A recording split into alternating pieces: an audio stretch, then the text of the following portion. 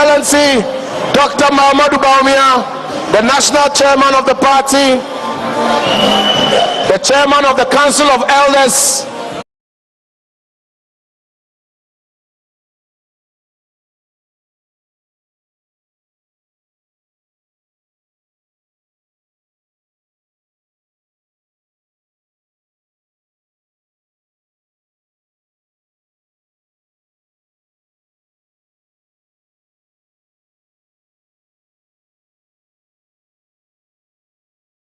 please clear up the front. Please clear up the front. Eric, please.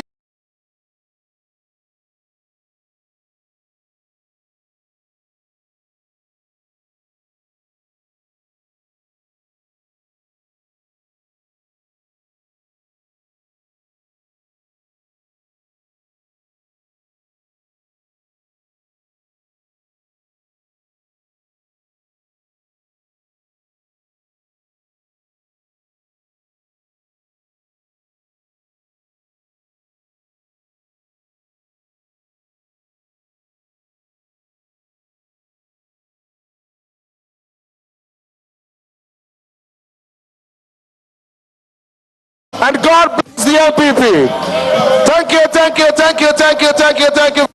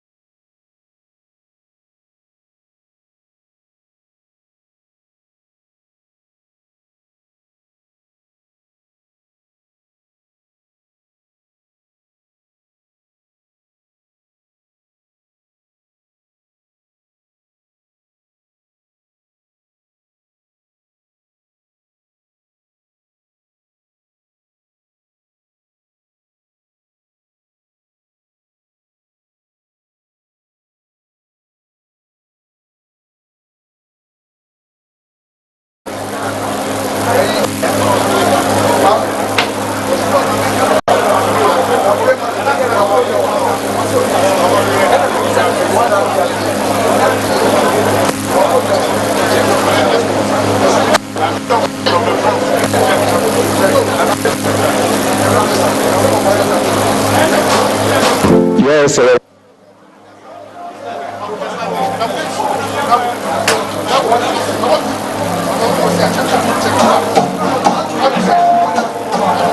I'm not going to.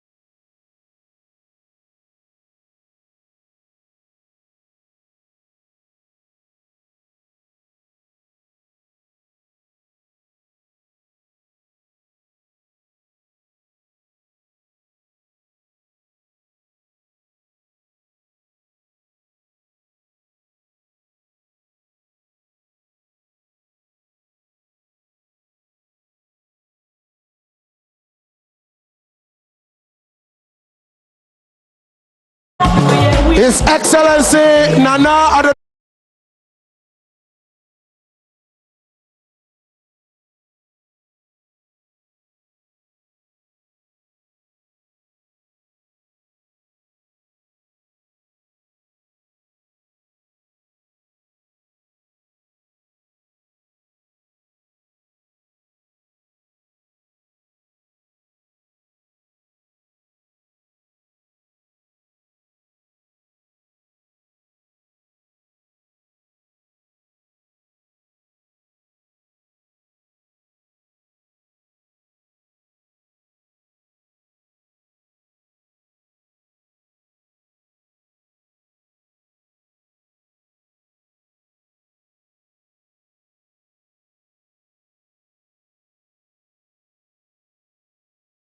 and Mr.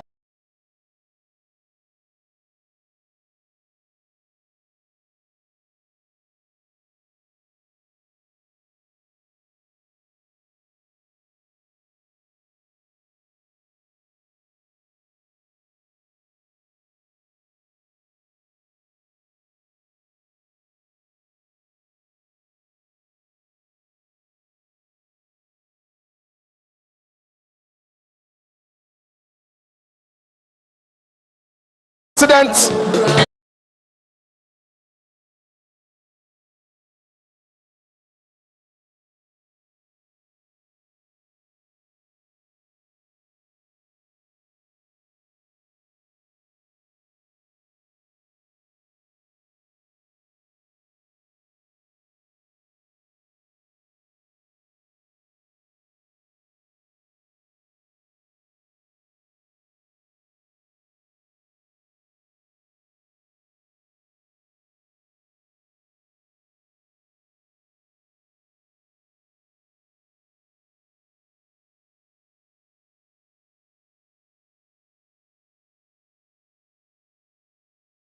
marking the General Secretary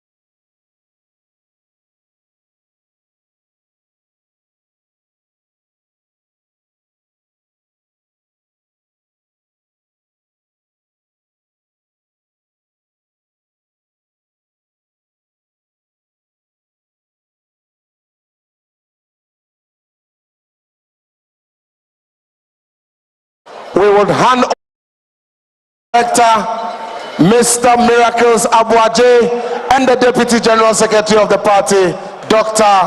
Tibu Dako. Thank you very much. Thank you very much, Kawo. Good afternoon, Western Region. Good afternoon, Ghana. Good afternoon to the old, the young, the woman, and the man in every corner of this country. To the Gen Zs, we say good afternoon to all of you. You are very much welcome to the launch of the 2024 Manifesto of the new Patriotic Party. Selfless leadership, bold solutions for jobs and businesses. And this afternoon, you should expect to see yourself in the future that Dr. Mahmoud Bawumia and the new Patriotic Party is seeking to build for us. For the mason, for the carpenter, for the laborer, for the barber and the caterer, the teacher, the lawyer, the doctor, wherever you find yourself, whoever you are, the new Patriotic Party, Dr. Mahmoud Bawumia has a plan for your future. My name is Dennis Miracles Abuaje, and I am the Gen Z president.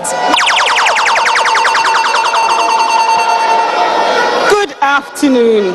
I am Antoinette Ajua Fijina Tibudako. I'm the proud Deputy General Secretary of the new Patriotic Party, and I'm also the Deputy Campaign Manager for the 2024 election. And believe me, everyone, it is possible.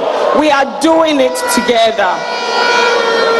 We would all recap that 16 years ago in 2008, His Excellency Dr. Mahmoud Bawumia was introduced to us and to the whole of Ghana in Takoradi at the NPP Manifesto launch. Fast forward, distinguished ladies and gentlemen, today he is the leader of our great party. He is the flag bearer leading the party to victory in the presidential election in 2024. He is a proven leader, undoubtedly. He is a man of many people, a man of destiny, and he is a unifier. I won't make too much noise. This afternoon, we are going to hear it all from him as he speaks to us boldly about the plans he has for Ghana's future. But before him, Your Excellencies, distinguished ladies and gentlemen, let us always remember that before him came a strong and amazing president, His Excellency Nana Addo Dankwa Akufo-Addo. He is here with us, and also with us is the leadership of our great party. But before we continue with the introduction of our dignitaries, I respectfully ask you, please let's be quiet, put ourselves in a somber mood, and let's have a medley of prayer. We are inviting respective people from all faiths, and they would all pray with us together. So may I now kindly invite a traditionalist, Eja Enekum, the Takoradi Osahini Ketechie III, who would give us a traditional prayer. I would also invite Apostle Dr. Rockefeller Owusu Safo and Reverend Timothy Kumson, and also the regional chief imam, Imam Zuklifu Abdul Wahid, and together they'll give us a medley of prayer. Thank you.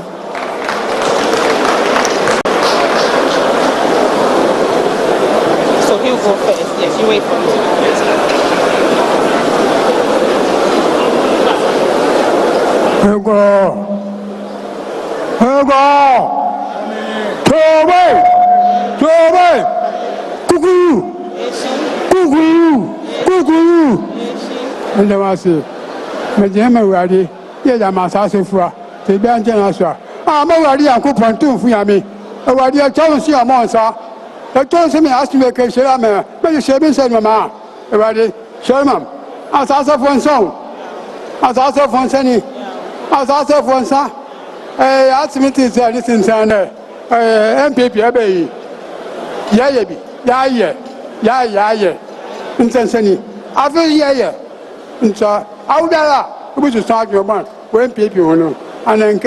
NPP nti NPP ahan yeko ntenseni nana kufado onene nkalafo ewadi onto sibonwu akpon wo esperi yebela ime hunye nseni asasi yamonsa yamon pasa asomedi ebe asomedi ebe tempet mi na kembela aha perfect mo funa okufado wo fun tamala ani kwabi wo fun tamala ali wo fura na nkwan nseni yamonsa si yamon pasa da ase tobe kukuru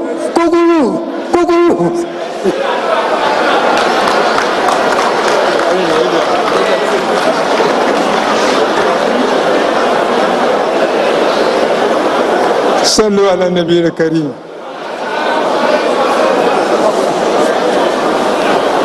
بسم الله الرحمن الرحيم. آمن الرسول بما أنزل إليه من ربه والمؤمنون كل آمن بالله وملائكته وكتبه ورسله لا نفرق بين أحد من رسله وقالوا سمينا وأطعنا غفرانك ربنا وإليك المصير لا يكلف الله نفسا إلا وسعها لها ما كسبت وعليها ما اكتسبت ربنا لا تواخذنا إن نسينا وأطعنا ربنا ولا تحملنا ما لا طاقة لنا به واعف عنا واغفر لنا وارحمنا أنت مولانا فانصرنا على القوم الكافرين. بسم الله الرحمن الرحيم. الحمد لله رب العالمين الرحمن الرحيم مالك يوم الدين إياك نعبد وإياك نستعين اهدنا الصراط المستقيم صراط الذين أنعمت عليهم غير المغضوب عليهم ولا الضالين آمين.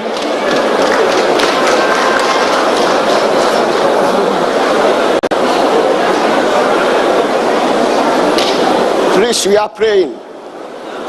Our Heavenly Father, we thank you. Father, we give you all the glory for this special occasion today. Father, we thank you for the life of our President, His Excellency Nana Addo Dankwa, and his Vice President, His Excellency Dr.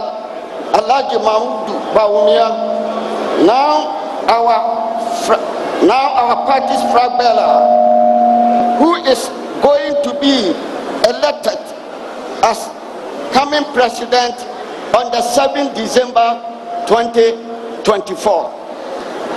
We also pray for his coming vice president, Dr. Matthew Opoku Prempe. Heavenly Father, we thank that this occasion will be an enormous occasion that will bring all the party members together, because together we stand, division will fall. Unity is our strength for this occasion. Father, we pray that whatever we are going to do here today will bring glory to you and the people here. We thank you that everything will come into mighty conclusion, so that at the end we will say, God, we bless your holy name. We pray for the traveling mercy for each and every one. If we finish this program, in Jesus' name we pray. Amen.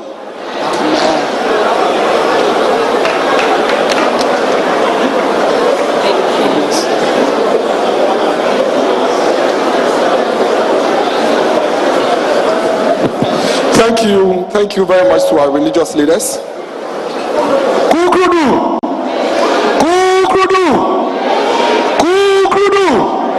We'll quickly move to acknowledge all of us here, and we are not going to leave anybody out.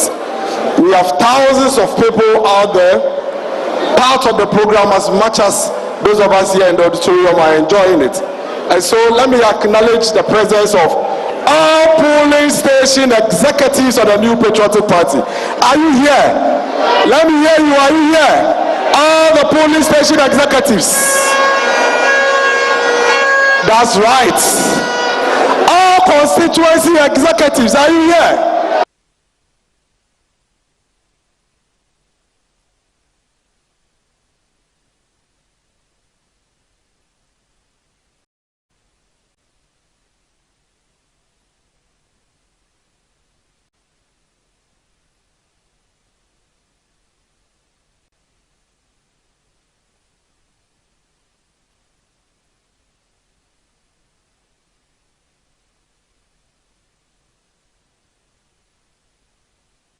presence of the national chairman of the New Patriotic Party, Mr. Stephen Ayesu. Please put your hands together for the national chairman.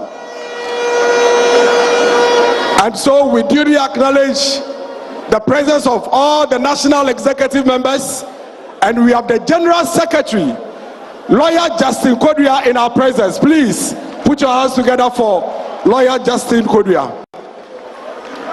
Let's acknowledge the leader of a majority group in Parliament, Honorable Afenyo Marcus, the MP for Efutu constituency. Please put your hands together for the leader of Parliament. And so we acknowledge the presence of all members of Parliament. We also acknowledge the presence of the Chief of Staff of the Republic of Ghana. Chief of Staff, Honorable Frema Opare. Please put your hands together for Honorable Frema Opare, the Chief of Staff of the Republic of Ghana. I can also see the Chairman of the Council of Elders of the New Patriotic Party, Honorable Hackman Owusu-Agyemang. Please put your hands together for Honorable Hackman Owusu-Agyemang. And so we acknowledge the presence of all the Council of Elders of the NPP here present with us. I also acknowledge the presence of the Chairman of the Manifesto Committee, MP for the good people of Swami, Honorable Oseche Mensabo. So please put your hands together for Honorable, for the good work he's done with himself and the committee members. Ladies and gentlemen, the biggest acknowledgement goes to the teaming members, sympathizers of the NPP across the length and breadth of this country. The woman watching us from Pando, the elderly woman in Busa South, the little child who is waiting to see what the future holds for him, with Dr. Mahmoud Bawumia as president, and watching us from the Western North region, the millions of people watching us this afternoon in Ghana and across the world. We thank you for staying with us, and we can assure you this afternoon is definitely going to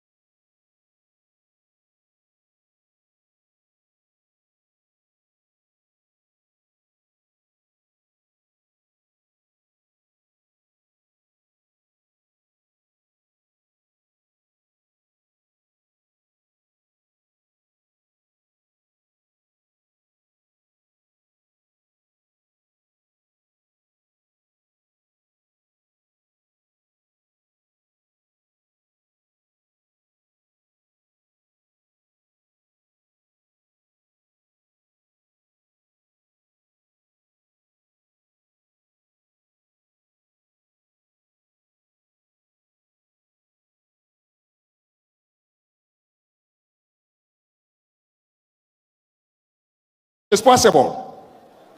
Once again,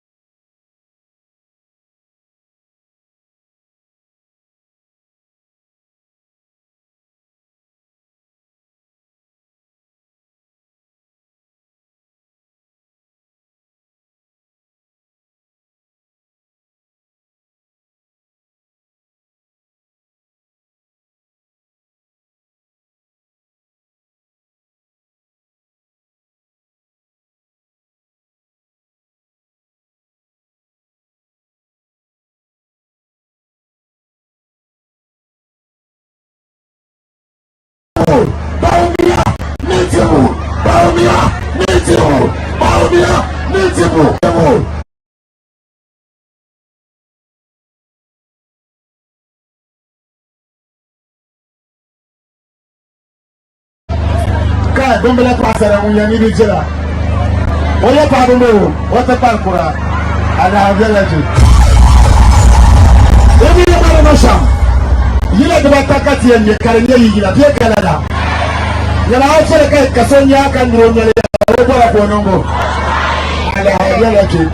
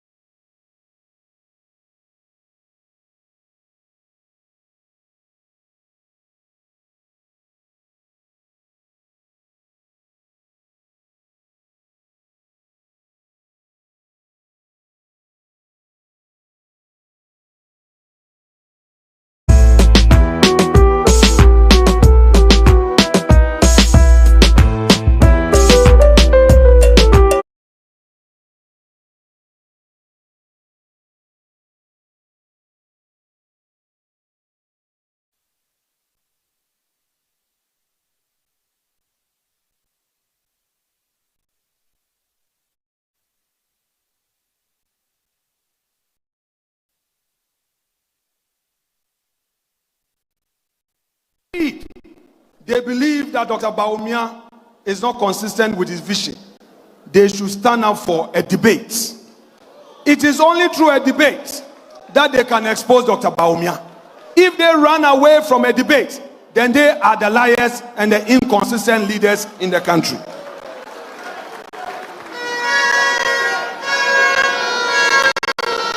And Dr. Mauti Opoku Prempeh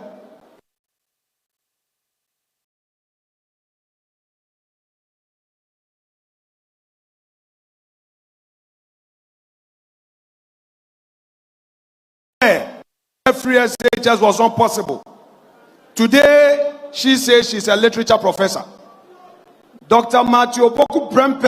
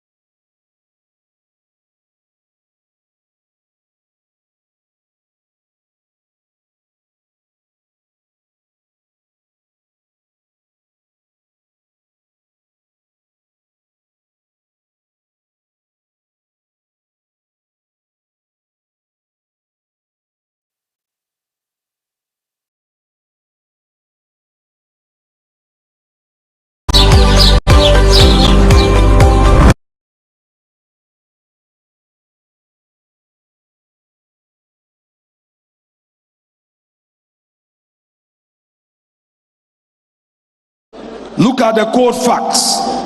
Look at the progress we've made, even in the face of global crisis.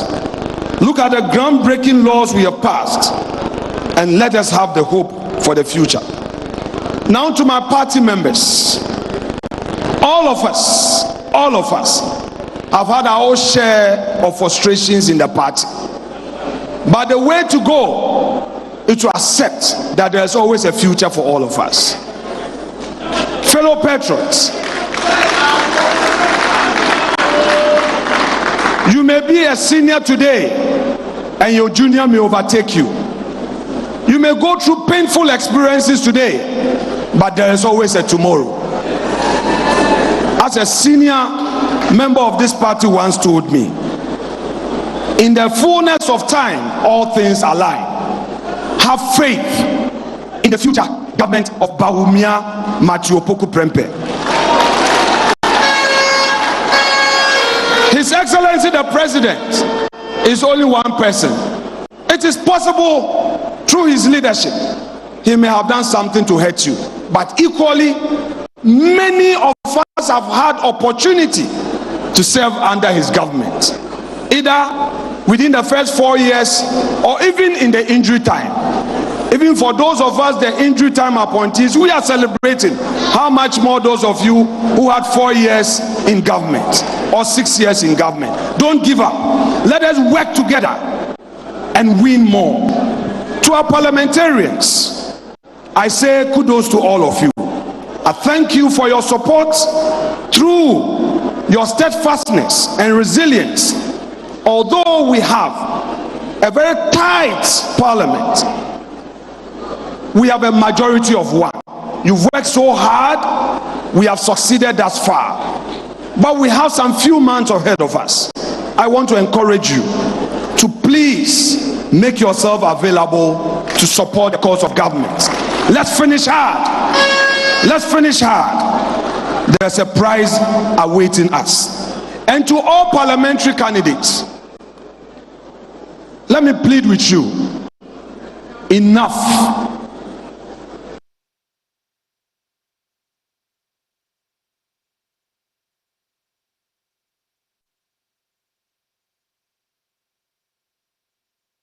To every household. Go to every household. We don't have time to settle disputes. Fight for this party the way you fight to save a sister. Fight for this party the way you fight to save a mother. Fight for this party. We need our numbers in parliament. In 2020 elections in Central Region, our president won 19 seats in Central Region, but just 10 seats in parliament.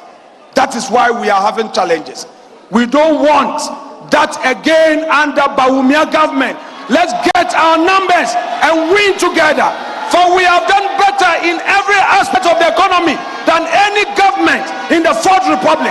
God bless you. God bless us all. God bless our homeland Ghana and the New Patriotic Party. Thank you so much indeed. Thank you, thank you, thank you. Thank you, Linda.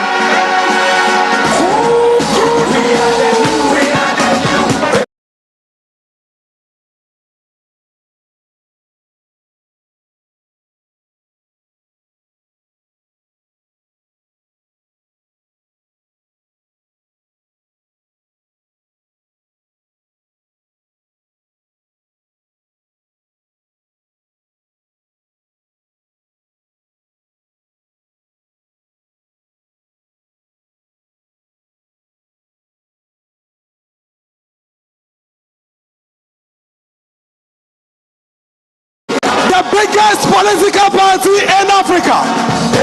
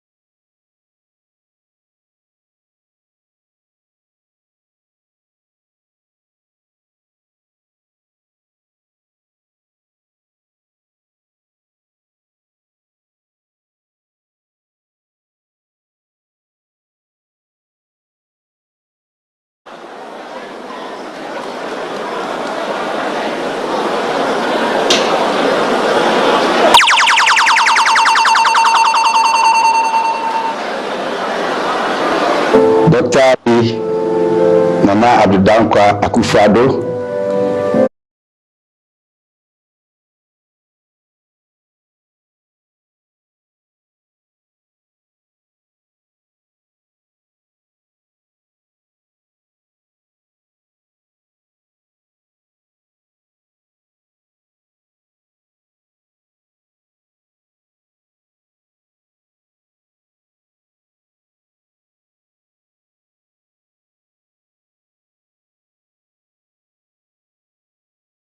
in fact, we of the GSTS community are so much privileged to host you here. In the Akan adage you say, "Baby otumfo bono ho ne hiano, na busumani nso yekono prensa."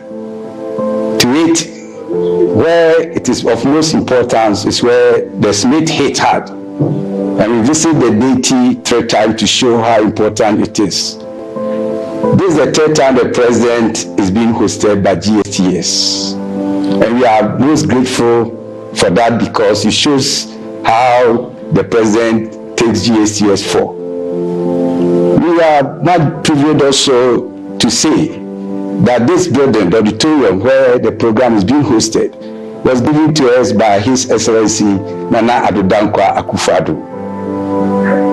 And today, last year, October, he was here for the Ghana Teacher Prize. And today, he is also here for the launch of the NPP Manifesto.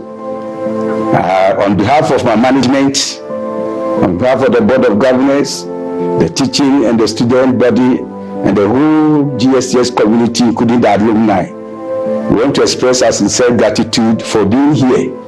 Of all the schools and of all the places in the region, choosing GSTS to us is a privilege. On this note, I wish you a successful launch of your manifesto. May God bless you. Thank you. Yes, sir.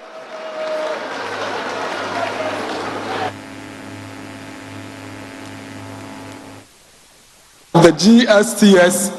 So we continue our acknowledgments. At this juncture, please let's put our hands together for all the traditional authorities here with us. Please put your hands together for our Nananum. We also acknowledge the presence of the hard-working Manifesto committee members for the lost sleep, for the hard work they did day and night to put this motherly, fatherly manifesto together. Please acknowledge the Manifesto committee members. We also have here in our presence the national campaign team members who have been touring the length and breadth of this country with our flag bearer, his running mates, and all the gallant soldiers of the NPP campaigning towards election 2024. Please put your hands together for the campaign team. All CEOs here, we see you. CEOs, please give us a wave. All CEOs here, thank you for coming. Ministers and deputy ministers, please put your hands together for our ministers and deputy ministers. All our parliamentary candidates who have been given your marching orders by the leader, please put your hands together for our parliamentary candidates. So yesterday, somebody sent me a WhatsApp. I was asleep, but they woke me up. The WhatsApp simply read, "Hey, Miracles, Hajia Samira is a very, very dangerous campaigner. Very, very dangerous campaigner." Ladies and gentlemen, please put your hands together for the second lady and the incoming first lady of the Republic of Ghana, Hajia Samira Bawumia.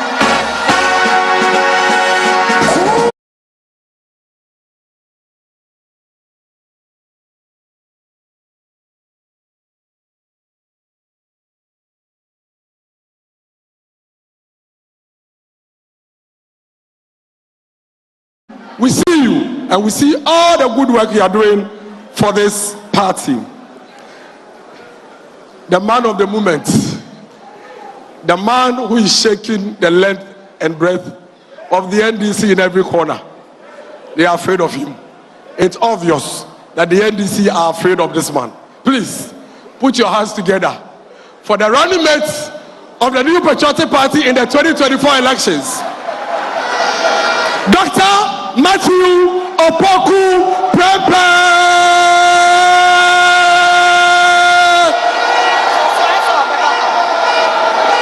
We thank you for the energy. We thank you for the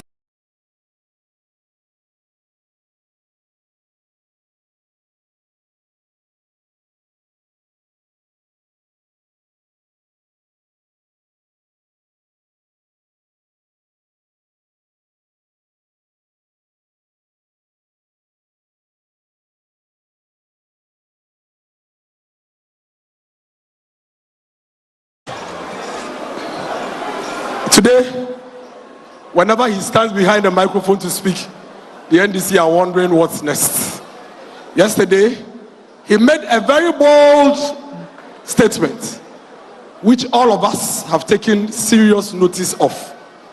And we are going to work with it day and night to ensure victory in this election. There always comes a time, a moment, where one leader emerges out of the lot. And like they always say, when God calls you, he gives you the grace. This man clearly has the grace of God, and everything seems to be falling in its right places. In the next few minutes, he will be presenting to us a manifesto prepared with love. But for now, ladies and gentlemen, join us to acknowledge the presence of the Vice President, the leader, and the flag.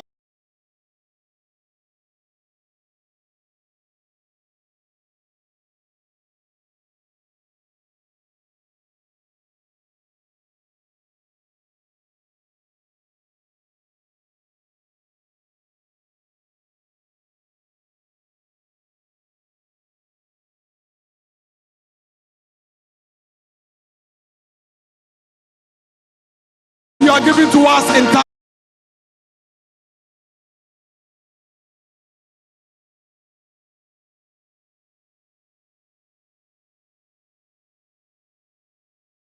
to move Ghana to the level.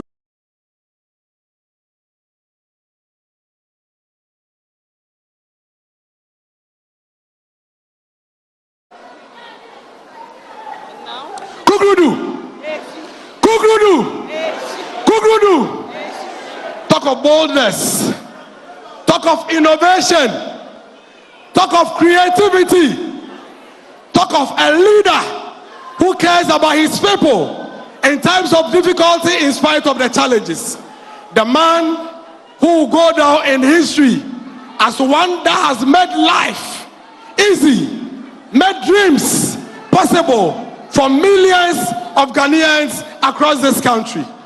Ladies and gentlemen, the man who has set the pace of possibility, the man who has sent the wave of possibility, the man who has made it possible for every single member of this party to believe that it is possible for a political party to win a third-term elections.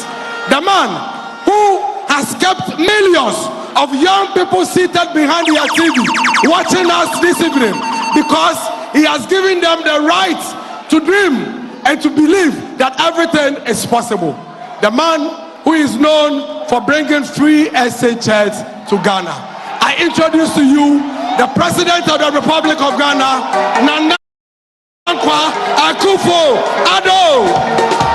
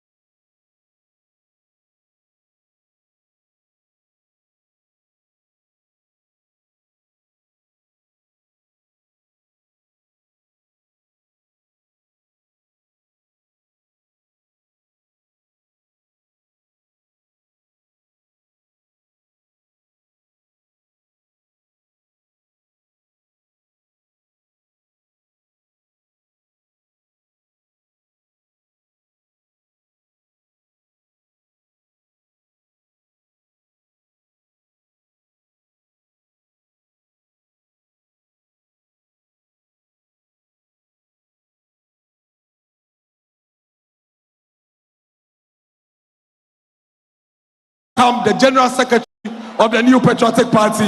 Put your hands together for lawyer Okumkom Jackson Koduya,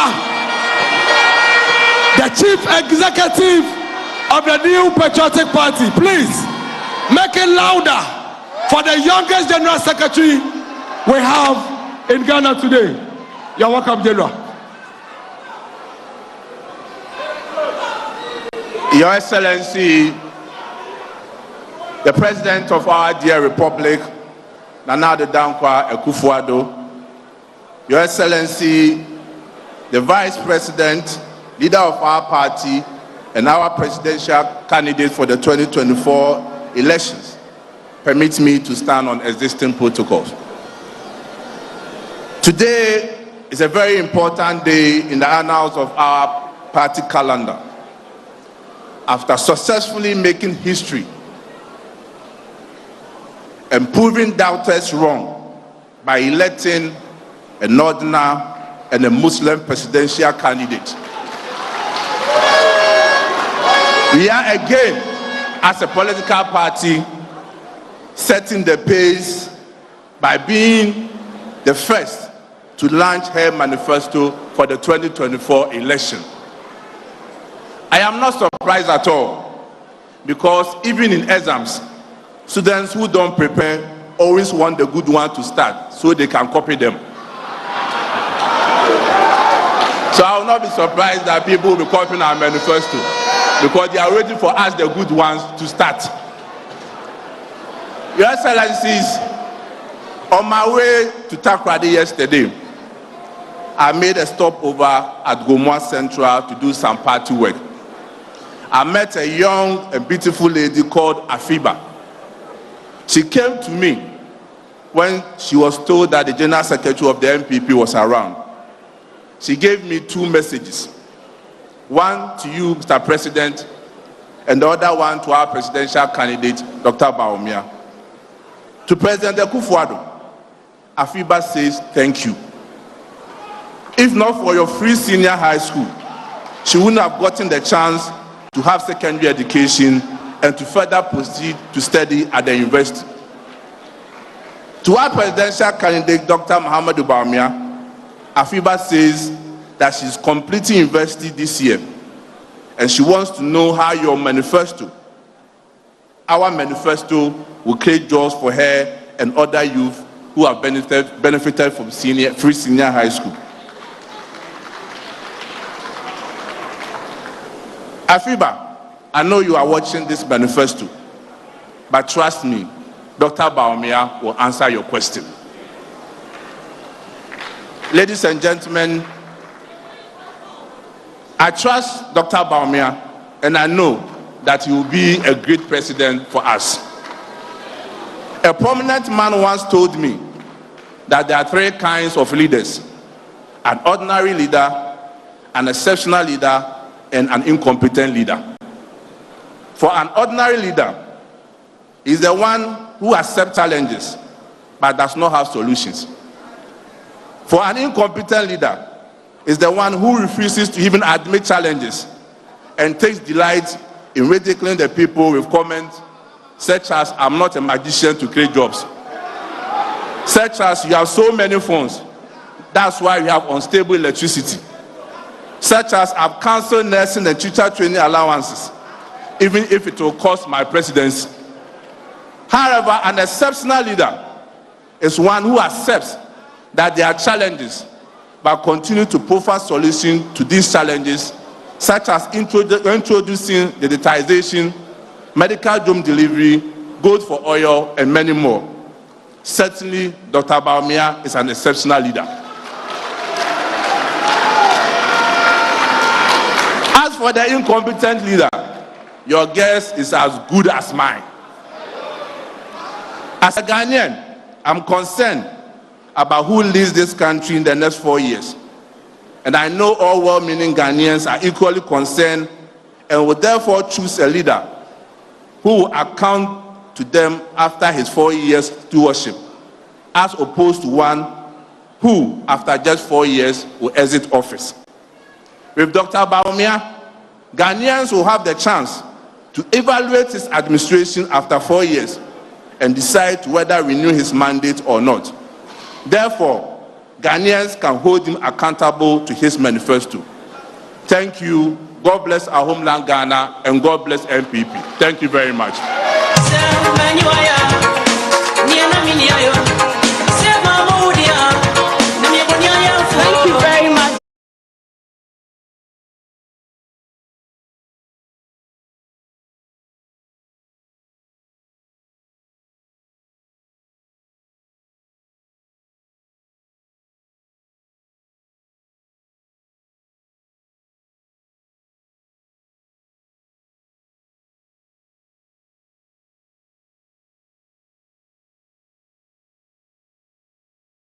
invite our next speaker, and I'll give you a hint.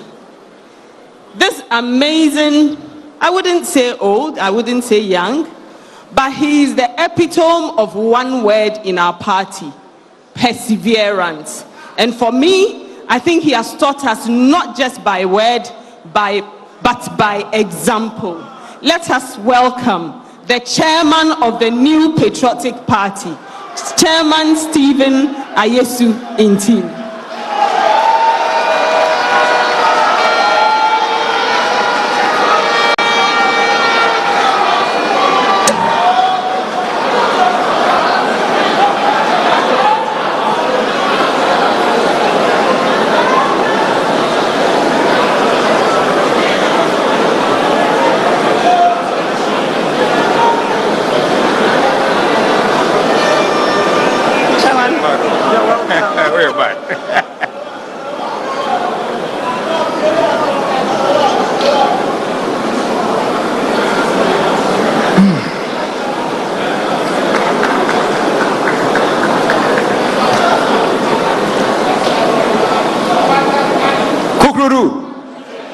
Kukrudu and Kukrudu. Thank you.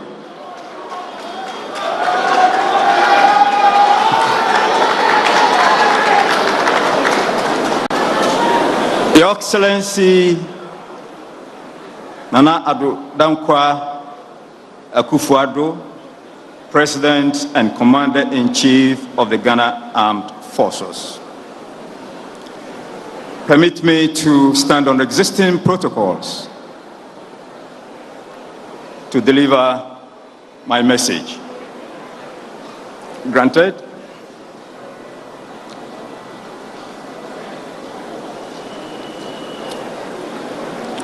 It is with heartfelt honor and a sense of duty that I stand in your presence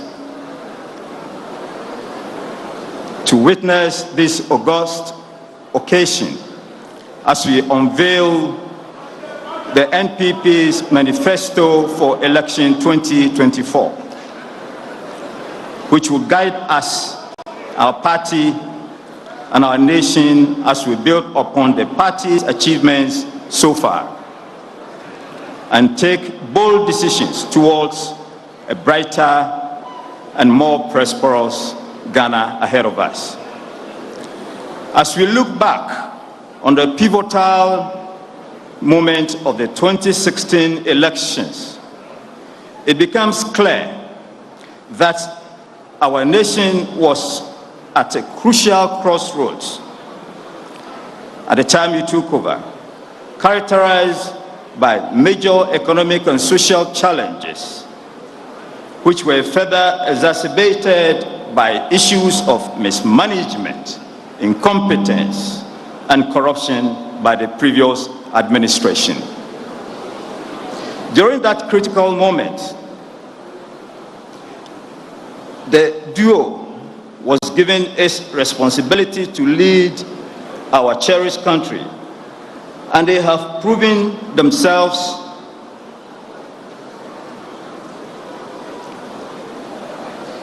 up to the task as a president and your vice president.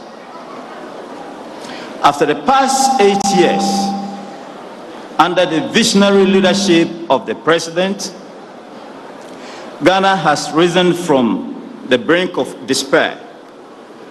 We are on the right path from where I sit towards economic prosperity and have embarked on far-reaching institutional reforms essential for good and accountable governance within a stable economic democratic society.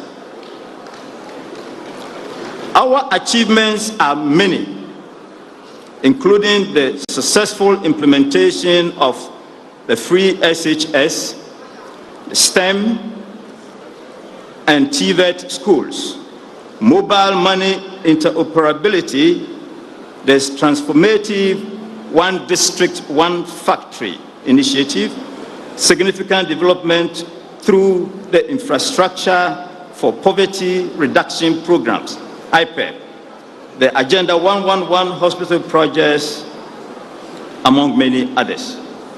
However, as we all know, the journey has not been without any challenges. The coronavirus pandemic and the Russian-Ukrainian war tested our resilience as a nation. But under the competent leadership of Mr. President Nana Dankwa Akufo-Addo and Vice President Dr. Mahmoud Bawumia, we navigated the turbulent times with determination and secured the health and safety of our people. So, as the President rightly put it, during the turbulent days, we know how to bring the economy back to life. What we do not know is how to bring people back to life. And I quote, "Whilst working tirelessly to restore the economy from the clutches of the pandemic," these are the words that the President used to console us, and he delivered rightly on that. And all indications show that we are on the right path. Thank you, Mr. President. Today, we are not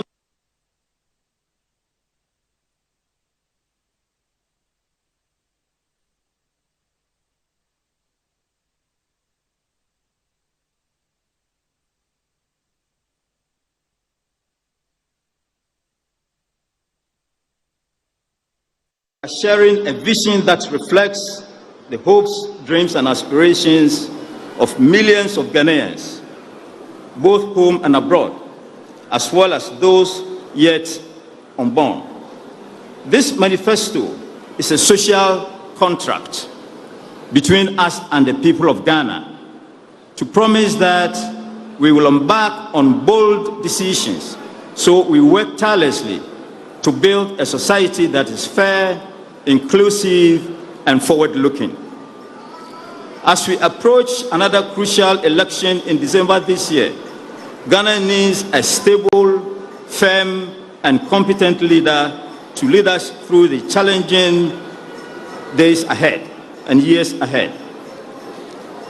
I'm proud to present Dr. Mahmoud Bawumia and his running mate, Dr. Matthew Opoku Prempeh, with steady hands needed to steer the vehicle of state towards the next Bawumia administration.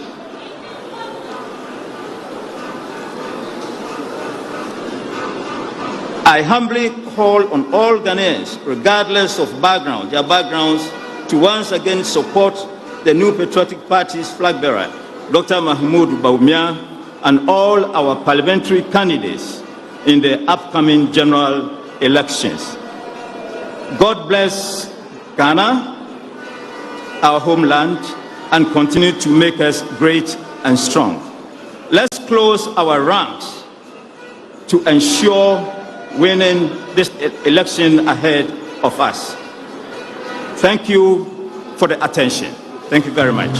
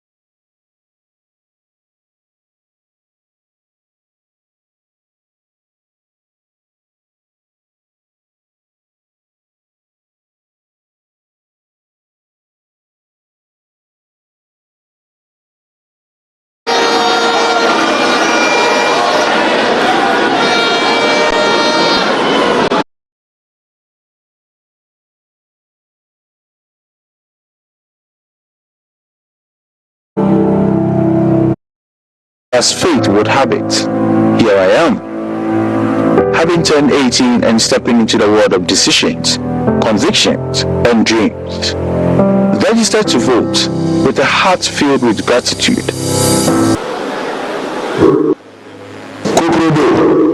Kukrudu, fellow party friends, sadly I am not able to be with you in Takoradi for this momentous occasion. In such an occasion, I shouldn't let pass without sending a message to you. When we present a manifesto, it should be a manifesto that addresses the entire nation. When we unite strongly behind Dr. Bawumia, when the nation sees it, we shouldn't underrate anybody these days. There are no secrets anywhere. We are entreating the nation to give Bawumia the chance, because I said it before at UPS, that I've known him for some time, and I see him as a man of destiny. And particularly for the moment we are in now as a nation, I believe he is the man of the moment. The whole world is talking digitalization. Then when you look around the world, leaders must be imbued with innate understanding of geopolitics. Bawumia seems cut for the moment, cut for the occasion. Custom made. He's been exposed internationally. All this to do with finance. He's an international banker. He's studied politics. In fact, he was born into politics. And it's because of his loyalty to the tradition that the party gave him the chance to be the candidate. So please, you are presenting a custom-made candidate to Ghana. A candidate that will digitalize the economy and social policy. A candidate that understands geopolitics and would relate his foreign policy, would bring on board a sound relationship whose core will be Ghana's best interests internationally. So today, I wish the conference in Takoradi God's blessings and all the success. So the manifesto our leader, our candidates is presenting will be received by all of Ghana in the confidence and trust that truly Bawumia is the man of the moment, man of destiny, and a very insightful, humble person, like cut to lead. This is my message to you, and I wish you all well. Kukrudu, Kukrudu, Kukrudu. God bless you. Thank you.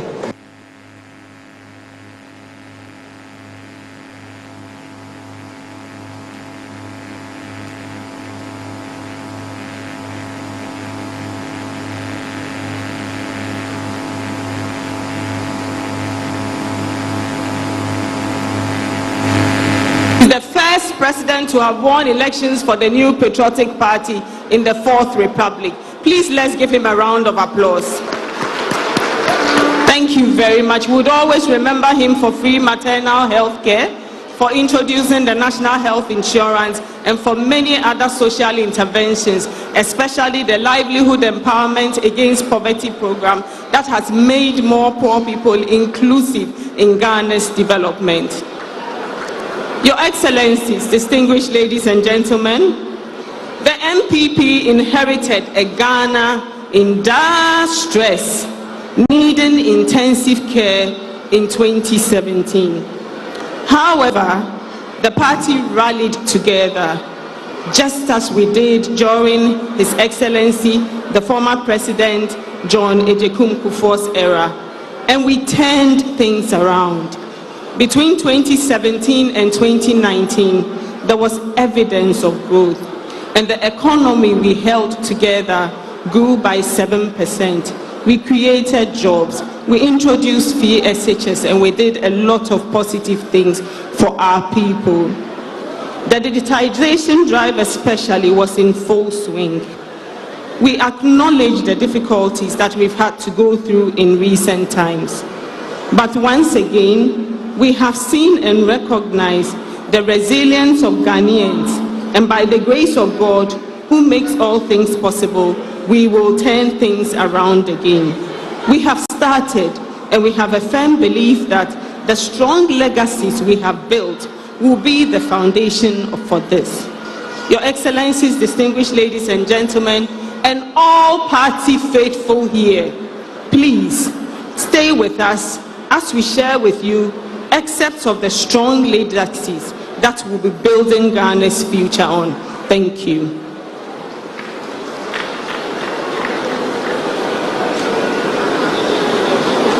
In 2017, the NPP inherited a fragmented digital infrastructure that limited public service efficiency. Since then, we've revolutionized how services are delivered with the Ghana card and mobile money interoperability, enhancing speed and accessibility.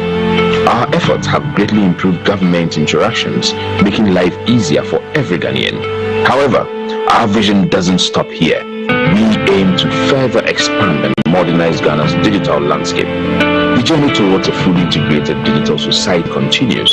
Stand with us. Vote for innovation. Vote for Baumia. Baumia means business. In 2000, MP Ofuasi Ayurebi. Ghana Mampeni Nana Adodankwa Akufo-Addo.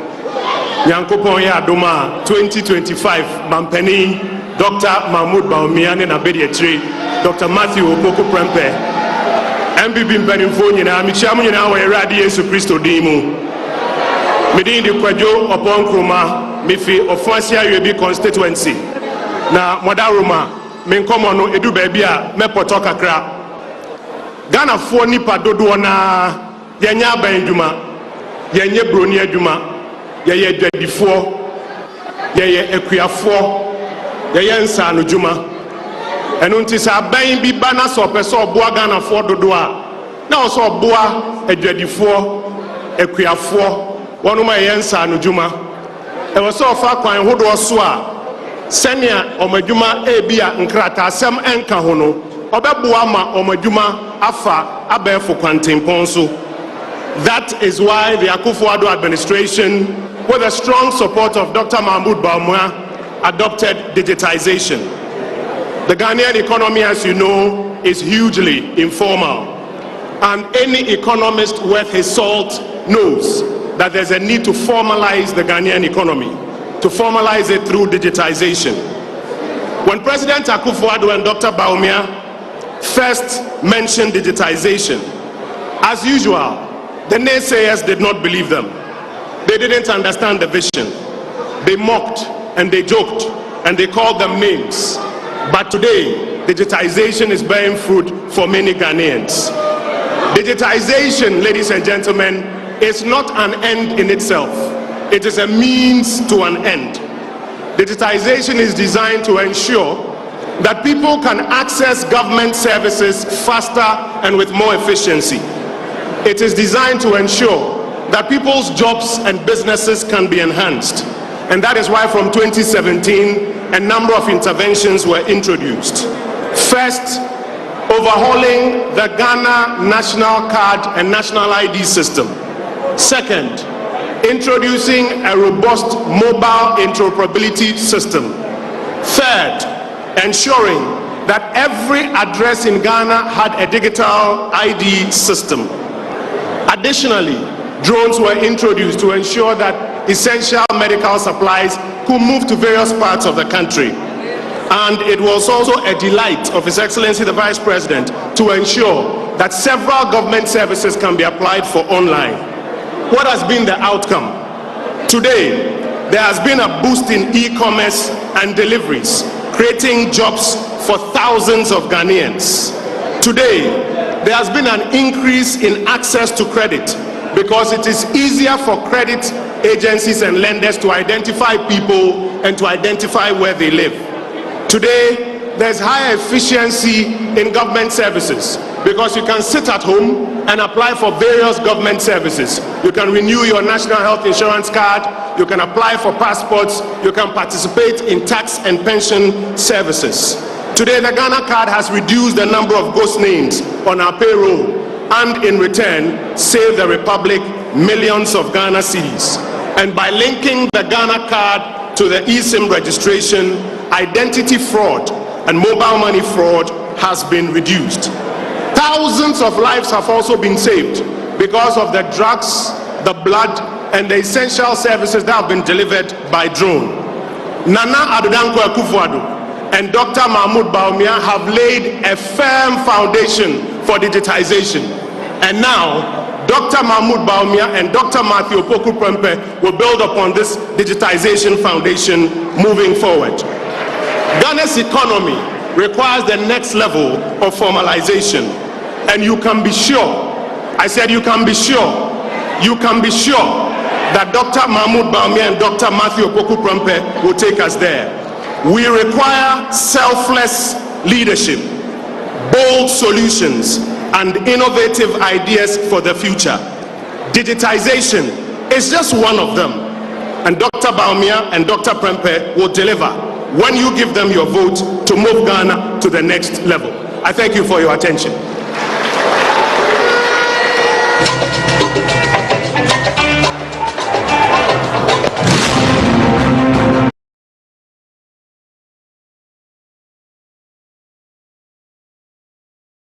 To ensure this for every Ghanaian through key initiatives like Agenda 111, which has built new medical facilities.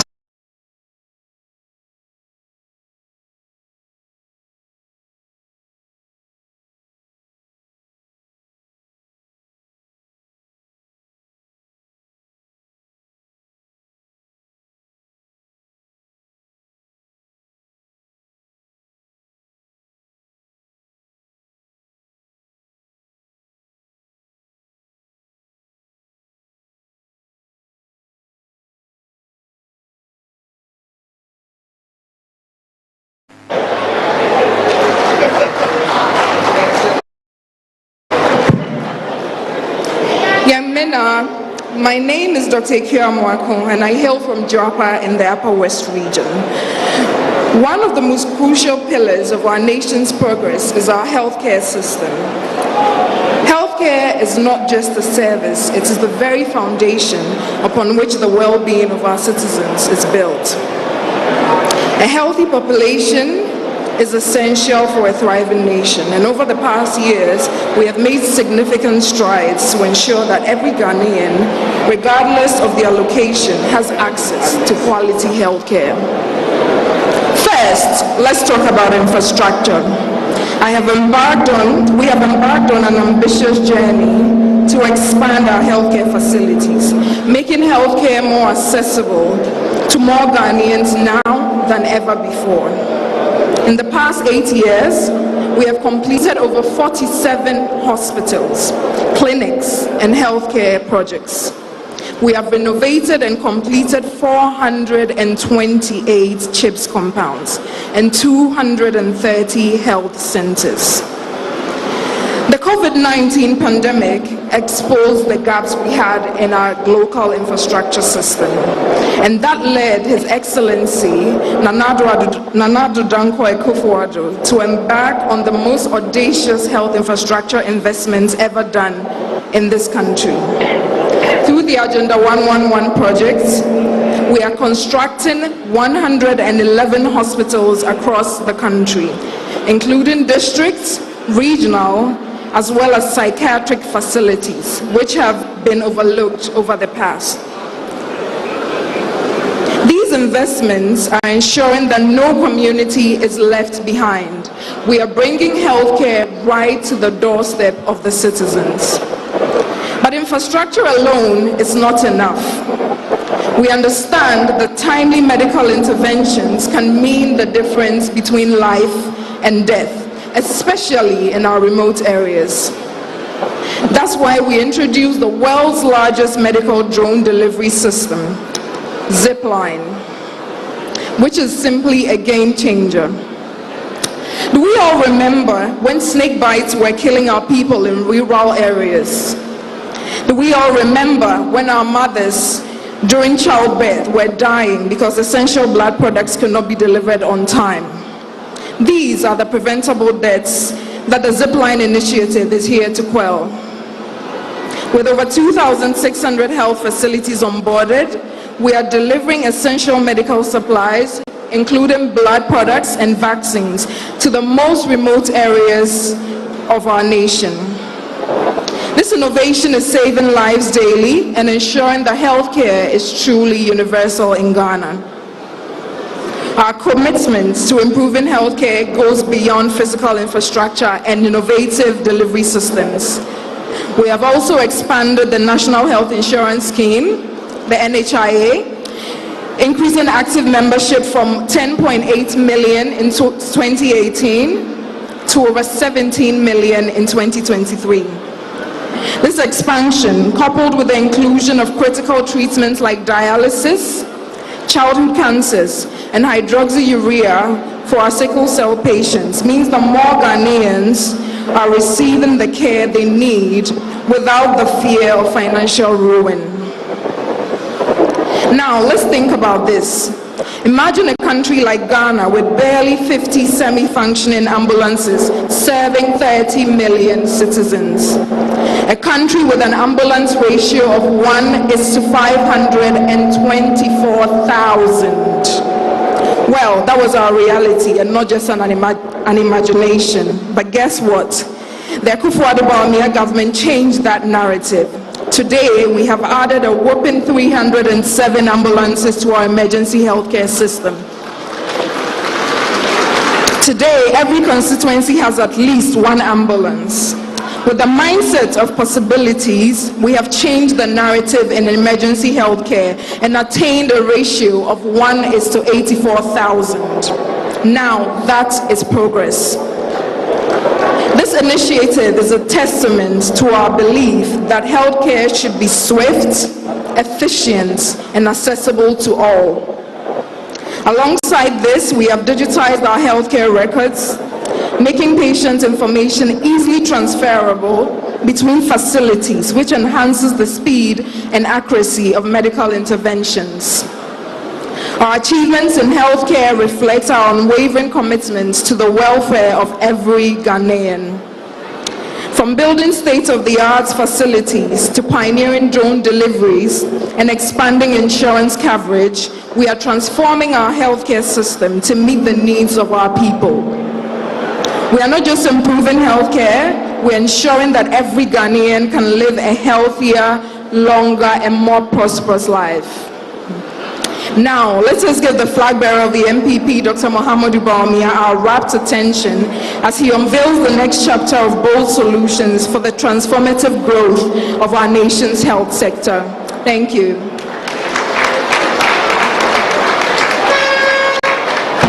In 2017, the NPP inherited an unemployed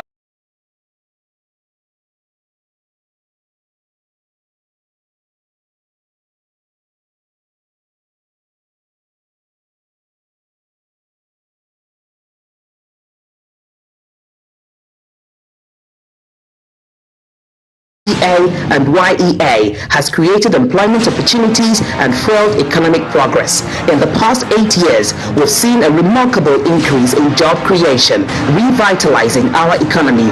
Yet, we agree there is more to be done. Keep the faith with us and vote Bawumia. Bawumia means business. Alice Yakubu.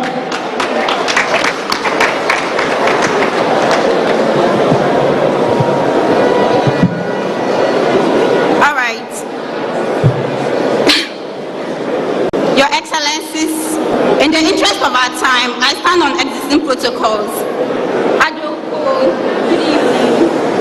The microphone. All right.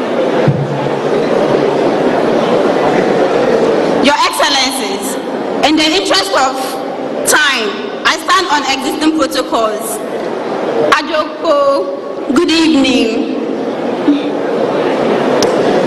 I stand before you all with immense pride as a young woman from Nakanduri in the northeast region of Ghana. I am a student from University of Ghana, a level 400 student reading BSc IT. My academic journey has been deepened by the appreciation of the digitalization drive led by His Excellency Dr. Mahamudu Bawumia. It is, thank you, a visionary leader who has inspired not just me, but the entire generation of Gen Z. I was born in 2000. The same year, our former president, H.E. John Ajekum Kufuor, was elected. I have witnessed the resilient story of His Excellency King Nana Akufo-Addo, emerging as our leader. Sorry, thank you. Okay. Dr. Bawumia's focus on digitalization has actually helped us on how we interacted with government and also manage our lives, from accessing service, online trading, and transforming financial transactions. Already, our NPP government has created about 21 million jobs, truly, which is already a remarkable achievement, especially in the face of global challenging economy, which has already caused the COVID-19 and the Russia-Ukraine war. The public sector has recruited over 1.2 million people, while the private sector has created a lot of jobs, nearly about 975,000 jobs. We have seen a lot of significant increments, with numbers more than doubling in some of our areas. The NPP government has established the Nation Builders Corps and has recruited more than 100,000 graduates with 34,000 NAPCO training, circulating payments, employment. But the journey has not been just that. Beginning with a bunch of manifesto, we embark on the new chapter, one that has promised to bring progress and a proper Ghana to which we are attaining heights. Together with Dr. Bawumia, we are going to progress, also make a proper government, which is going to attain more heights.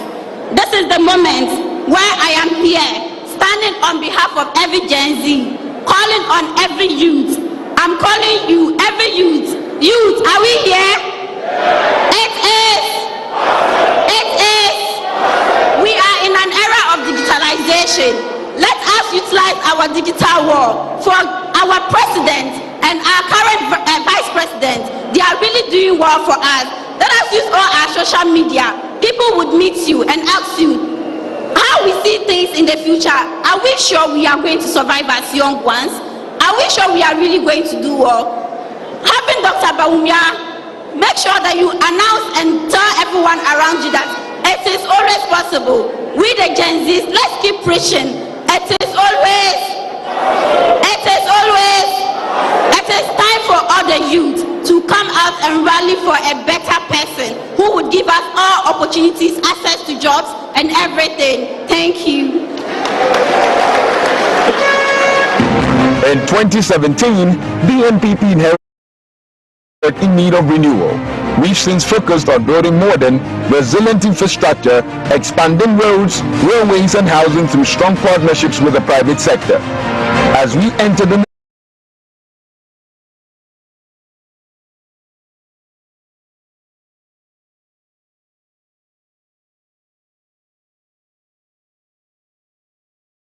future, while much has been achieved, there's still more to do. Vote for Bawumia. Bawumia means business. Akosia Asa Menu.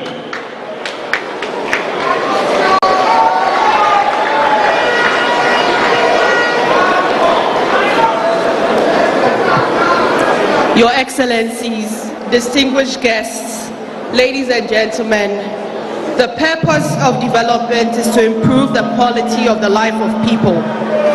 It demands putting in place the institutional and infrastructural means to work together to raise productivity. Productivity comes from speed and excellence in innovation. That is why over the past 7 years, the NPP administration, under the leadership of the President Nana Addo Dankwa Akufo-Addo, has invested heavily in public infrastructure, roads in the thousands of kilometers and multi-level bridges which have changed the skylines in our cities. We have modernized our seaports and opened new airports.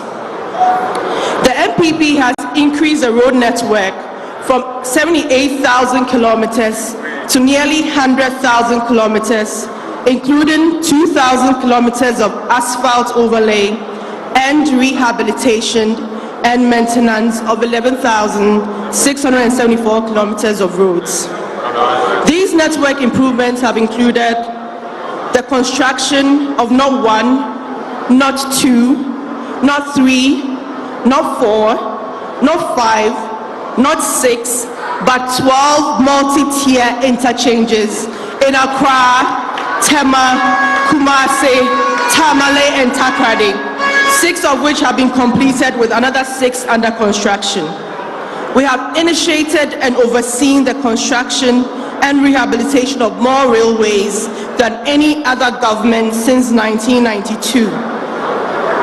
Achimota and Sawam, Accra Tema, Kojo Krom Takwa, Kojo Krom Manso, Tema and Pankadan. We have constructed more fish landing sites than any other government since 1992, including Axim, Diskov, Mori, Mumford, Winneba, Senyabreku, Gomwafete, Teshi, Osu, Ekumfi, and Infansiman. The NPP administration has made significant investments in Ghana's airport infrastructure, including the upgrading of the Prempeh, the first international airport in Kumasi, through phases 2 and 3, which feature a new terminal building with initiating phase 1 of the which feature a new terminal building with a 1 million passenger capacity per year, a car park and access roads. We are also initiating phase 1 of the Sunyani Airport Rehabilitation Project, completing and commissioning the modernization of the Yakubu Tali International Airport in Tamale. Progress is a nice word, but change has many enemies, and we have seen our detractors attempt to deny Ghanaians of the reality of the NPP's investment in infrastructure. As Edward Deming said, "In God we trust, all others must bring data." We have backed our claims with data. Anyone who disagrees should subject their position to the crucible of data and debate.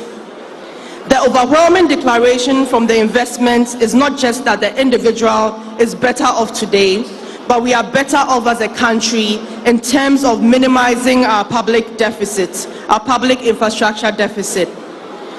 That should be flattering, but we are not satisfied. We want to do more. Indeed, we must do much more. The Ghanaian people demand and deserve that we do more. And yes, we can do more. It is. As a new patriotic party, we must accommodate changing times, but cling to principles that never change. Under a Bawumia presidency, the government will work more with the private sector to build and maintain public infrastructure, including roads, airports, etc. As Dr. Bawumia puts it, to lead is to solve. Now more than ever, Ghana needs bold solutions to its challenges. As Ghana stands at the threshold of a new era, we must recognize that the leadership we need for the future is about vision, innovation, and the ability to adapt to emerging challenges. As a Vice President, Dr. Bawumia embodies the perfect blend of continuity and transformation. With his youthful energy, digital savviness, and proven track record of driving progress, he is uniquely positioned to take the baton from the current generation of leaders and steer our nation towards a brighter future. Let us choose the right leader for a brighter tomorrow. We are voting Dr. Bawumia and the NPP for a future of hope, growth, and prosperity. Thank you.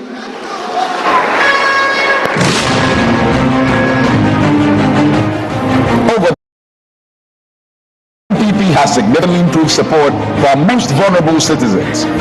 From expanding school meal programs, enrolling 300,000 more people in the LEAP initiative, enhancing health care for expectant mothers, we've strengthened the fabric of our society. But our work isn't done. We are committed to further enhancing these programs and introducing new initiatives to ensure that every Ghanaian has the opportunity to thrive. Vote for progress. Vote for care. Vote for Bawumia. Bawumia means business.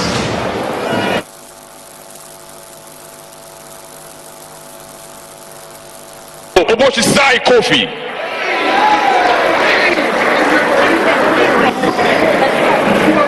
Obviously, ladies and gentlemen, I beg your pardon. Oboshisai Kofi. But who cares? But do Lena Miapete. Niajilao, Niajipolao, Blameketoji Bede Milekoko. My name is Elizabeth Akua Ohini. I come from Abutia in the Volta region. And this is about leaving no one behind.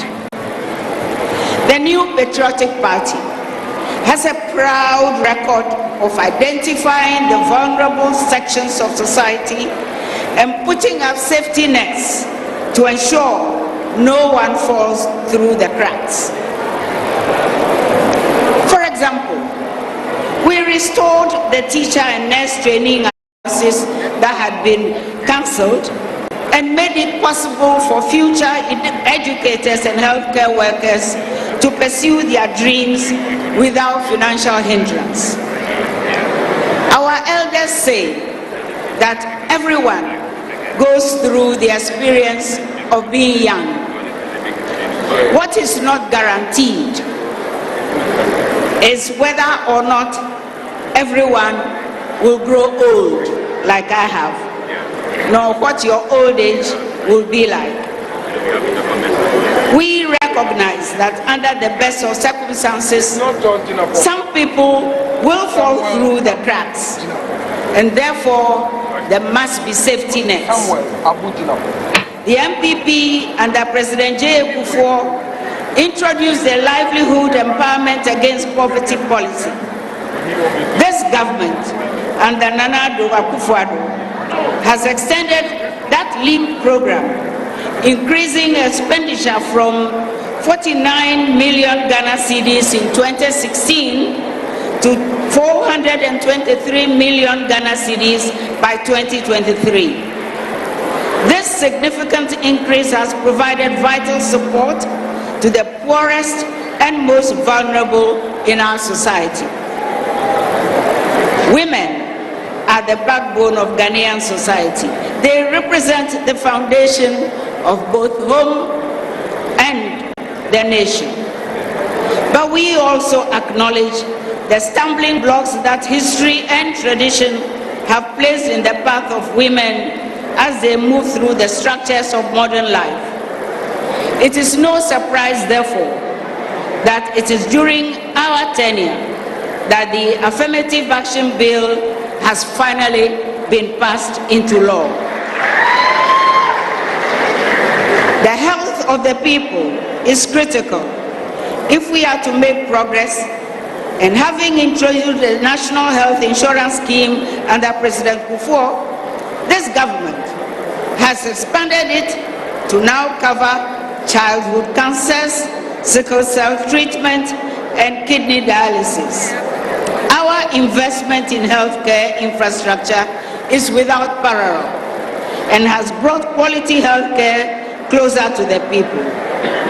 And please permit me to make a gentle reminder that we introduced the world's largest medical drone service, which ensures that even the most remote communities have access to life-saving medical supplies.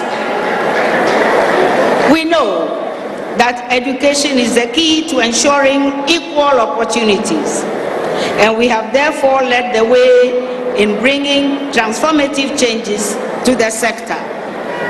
Let me mention one minor little detail.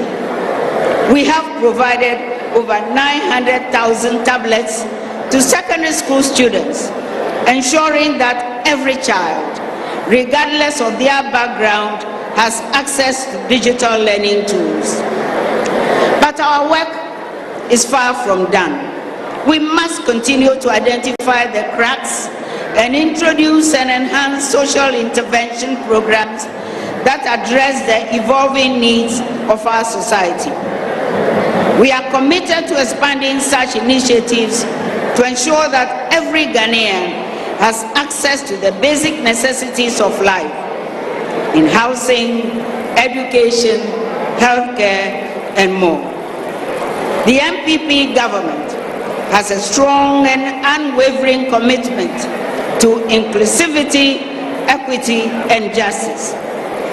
We have worked tirelessly during these 2 terms to accomplish these goals through targeted and bold social interventions.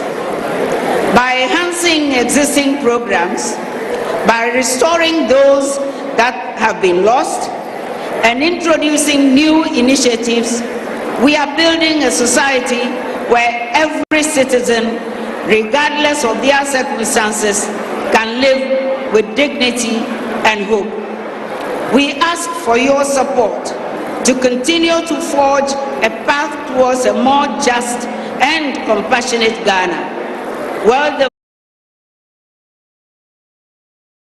empowered to thrive and lead dignified lives. Please remember, you are safe with the NPP. I thank you.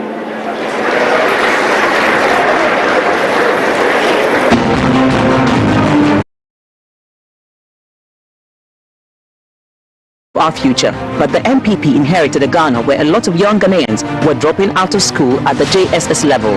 Over the last 8 years, the NPP has prioritized making education accessible to every child. We've implemented free education, benefiting over 1.8 million Ghanaians, introduced TVET and a robust STEM education, improved education infrastructure, and introduced digital tools that enhance the learning experiences. We are building a brighter future through education. Vote for Bawumia. Bawumia means business.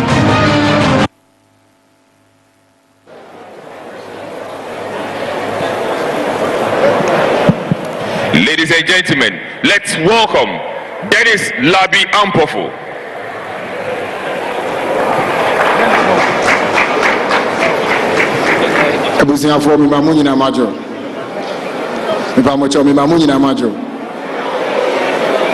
Your Excellency the President of the Republic of Ghana, Your Excellency the Vice President and leader of our party, candidate for the election 2024.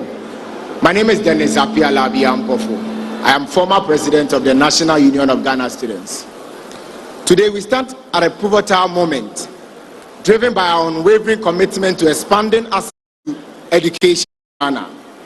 Over the last 5 years, we have embarked on a remarkable journey of implementing initiatives that have reshaped our educational landscape and broadened opportunities for every Ghanaian child.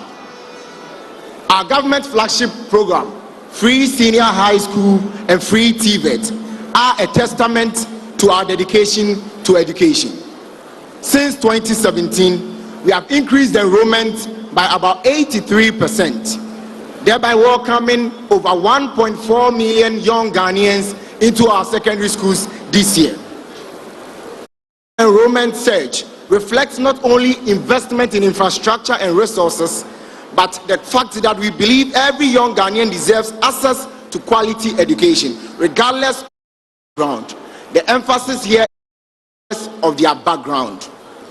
The results themselves, the highest ever first-year enrollment in our schools, and the best The lawyers amongst us who say, reps ipsa lecotor. However, our commitment goes beyond numbers. We have absorbed examination fee for BEC and WASI candidates, thereby alleviating the financial burden that falls on and become a financial constraint to many students. Those of us who attended public schools will attest to how many young Ghanaians drop out of writing their final exams because of examination fees. Additionally, by removing the no guarantor system, we have doubled the number of recipients for student loan in Ghana, thereby empowering many young Ghanaians to pursue higher education. Your Excellency the President, this is not a tale that I read or heard. This I saw with my own two eyes, standing right beside the Vice President whilst he launched the no guarantor policy. We recognize that education is not just about access, where students can thrive. That is why we have procured over 900,000 tablets for young Ghanaian students, bridging the digital divide and ensuring that students have the tools that they need to succeed. What this means is that the young girl from Manso Akwesiso does not need her parents to borrow money before she can have access to personal computers. We have distributed over 2,700 vehicles to educational institutions, improving access and reducing inequality in our country. I'm sure we've all seen the various buses, the big ones, with the inscription donated by Get Fund. Our commitment to education forms part of a very and more public libraries than any government since 1992. We have moved our public libraries from 61 since 2017 to 115 in 2023. Ladies and gentlemen, that is a staggering 54 public libraries in just 7 years. These are various measures that create spaces where students can grow and innovate. In transforming education, we are building a foundation for a brighter future. A future where every Ghanaian child has an opportunity to their full potential. This is our vision, and this remains our mission. A mission anchored on a legacy of creating a better future for generations. This generation and the next to come will attest to the fact that there came a government led by His Excellency Nana Addo Akufo-Addo and His Excellency Vice President Dr. Alhaji Mahmoud Bawumia that believed, invested, and committed to education. Thank you very much. Medamu Nyinamase.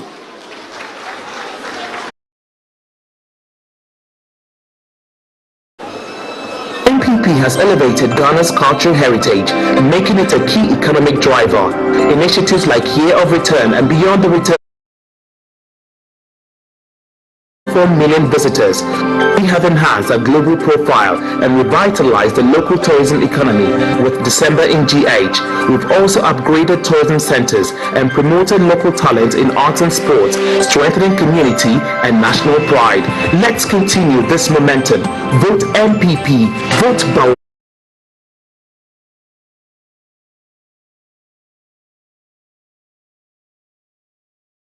Prince David Osei.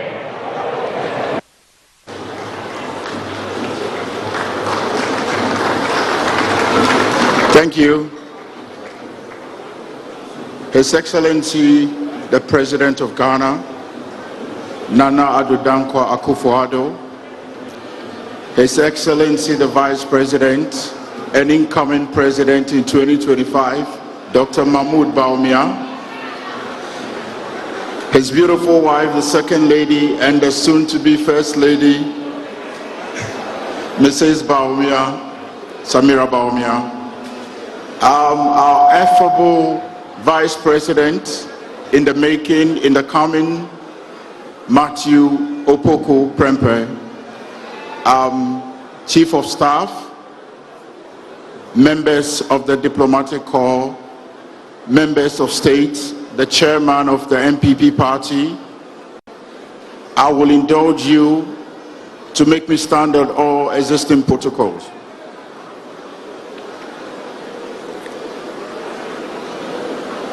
My name is Prince David Osei, and 7th November, no retreat, no surrender. We are voting for change, we are voting for progress, we are voting for digitization, we are voting for posterity. In 2019, Ghana successfully hosted the Year of Return, which was dubbed Ghana 2019, a year-long program of activities commemorating the centenary anniversary of the arrival of the recorded slave Africans in the United States. For those of us who did not understand what I meant by centenary, I meant 400 years of anniversary. The initiative was a massive success, and it opened the world's eye to Ghana as a hub of music, art, and entertainment. Eco-tourism and shone light on the rich ancestry and Ghana's role in the world history. It also contributed to the return of people with Ghana ancestry. People purchased lands and houses as they came back to Ghana, their motherland. 2019 has been, since 2019, there has been a huge number of people visiting Ghana, going beyond the return, and with a lot of tourists and returners continuing to flow in Ghana, contributing to the national economy, encouraging investors in both large and small scale, and strengthens Ghana's reputation abroad. The Akufo-Addo government has invested heavily in the renovation of sports stadiums across the country. Baba Yara Sports Stadium, the Cape Coast Sports Stadium. In addition to this, the government has built sports stadiums in 10 regional capitals of our country. 6 of these stadiums, namely Wa in the Upper West, Dunkwa in the Office Central, Axim in Western, Domahinkro in Bono, Ho in the Volta, and Koforidia in the Eastern region. They are all ready, with the Koforidia Sports Stadium having been commissioned by His Excellency, the President of Ghana, Nana Addo Dankwa Akufo-Addo. The remaining 4 are expected to be completed this year. I think a round of applause will do. Thank you. With only 3 agriculture.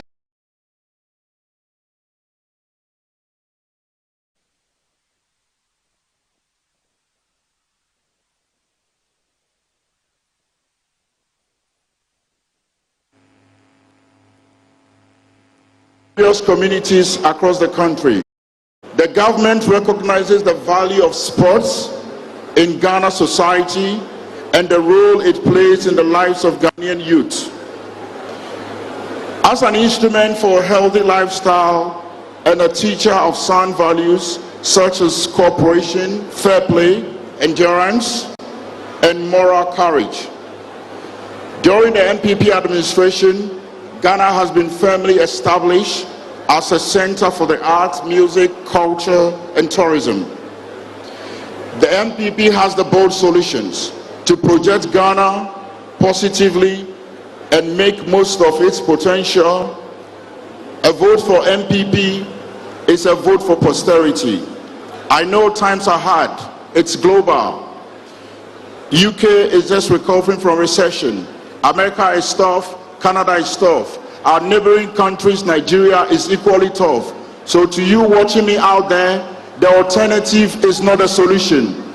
The alternative will send us into an abyss of disaster. Vote for progress. Vote Baumia. Vote Matthew Opoku Prempeh as the incoming president. Now let me take you to a memory lane. We enjoyed free lights. We enjoyed free water during the COVID pandemic era. SMEs, money was given to people, small-scale businesses. This this is the kind of leadership we had and we are having. Bawumia taking over the baton is progress. I don't want you to be deceived out there. There is nothing the alternative can offer. Vote for digitization. Now you can go anywhere in Ghana because of the property address, the digital property address. You can use your Ghana card. Previously, if you wanted to get a passport, you had to write an essay. Vote for change, vote for Bawumia, vote for progress. Love you. Fisheries are crucial to our economy. The NPP has enhanced these sectors with targeted initiatives with the Planting for Food and Jobs campaign, modernizing irrigation for drought-prone areas and subsidizing equipment for fishers. We've promoted sustainable practices that not only boost production,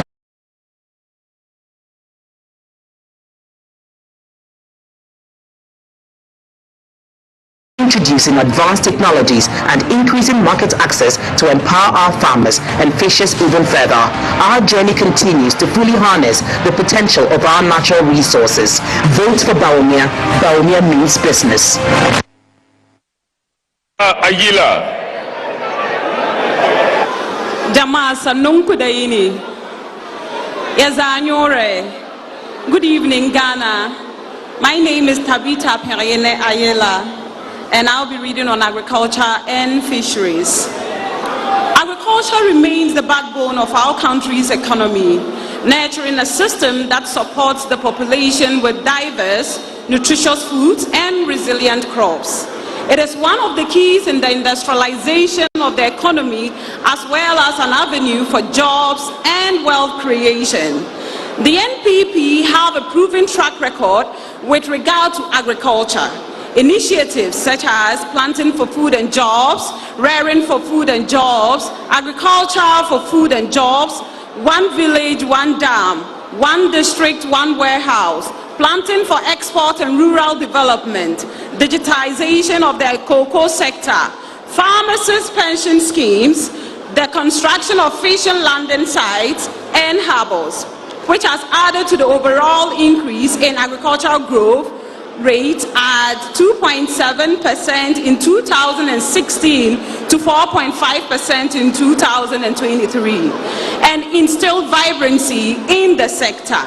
The NPP government has made strides in the cocoa sector through a range of interventions, including introducing a living income differential of $40 per ton, digitization of the cocoa sector in the cocoa management system, the National Cocoa Farmers Pension Scheme, and the National Traceability System. Under our tenure, the crop sector has seen great progress. We have addressed the challenges of low levels of mechanization and low productivity of key crops, such as soybean, maize, and rice. Inadequate availability of certified seeds and the weak extension services through various initiatives. We have supplied tractors and accessories, power tillers, harvesters, planters, and boom sprayers to farmers at subsidized prices. Targeted specific crops such as maize and soybean to increase productivity to meet domestic and export demands. We have also recruited officers to improve the agriculture extension service provision. Under the NPP government, fisheries and aquaculture has improved and expanded through programs such as Agriculture for Food and Jobs, the construction of harbors and landing sites, and the rehabilitation of hatcheries and aquaculture demonstration centers. Under the NPP, fish production has increased from approximately 435,098 metric tons in 2016 to 657,472 metric tons in 2022. The value of fish imports has almost halved from a $146 million to $74 million in the same period. We are a farmer and fisher-centered party. We understand the needs of the farmers and fisher folks and the needs of the customers. We can be trusted to build on the successes and the progress of agriculture and fisheries. We are willing to take bold steps and to provide bold solutions for agriculture and fisheries. Thank you very much.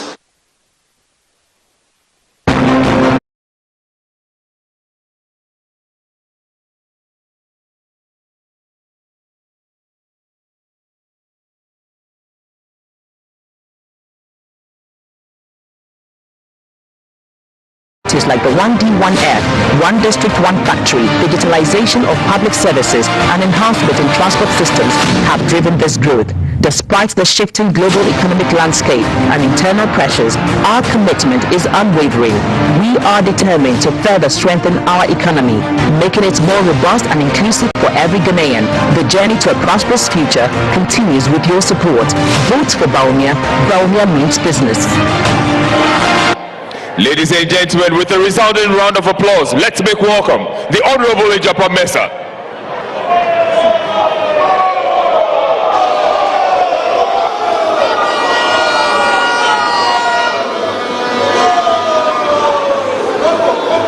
Memabe ahao mewina aha mejas wanjem ahenwa. Good afternoon, ladies and gentlemen, His Excellency the President. The new patriotic party inherited a broken economy and a country in crisis, and from day one went to work to rebuild and restore Ghana. The Akufo-Addo government did not request a honeymoon. Between 2017 and 2020, Ghana saw strong, consistent growth in the economy until COVID-19, a global pandemic, happened in 2020 and brought the whole world economy to its knees. The pandemic, which ravaged many lives across the world, required a decisive yet empathetic leadership to manage. President Akufo-Addo rose to the occasion and engaged the Ghanaian people in his famous fellow Ghanaians addresses, and aptly stated on one occasion that while he, quote, knows how to bring the economy back to life, he does not know how to bring people back to life. His government's priority from the very outset and through the duration of the pandemic was to save Ghanaian lives and prevent the spread of the disease.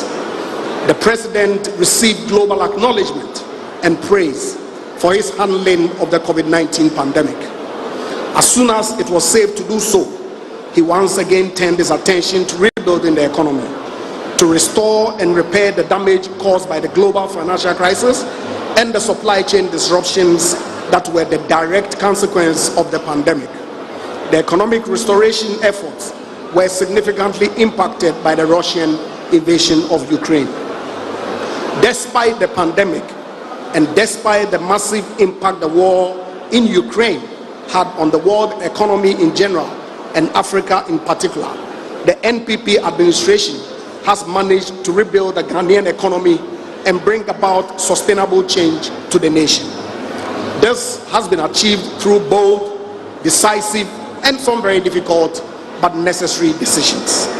Over the past 7 years, this government has inter alia restored macroeconomic stability, brought inflation down, growth up, interest rates down, and the exchange rate depreciation under control. It has ensured domestic production and supply of personal protective equipment for our health workers, reduced import duties by 50%, protected the deposits of over 4 million Ghanaians by saving the banking system from collapse. A leader is not lauded for the disasters that were avoided, but the Akufo-Addo-led administration has successfully managed some of the most challenging times in living memory. And while there is no reward for a crisis avoided, we can be sure that had this administration not been in place, our country would be much worse off today. The NPP knows how to steer the country through challenging times and rebound the economy.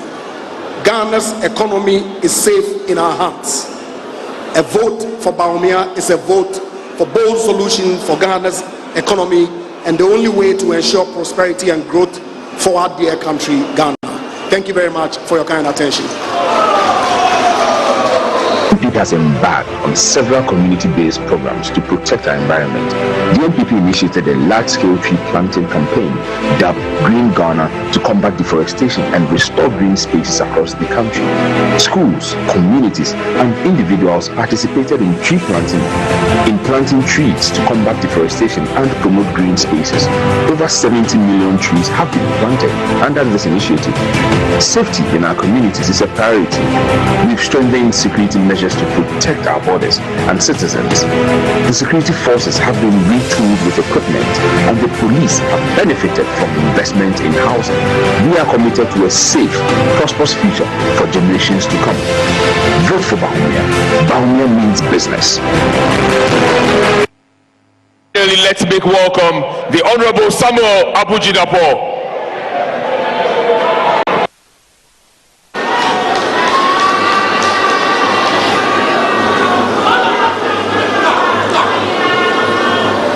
Gonjalanda lama Kagbanya lama Mpe biara metro benki kega Kabre Jebotibo Party Kiyile na Ense Savannah region Ense Ghana ebikike Anye betro benki kega Mr. President, incoming President, incoming First Lady, incoming Vice President, Mr. Chairman, thank you for your outstanding leadership. This 2024 NPP Manifesto evidently is an action plan to build on the enviable record of President Nana Addo Dankwa Akufo-Addo to create hundreds, thousands, and millions of jobs for the Ghanaian youth and bring the much needed development to our people. Let me very briefly highlight some of the remarkable achievements which, God willing, the incoming President of the Republic, Dr. Mahamudu Bawumia, will leverage to unleash prosperity for the Ghanaian people. Firstly, by dint of hard work and innovative policies, we have overtaken South Africa as the leading producer of gold on the continent and the sixth in the world. We have revamped the dormant Bibiani and Obuasi mines, and exports received from gold alone in the first half of this year has crossed $5 billion United States dollars. Our policies have attracted new investments into the country, with 3 new gold mines under construction by Nimon in the Hafo region, Kadna Namdini in the Upper East region, and Azuma Resources in the Upper West region, which will consolidate our position as the leading producer of gold in Africa. Even more important for us is that these investments have created scores of jobs for the youth, and more high-paying jobs will become available when these mines start operation. And with our value addition, local content and local policy, including the construction of refineries, mandatory listing on the Ghana Stock Exchange, and the reservation of jobs and the provision of some 50 goods and services for the Ghanaian private sector, the people of Ghana are benefiting directly from this new enhanced indigenous mining industry. Through our enhanced regulation of the small-scale mining sector and the ramping up of community mining schemes, even while we acknowledge that we still have a long way to go, this sector is largely, without a shred of doubt, more sanitized than we met it in 2016. And the reduction of withholding tax on unprocessed gold in this sector from 3% to 1.5% has led to over 6,000% increment in gold exports from the small-scale mining sector alone. Through the domestic gold purchase program, Ghana's gold reserves have increased from 8 tons since independence to 17 tons in just 5 years. And the Gold for Oil program has contributed to stabilizing the prices of petrol at the pump. President Bawumia, with this manifesto, will establish the Novel Minerals Development Bank. It will be jobs, jobs, jobs for the Ghanaian people. Large and small-scale mining will flourish, thereby creating jobs for the teeming youth of our country. Secondly, through our policies in the forestry sector, Ghana has become a global leader in forest management and nature-based climate action. Green Ghana alone has resulted in the planting of 52 million trees in just 4 years. Between 2017 and 2023 alone, some 721,000 hectares of forest have been cultivated, 5 times more than the 157,300 hectares cultivated in the whopping 53 years between 1963 and 2016. We are protecting our environment indeed. And we are digitizing the records of the Lands Commission to ensure effective and efficient land service delivery. And thirdly, we have kept a well-equipped armed forces and secured our borders for the past 8 years. The Akufo-Addo government has settled $13 million United States dollars arrears owed to peacekeeping personnel and increased their allowances from $30 to $35 United States dollars per soldier per day.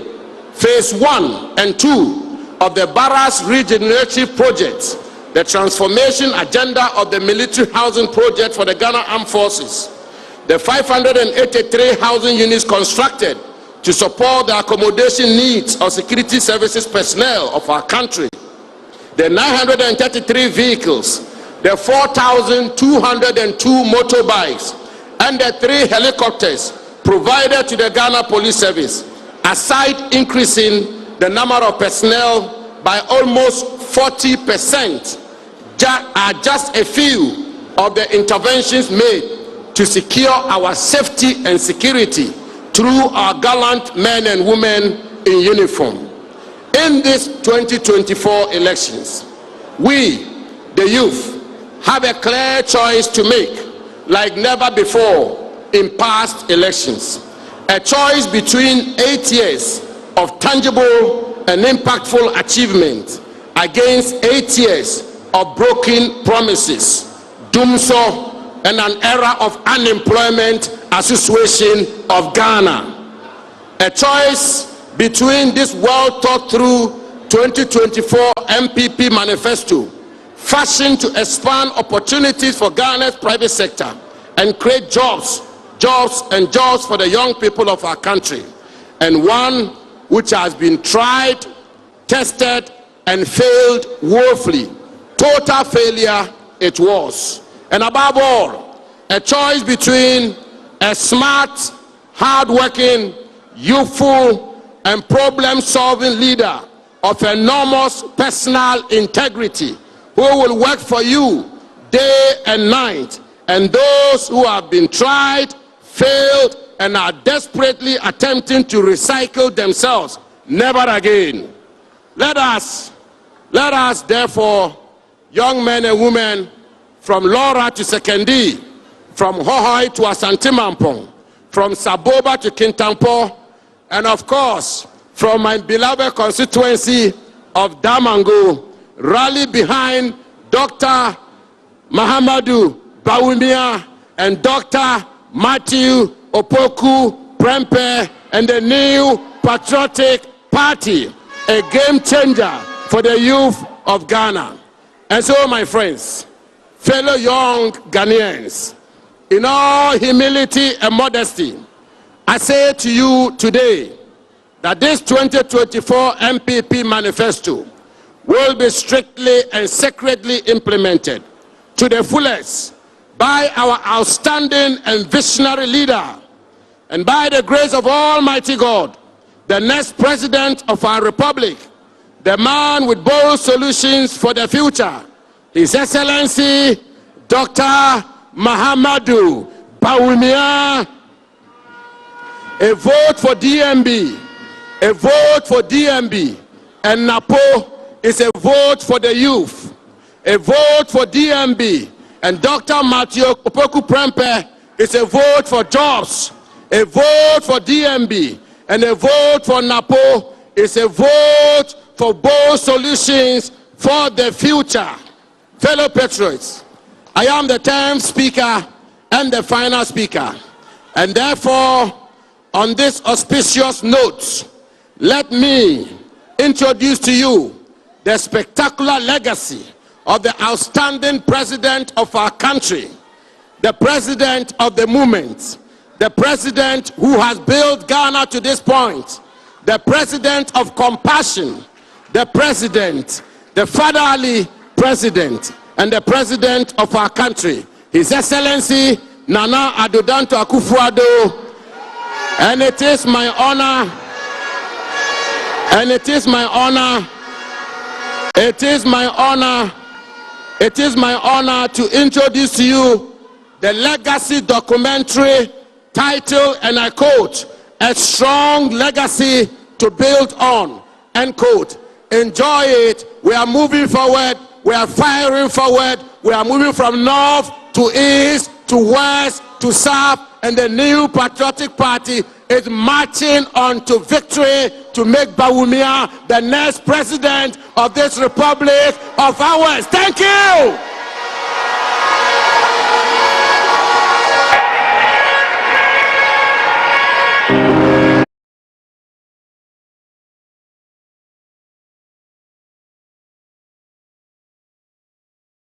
Touched every corner of Ghana. Since January 2017,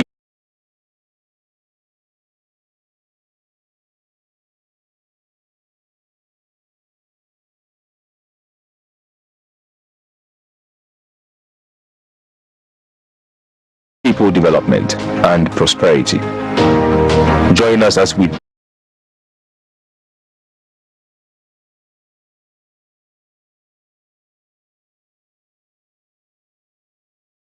government recognizes that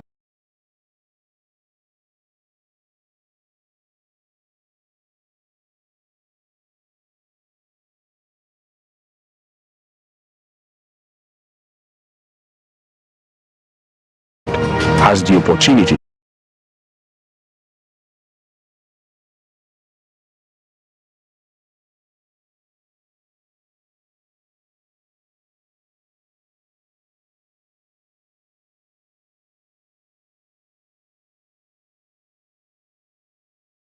technical and vocational skills training TVET centers have been revitalized, ensuring that those with talent in technical fields have the tools they need to excel.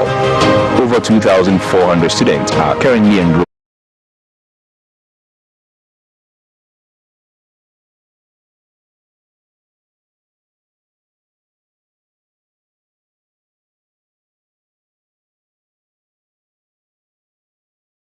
in over 300 ambulances distributed nationwide, has revolutionized emergency healthcare. Under the NPP government, road construction and rehabilitation have reached unprecedented levels. Major highways, bridges, and feeder roads are being upgraded and expanded, ensuring that every corner of Ghana is connected. Railways are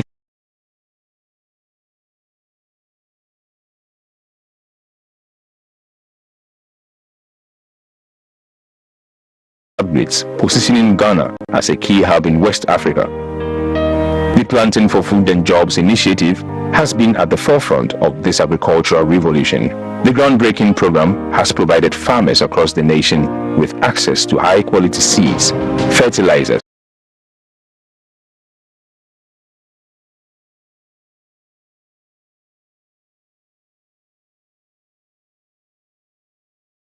% reduction in rice imports as local production continues to grow.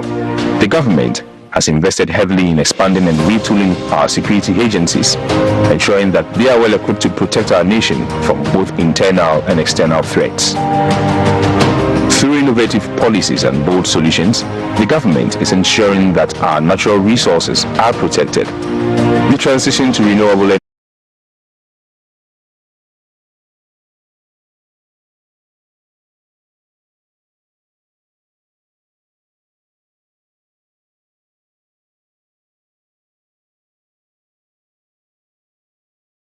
status.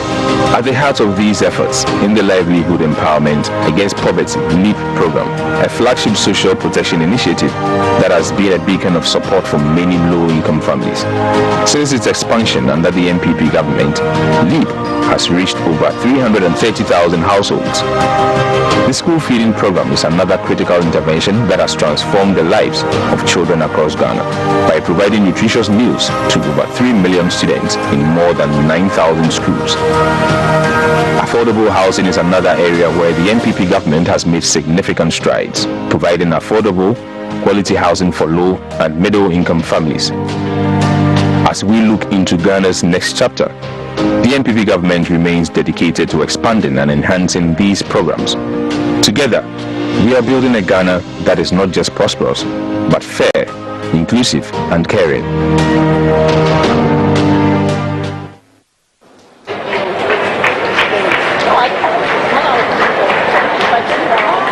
There you have it.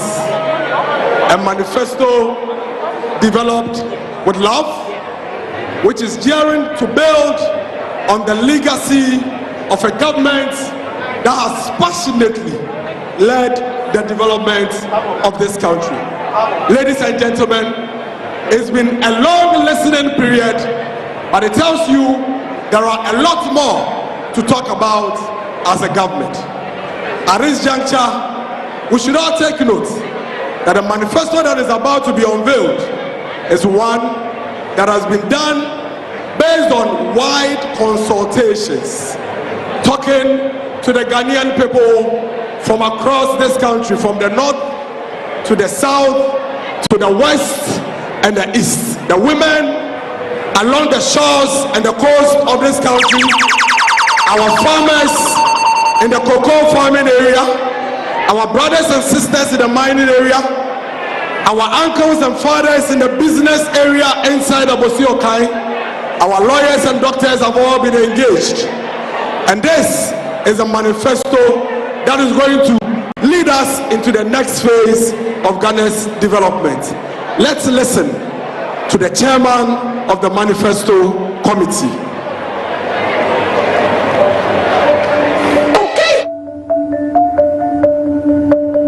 The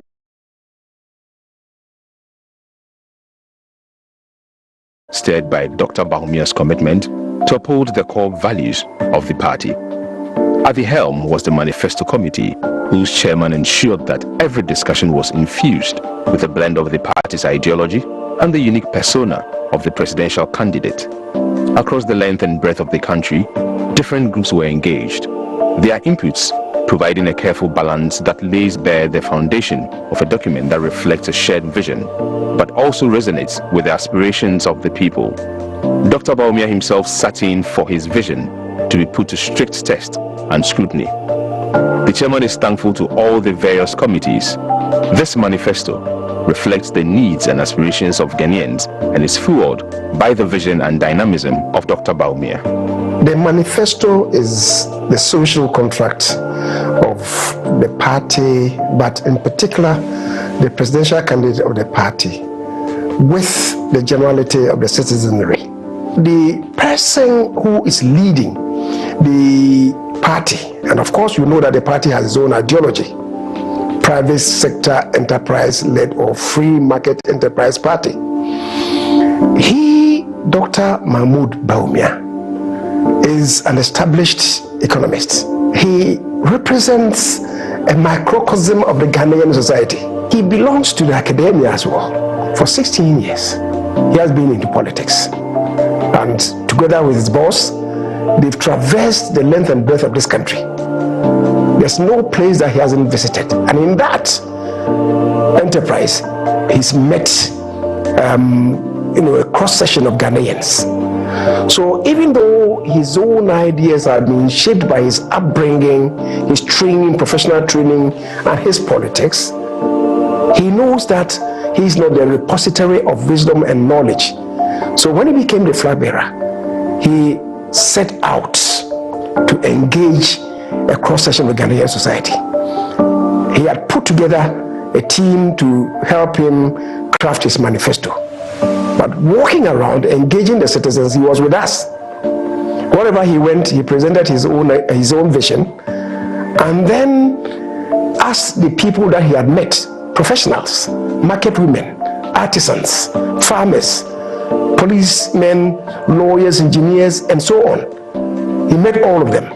And then when he had spoken to them, he also asked them to speak to him. We listened and took out salient matters that they brought out to fertilize his own vision. And it is the combination of this that we have put together so that his own vision then will respond to the concerns, the needs of the Ghanaian society. That is what we have done. That is what the Manifesto Committee has done. I must express my gratitude to my compatriots in the Manifesto Committee, my Vice Chairman, the Honorable Kojo Opon-Nkrumah, the Secretariat staff led by Yvonne Hughes, and the various committees that we had to deal with, representing the various sectors, energy, education, health, infrastructure, all of them. And I would say that together we fashioned a document that the people of this country will be proud of. And on behalf of the committee, let me also express our profound gratitude to the Vice President, His Excellency, the presidential candidate of the party, for the opportunity that he is given to us to assist him in crystallizing his own vision. We thank him so much, and we believe that Ghanaians will not be disappointed, and that when he's voted for, Ghanaians will be well pleased in his vision. Please, let's be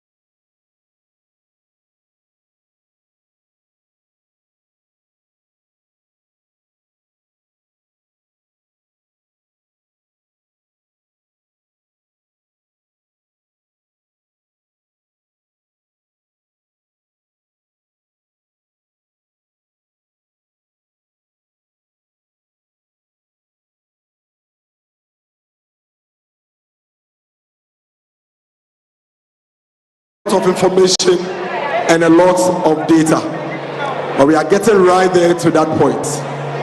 At this juncture, please stay with us and follow this very short video as we usher in a very, very important personality. The video, please.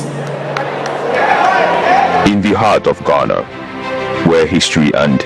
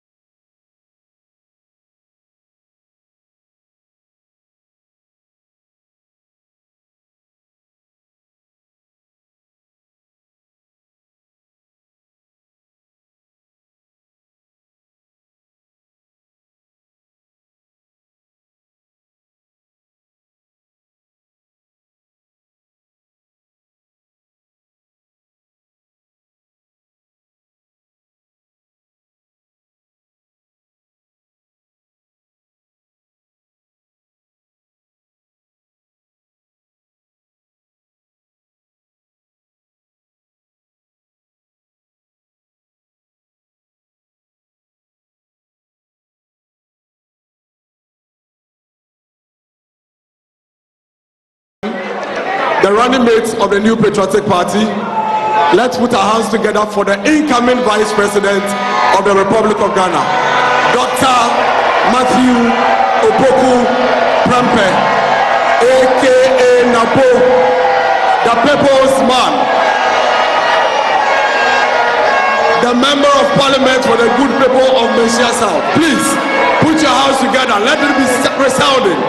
Make a lot more noise. Make a lot more noise. The man of the moment, Your Excellency.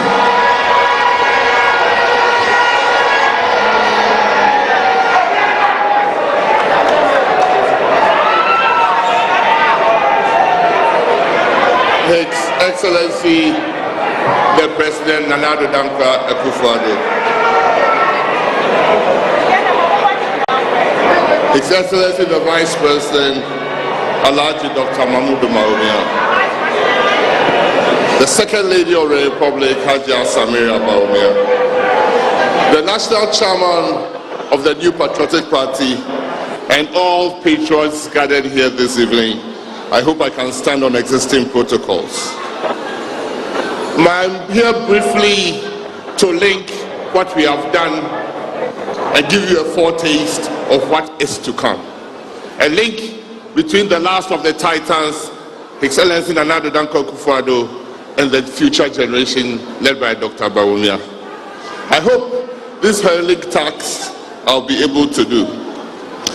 In 2011, around 2 a.m., I was woken up by the security guards of His Excellency the President Nana Addo Dankwa Akufo-Addo, way back in Bolga. When I went to see him, he was alone in the canteen of that famous hotel. We sat down to talk, obviously woken from sleep. And he said some profound things to me that evening. He said, Napo, Matthew Prempeh, this party, you are the next generation. I'm going to give you some advice, pieces of advice this evening, and I hope you can stick to it. What were the advice or the pieces of advice? He said, my whole aim is to make sure when we get into government, we succeed ourselves. And I can only leave the party to one of three people. He proceeded to mention who he felt comfortable in 2011 to leave the party when he exits office. He's our second presidential candidate who is offering 8 years of competent leadership, 8 years of delivery. I can say without any converting that 2 of the 3 are representing and coming after him. That is Dr. Mahmoud Bawumia and my good self, Dr. Matthew Opoku Prempeh. Leadership is born and made. His Excellency Nana Addo Dankwa Akufo-Addo, who himself was the man of the moment in 2007, and who himself we have listened to his crowning achievements, today is about leaving us, but he is ensuring that we succeed ourselves in breaking the 8 with Dr. Mahmoud Bawumia. Since my nomination as the vice presidential candidate of the New Patriotic Party, I've spent a considerable time in Western region. I believe, apart from our mother regions, Ashanti and Eastern, the region that is akin to making the NPP the national governing party forever is the Western region. I've spent considerable time here. I've been through Amenfi, Wasa, I've been through Disco, I've gone to Jura, I've gone to Nzema, I've gone to Ahanta, I've been to Esekado, meeting chiefs and leaders in all these communities. And I'm overwhelmed by the love and warmth of the people of this region. I've been everywhere with the chairman of the party and the regional minister of the region. And I can only say thank you for the good work you do on behalf of NPP. Patriots, we have a general election to win. We have a general election to win. And this general election, we will win. With God, it is possible. This is a call to duty. This is a call to duty. And today's manifesto launch is the show of our contest of ideas and policies that is going to serve as a guiding light for His Excellency Dr. Mahmoud Bawumia. When, by God's inshallah, 7th January, when he assumes office, he promises us that he needs no honeymoon. And from 7th January, he's going to start working for and the people of Ghana. The NPP which he represents, which he leads, and when he says to lead is to solve, has a record of delivery. In 2016 and 2020, the NPP delivered on this manifesto. I do recall His Excellency Dr. Bawumia calling me to come and account for what we are doing and what so far we have done in education. That led some of us to think deep. Mr. President, your work has been shown that you are a man of Siadio Oka Oye. Based upon the work that you have done, I'm sure Ghanaians are going to give us the mandate to continue from where we are. Mr. President, what you did in education has not been even demonstrated here. In 2016, it was a contest of ideas. When you talk about free SHS and free TVET, you didn't stop there. From early childhood care and new nurseries you developed. You made sure that in the era of IT, every school gets a school laboratory, and it is in progress. You made sure every teacher gets a laptop for IT, and it is in progress. And you made sure every student in secondary gets a laptop, and it's in progress. Mr. President, when you assumed office in the year 2017, 40,000 Ghanaian students had passed their WASI exams but could not get their results because they couldn't pay examination fees. 40,000 Ghanaians at BEC and WASI could not get access to their results because they couldn't pay examination fees, not even school fees. Before you came into office, Mr. President, for every 100 Ghanaian students that qualified to go to senior high school, 35 could not go because they couldn't afford it. 35. For the 65 that went into secondary school, Mr. President, by the time of WASI, another 30 had dropped out. And that is why it was only 800 students in school when you came up. Mr. President, even not all that 800 would have qualified or been able to stay through 3 years. I can assure you, the people of Ghana will forever remember you, that as we speak, every child that goes to secondary school leaves secondary school with the best results ever.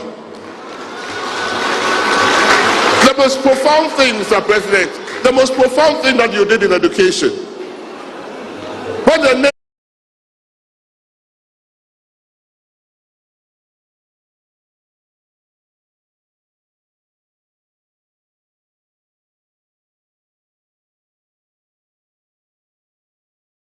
months because of COVID.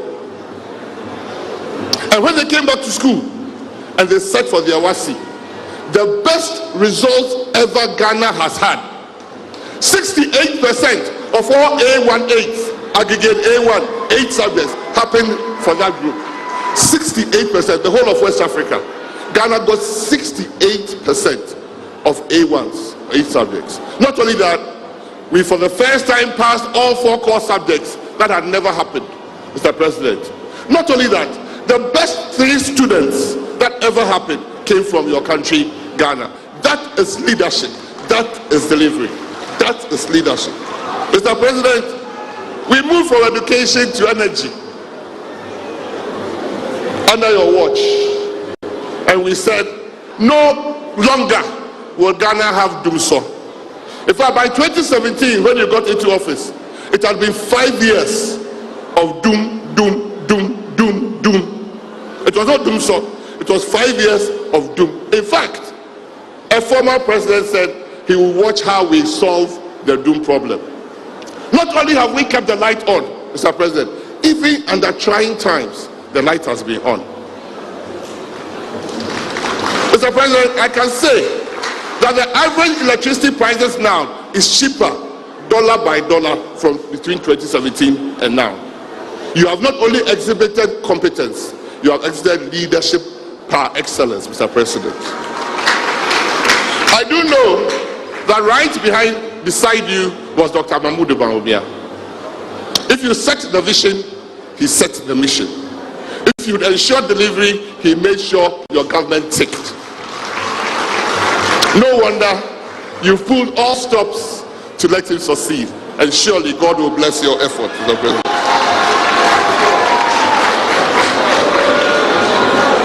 I am a strong believer, Mr. President, after listening to your record.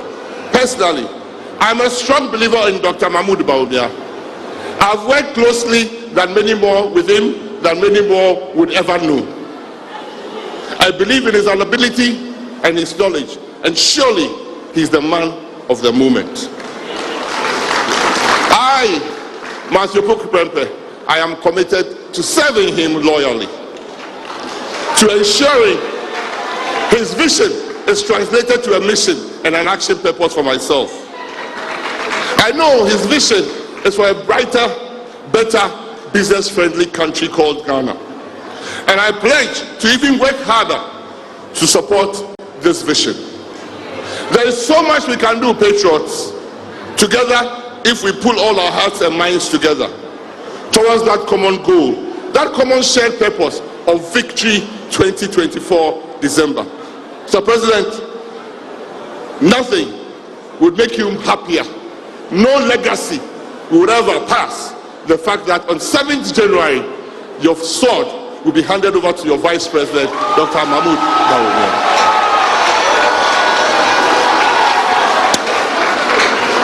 You've given the next generation, ample time to study and to work and to serve. It is our time to deliver. Dr. Mahmoud Bawumia is a man of vision. He's a man on a mission. He is humble, but he is firm. He is affable. He is respectful. He is honest, and he is loyal. He is a problem solver and a very hard worker, a man of integrity and a go-getter. He is destined to take Ghana to the next level. Before I take my seat, His Excellency the President, let me say this, and I'll say it again. I know Dr. Alhaji Mahmoud Bawumia. He is not corrupt.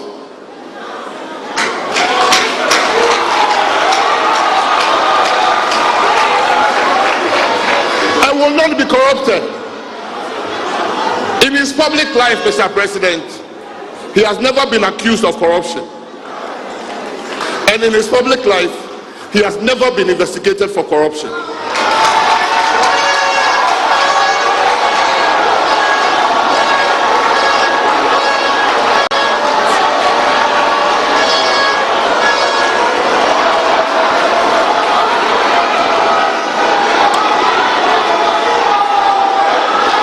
I am sure and certain that you are giving an honorable man to continue where you left off. No matter what the naysayers say, Mr. President, he is not corrupt. He has never been accused of corruption, and he has never been investigated for corruption, and he will never be corrupt.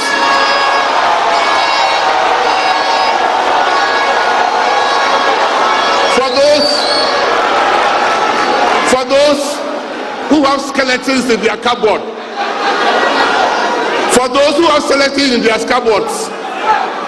and think the election is far gone for them, Dr. Mahmoud Bawumia will win the 7th December general election and presidential election.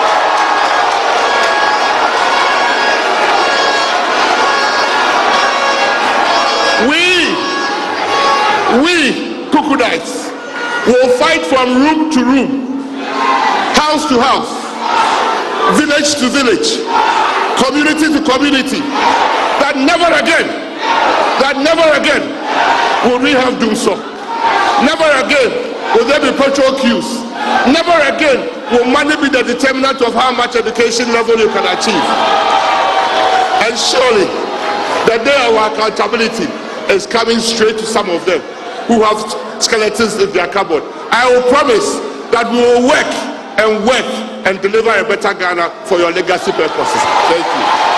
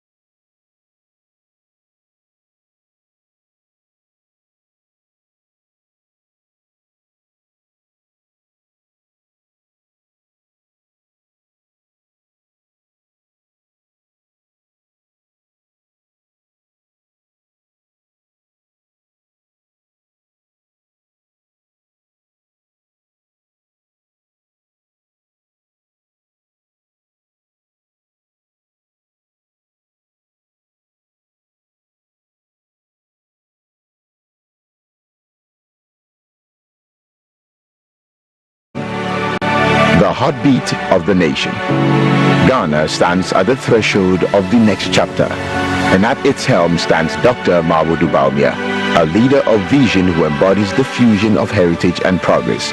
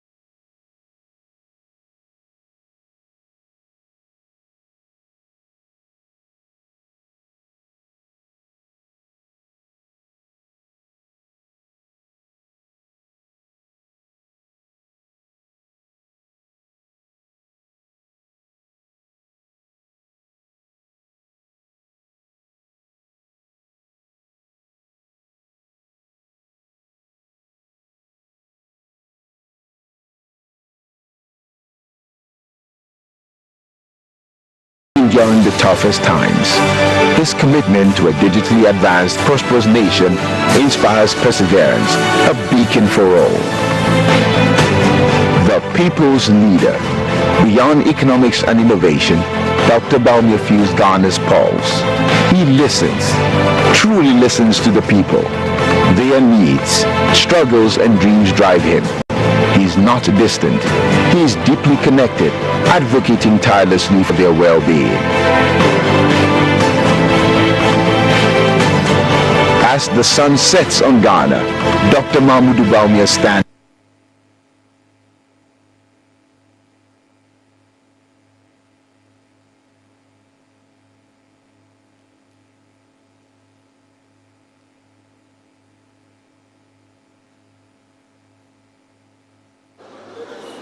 The future of Ghana, Dr. Mahmoud Bawumia. Ladies and gentlemen, please let's be upstanding as we welcome the next president, the leader and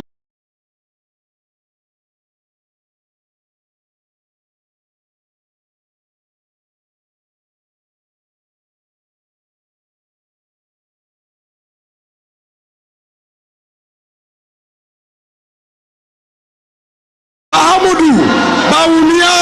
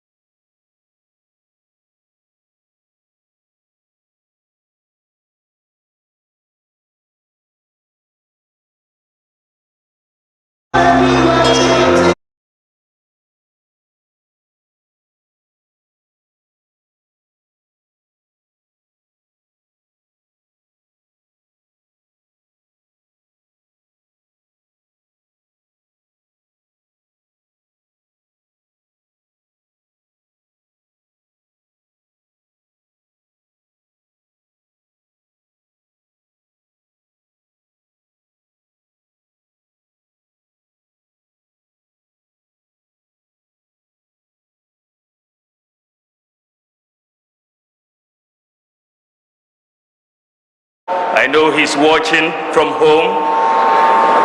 Second Lady, Samira, my beautiful Samira. National Chairman, Stephen Ayensu in team. My running mate and incoming Vice President, inshallah, Dr. Matthew Opoku Prempeh. Chief of Staff, Akosia Frimaus Helpari, the General Secretary, famous Justin Kodia, Ministers of State, Members of Parliament, of course not forgetting the Majority Leader of Parliament, our parliamentary candidates, our MMDCs, Chairman of the Council of Elders, the National, Regional, Constituency and Polling Station Executives, the media, ladies and gentlemen, I extend a warm welcome to you all. I stand here filled with a lot of emotion, humility and nostalgia. 16 years ago, right here in this beautiful city of Sekondi Takoradi, I was outdoored to the good people of Ghana as the running mate to the visionary leader, then flag bearer and leader of the New Patriotic Party, His Excellency President Nana Addo Dankwa Akufo-Addo. Today, I am privileged to return to Takoradi, this time against all odds as the presidential candidate of the New Patriotic Party to launch the 2024 Manifesto of the party. With God, it is possible. In exactly 111 days from today, over 18 million Ghanaians will have the opportunity to decide on a new leader and parliamentarians to govern the affairs of state over the next 4 years. Fellow Kukrudites, the race is on, and I know and you know know, and they know, that the momentum is on our side. I have witnessed firsthand the enthusiasm, commitment, and determination of the rank and file of our party, the great new patriotic party, to break the eight and usher in life-transforming ideas that will deliver broad-based prosperity to all Ghanaians. From my possibilities tour, I came across hope, expectations, and the belief that it is possible to transform Ghana and create a sense of pride in the Ghanaian. Our tradition, the Dankwa Dombo Buzia tradition, has not only been the vanguard of the rule of law and governance, but also pace setters and drivers of the life-changing policies and interventions.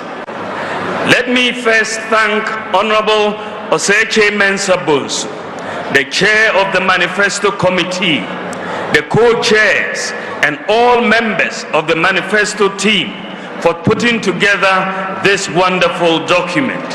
I am very grateful for their dedication.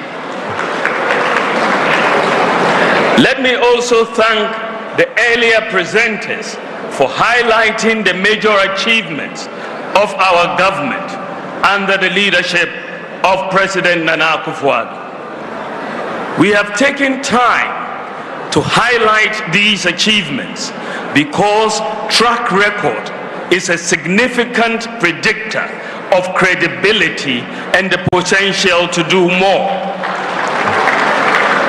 We have catalogued them because in the NPP we view these as our obligation to the people from whom we draw our mandate. We have enumerated them precisely because they communicate our ability to respond to the numerous needs of different sections of our society. Indeed, we have listed them to show we remain committed to fulfilling the social contract we have with the good people of Ghana. Above all, the exercise we have undertaken confirms that hundreds of pledges that have been made to the Ghanaian people, and broadly they have been kept, and given the opportunity, more impactful and forward-looking interventions will be implemented to move Ghana to the next level of the development journey, a journey that will build on our successes to open opportunities for all. We promise to change. We promise change, and we have made significant progress.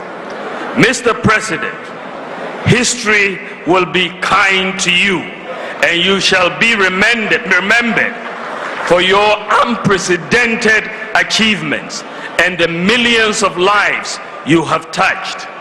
We are eternally grateful. Ladies and gentlemen, if there was any doubt, to believe it is crystal clear from the data-backed account we have given that our overall performance and track record are superior to that of my opponent and his party in virtually every sector. Virtually every sector we are superior.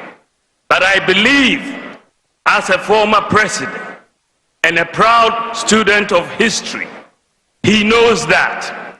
And that is one part of the reason why he is avoiding a debate. The other part, of course, is about the courage and the confidence to put what he intends to do differently this time around with the power he seeks, side by side to the vision I have for Ghana and the clear roadmap to getting the work done. That is the choice we are presenting to you, the Ghanaian voter, on December 7th.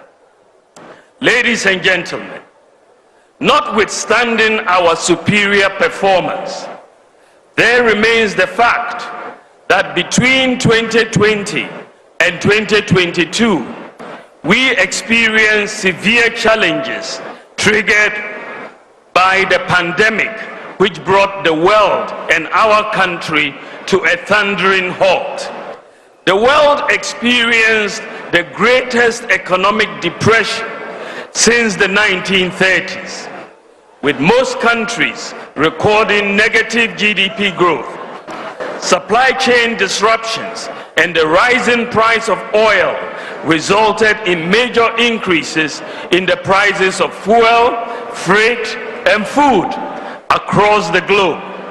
Indeed, Ghanaians were hit very hard by rising food prices, increased exchange rate depreciation, rising fuel prices, and rising transport fares. Our debt became unsustainable and had to be restructured. Bonds saw a sharp decline in their net worth following the painful yet unavoidable debt restructuring program. We faced in the path of recovery with increasing GDP growth and declining inflation. It is gratifying to note that our policy interventions have started yielding the desired macroeconomic results. Many economists and analysts have rightly stated that Ghana has turned the corner, but we know that for many families, the cost of living is still very high. The hardship is real, and we commit to doing more to relieve the difficulties Ghanaians are facing. We are equally committed to creating more job opportunities that will significantly reduce youth unemployment among the national population that has increased over 5 million in the last 8 years alone. We have created so far 2.3 million jobs, the most of any government in the Fourth Republic. But youth unemployment remains a major concern and that confronts us, and we are committed to doing even more. This is why, ladies and gentlemen, it is better to continue with a party that has created more jobs than any other in the Fourth Republic than go back to a party and a leader who, after 4 years of doom so, created more unemployment than any government in the Fourth Republic. Ghana needs bold solutions to deal with the challenges we face, and that is what I am offering in asking for the mandate of the Ghanaians. This manifesto that we are launching lays out our comprehensive plan to take Ghana to the next level of growth, prosperity, under a selfless leader with bold solutions for jobs and businesses. Ladies and gentlemen, my vision, as I have stated, is to create a tent big enough to accommodate every Ghanaian, to tap into the resourcefulness and talents of our people, irrespective of our different ethnic, political, and religious backgrounds, to channel our energies into building the kind of country that assures food sufficiency, safe, prosperous, and dignified future for all Ghanaians, to create sustainable jobs with meaningful pay for all, and for Ghana to participate fully in the fourth industrial revolution using systems and data. To realize this vision, we must collectively have a mindset of possibilities, not impossibilities. There is a critical failure of mindset that manifests itself in the absence of core values, patriotism, and principles within our society. We need to invigorate the can-do spirit of Ghanaians to believe that we can even do better than we have ever imagined if we put our minds to it. For example, students from Mamfi Girls and Prempeh College have won international robotic competitions against their peers in the US, Germany, South Korea, and so on. Recently, Dr. Angela Tabiri from Ashaiman was crowned the world's most interesting mathematician after a global competition with some of the best mathematicians in the world. The mindset of possibilities must be inculcated in our children from home and school. This is why we are going to introduce a growth mindset curriculum in our schools to help students build critical skills such as problem solving, risk-taking, opportunity spotting, and design thinking. Ladies and gentlemen, we have experienced a major economic crisis, and with your support, weathered the storm. But we are not yet where we want to be. It is therefore very important to protect and expand our rebounding economy, to attain and sustain macroeconomic stability with low inflation, low interest rates, exchange rate stability, and low budget deficits. Fiscal discipline and private sector empowerment will be the key to realizing our commitment to job and wealth creation. To sustainably reduce the budget deficit and interest rates, my government, inshallah, will enhance fiscal discipline through an independent Fiscal Responsibility Council enshrined in the Fiscal Responsibility Act. The Fiscal Responsibility Act will also be amended to add a fiscal rule that requires that budgeted expenditure in any year does not exceed 105% of the previous year's tax revenue. This will prevent the experience of budgetary expenditures based on optimistic revenue forecasts which do not materialize. Ladies and gentlemen, furthermore, my government will reduce the fiscal burden on government by empowering the private sector to do more. Fundamental to building any modern, prosperous society is ensuring that access to education and health is available to all, and that there is a safety net for the most vulnerable. Under the two-term administration of His Excellency Nana Addo Dankwa Akufo-Addo's government, I can say without any fear of contradiction that no past leader has done more to uplift the poor and the vulnerable in society than my boss.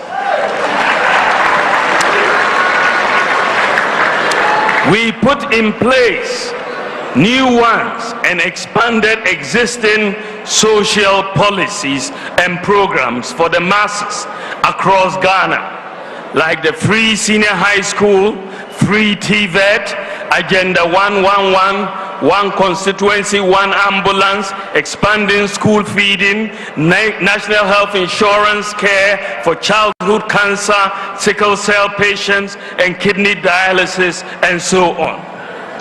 I pledge to you that my government will protect and deepen all these programs that several millions of you depend on. From my interactions with the people, the three top major concerns of Ghanaians are the cost of living, jobs, and roads. The 2024 Manifesto of the new Patriotic Party prioritizes what you, the Ghanaian people, say are your priorities. The manifesto lays out a clear path of how we plan to solve these major problems, among others. That is why my government will make business and jobs our #1 priority. True to our philosophy, I believe the private sector has the capacity to provide jobs and create wealth for society. My administration will therefore incentivize and empower the private sector to do more in complementing government in the provision and management of many infrastructures and other public services. This can reduce government expenditure, increase efficiency and accountability, create competition, and improve maintenance. Yes, we have built more roads than any other government in the Fourth Republic, but we still have a lot to do. In the last 8 years, we have been deliberate in empowering Ghanaian contractors to undertake many major infrastructural projects that would otherwise have gone to foreign contractors. My policies will encourage the private sector to take greater responsibility in the provision and management of critical infrastructures, including building hostels, housing, and schools for government to rent or lease to own. The demand for roads construction is massive, and this has historically placed a huge burden on the budget.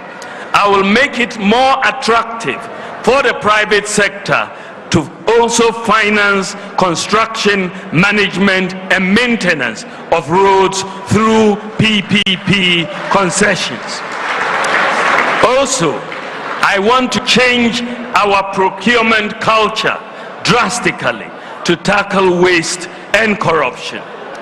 My government will move towards leasing rather than outright purchase of goods such as vehicles, printing equipment, and so on. The private sector will have the responsibility for the maintenance of the equipment. With this approach, the budget can save very significant amounts in outright cash expenditure annually from various items across different ministries, departments, and agencies. The policy will energize the private sector to invest in their expansion and create many jobs.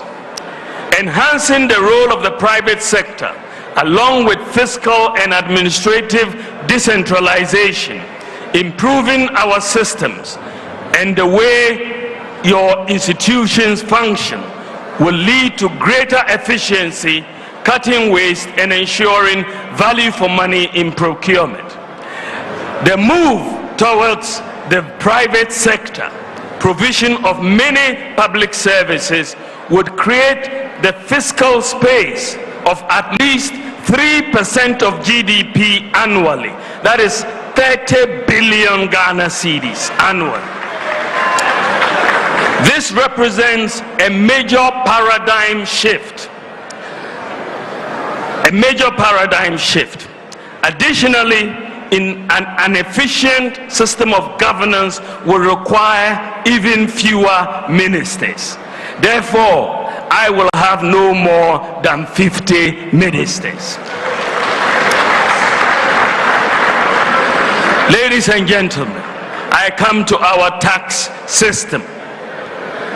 To increase government tax revenue, we have to reform and refocus the Ghana Revenue Authority towards broadening the tax base.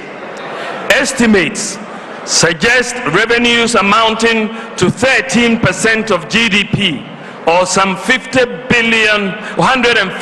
billion Ghana cedis in 2023, are not collected because people are outside the tax net.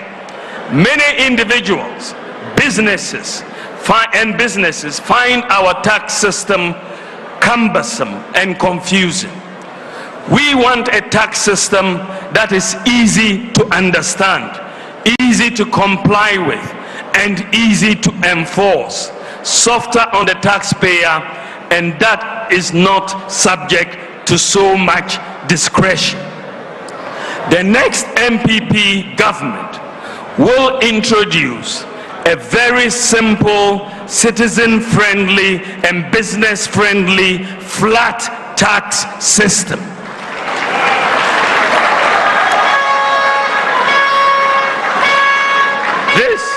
This will be the first change in our tax system since independence.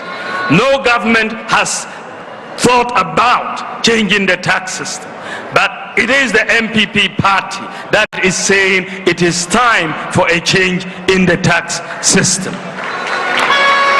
A flat tax system, and a flat tax will be of a percentage of income for individuals and businesses with appropriate exemption thresholds set to protect the poor. With the new tax regime, the tax return should be able to be completed in minutes.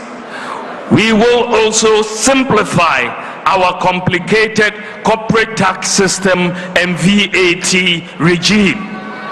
We will reform the VAT tax regime by merging all levies into a single line item levy and treat the merged levy as part of input and output VAT to eliminate the cascading effect in the current regime.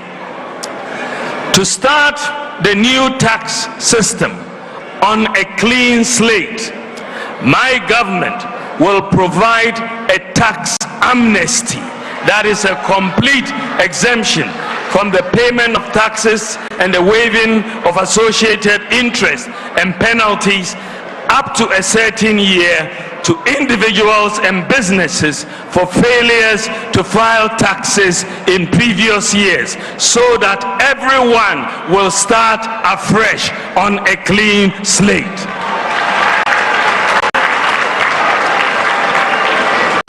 In return, my government will expect the beneficiaries of this most significant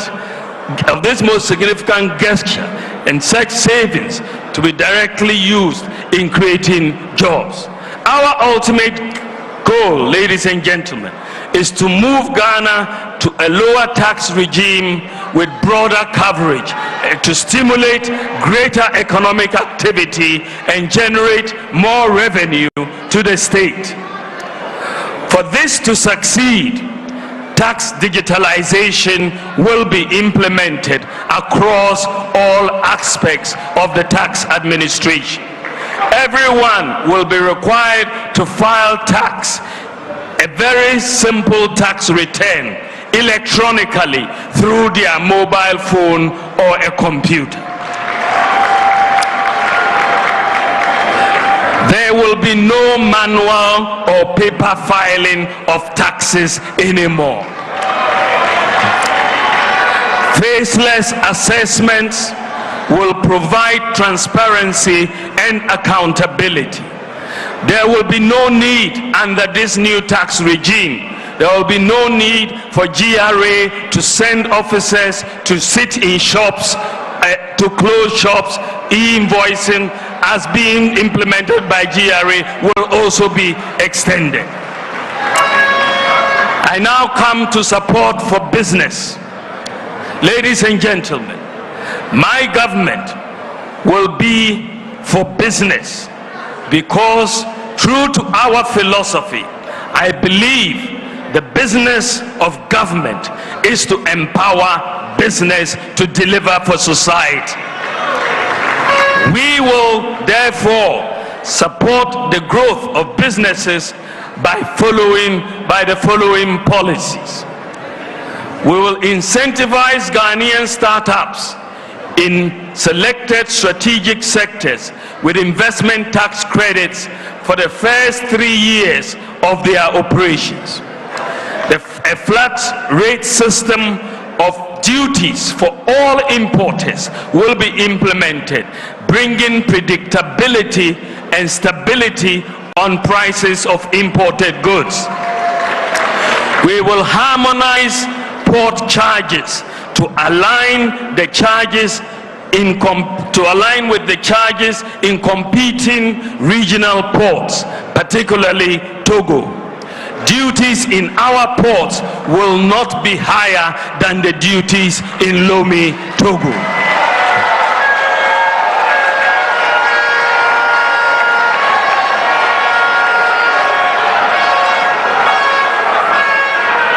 Ladies and gentlemen, very importantly, we will use the government's purchasing power to stimulate industrial expansion and business growth.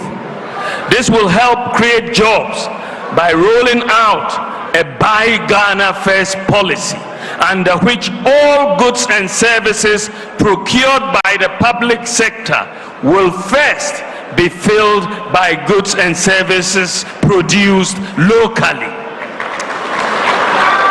And we will back this by legislation. We will implement a shift in electricity tariffs to the electricity tariff structure to a regime in which commercial rates are either equal to or lower than residential rates, never higher, to power our industries and businesses. Ladies and gentlemen, we are also going to establish an SME bank to meet the special financing needs of small, medium, and small-scale medium enterprises, which will employ over 80% of Ghanaians. We will also complete the digitalization of land titling and registration to allow owners of landed properties to use their properties as collateral to raise capital for their business growth and expansion. We will create special economic zones in collaboration with the private sector at Ghana's major border towns such as Aflao, Paga, and Elubo to enhance economic activity, increase exports, reduce smuggling, and create jobs. Ladies and gentlemen, I come to the cost of living, reducing the cost of living. Another major priority of my government will be to reduce the cost of living. The world is facing what is cost. Even though the inflation has dropped by half this year, prices remain high. I want a Ghana where we can attain food security through the application of technology and irrigation to commercial large-scale farming. We will also promote the use of agricultural lime to reduce the acidity of our soils, enhance soil fertility, and get more yield from the application of fertilizers. Ghana has an abundance of limestone to do this. I will prioritize the construction of the Pualugu Dam by using the private sector financing to crowd in grant financing.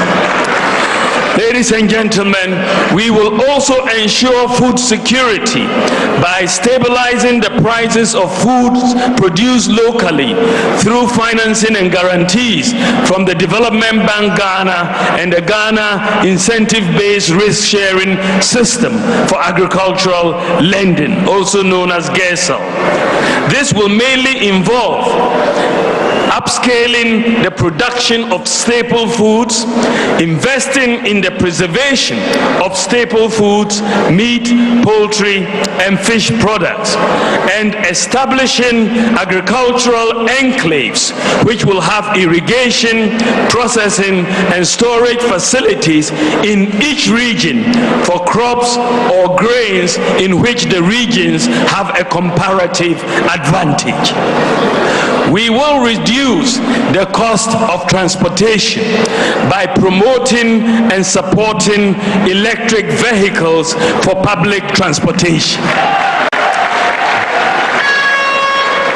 By the grace of God, I hope the first 100 buses that we will be introducing for public transportation will hopefully, inshallah, arrive before the end of December this year.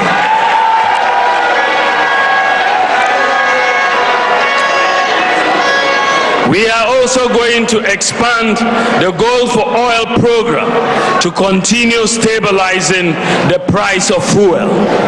Stabilizing the price of spare parts through the flat rate duties for all importers policy, which will bring predictability and stability on prices of imported goods.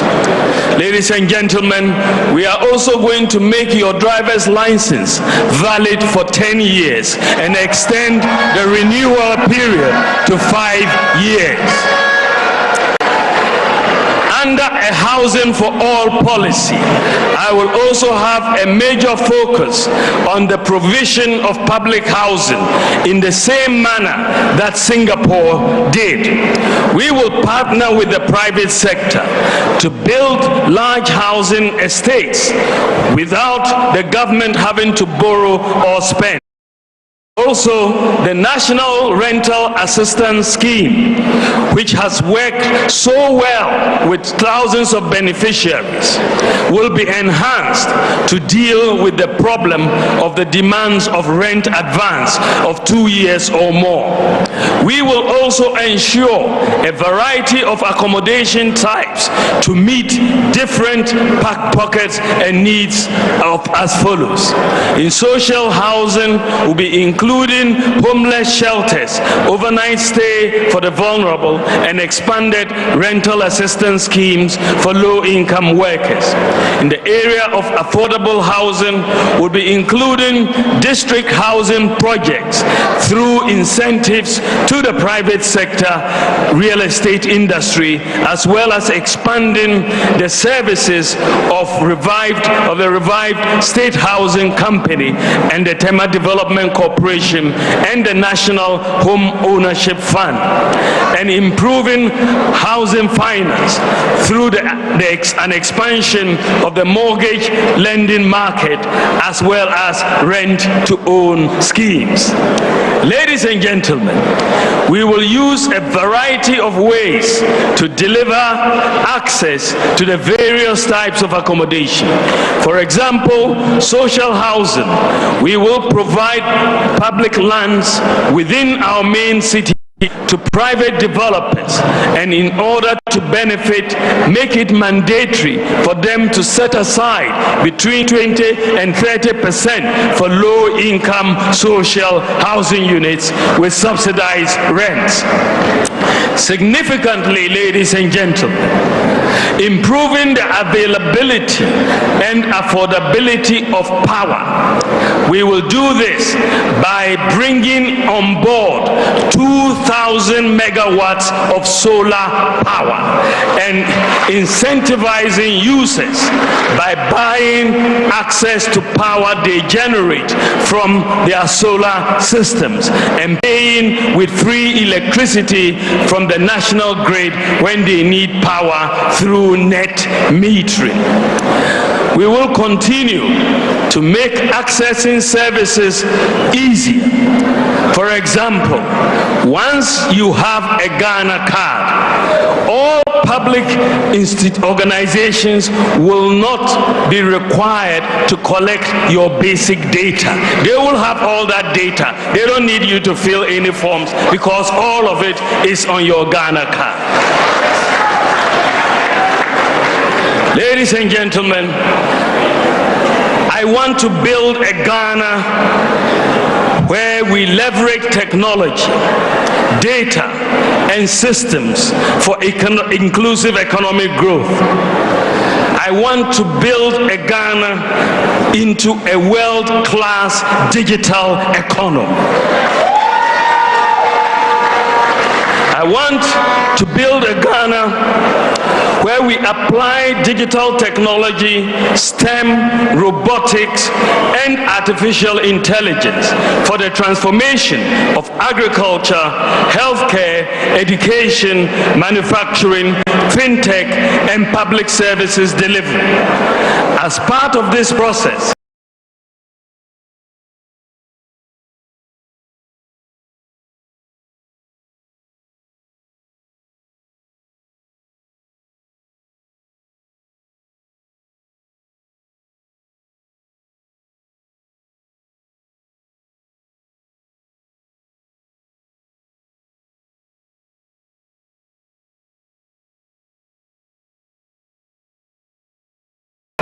to not let Ghana miss out on the fourth industrial revolution, as our continent did on the industrial revolution some centuries back. I want to see Ghana build the digital talent we require for the fourth industrial revolution. This will mean providing digital software skills to hundreds of thousands of youth. This, along with other priorities, will create jobs for the youth, including school dropouts. In collaboration with the private sector, we will train at least 1 million youth in IT skills, including software development, to provide job opportunities worldwide. Ladies and gentlemen, generally, there will be an enhanced focus on technical and vocational education. My government will also support the establishment of a national open university, Ghana, in collaboration with the private sector, and it will focus on ICT, TVET, and STEM. Ladies and gentlemen, to prepare our children for the fourth industrial revolution, I will enhance the positioning of the educational system towards STEM, robotics, artificial intelligence, and vocational skills to cope with the demands of the fourth industrial revolution and job creation. My government will make coding and robotics standard in senior high school. Furthermore, to become a digital hub in Africa, Ghana's telecoms industry needs more investment. The cost of data for the ordinary Ghanaian has become too expensive. It goes against the very ethos of our digitalization journey. We commit to working actively with industry players in setting clear policy guidelines that will remove any investor uncertainty and difficulties in business planning, including the expeditious allocation of spectrum, driven more by the goal of enhancing digital inclusion. In addition, we would be working with educational institutions, leading and global tech firms to establish a national robotics, engineering, and AI lab for research and training of young Ghanaians locally. We will also be providing venture capital funding and grant support for commercially viable tech and startups to drive innovation, foster high-tech entrepreneurship, create jobs, and support growth of Ghanaian high-tech businesses. We will also be providing live lab opportunities to Ghanaian tech startups under a matching program by purposely connecting them to matured large tech firms working on government tech projects to help startups test their ideas in real-world environments and to accelerate their product development cycle. We will also be working with the Bank of Ghana to significantly expand our regulatory sandbox to admit more fintechs as well as regional fintechs. This will position Ghana as a multi-regulatory, multi-jurisdictional sandbox for financial payments interoperability. We will also be establishing a fintech fund with a seed capital of $100 million. That is about 1.5 billion Ghana cedis to attract additional private sector funding and to support Ghanaian startups developing payments and financial services solutions, especially focused on region-wide explorable solutions. Ladies and gentlemen, we will also be implementing a digital residency, that is e-residency, for businesses and individuals in tech firms to register and operate within Ghana.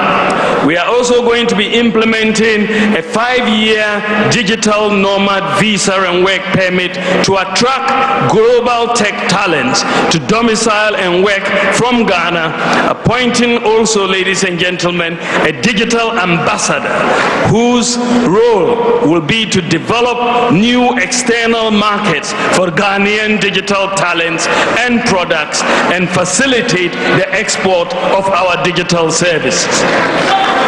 Ladies and gentlemen, we'll also be implementing comprehensive data interoperability across government platforms to enhance transparency and streamline services. We will be pushing further Ghana's leadership, led by my boss, Ghana's leadership role in achieving cross-border mobile money interoperability among other payment systems within the AFCFTA to enhance buying and selling within Africa's 1.4 billion consumer market. Ladies and gentlemen, we will also be creating a marketplace to streamline public sector procurement.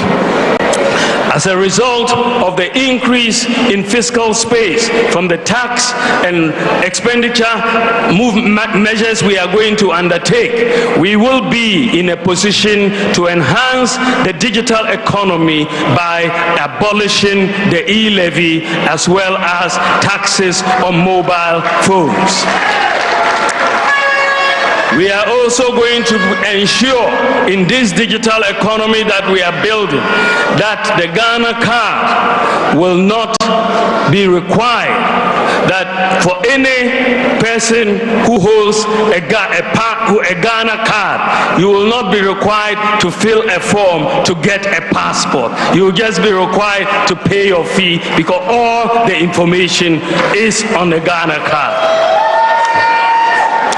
Ladies and gentlemen, working with industry players, we intend to make Ghana a world-class digital economy and a digital hub of Africa.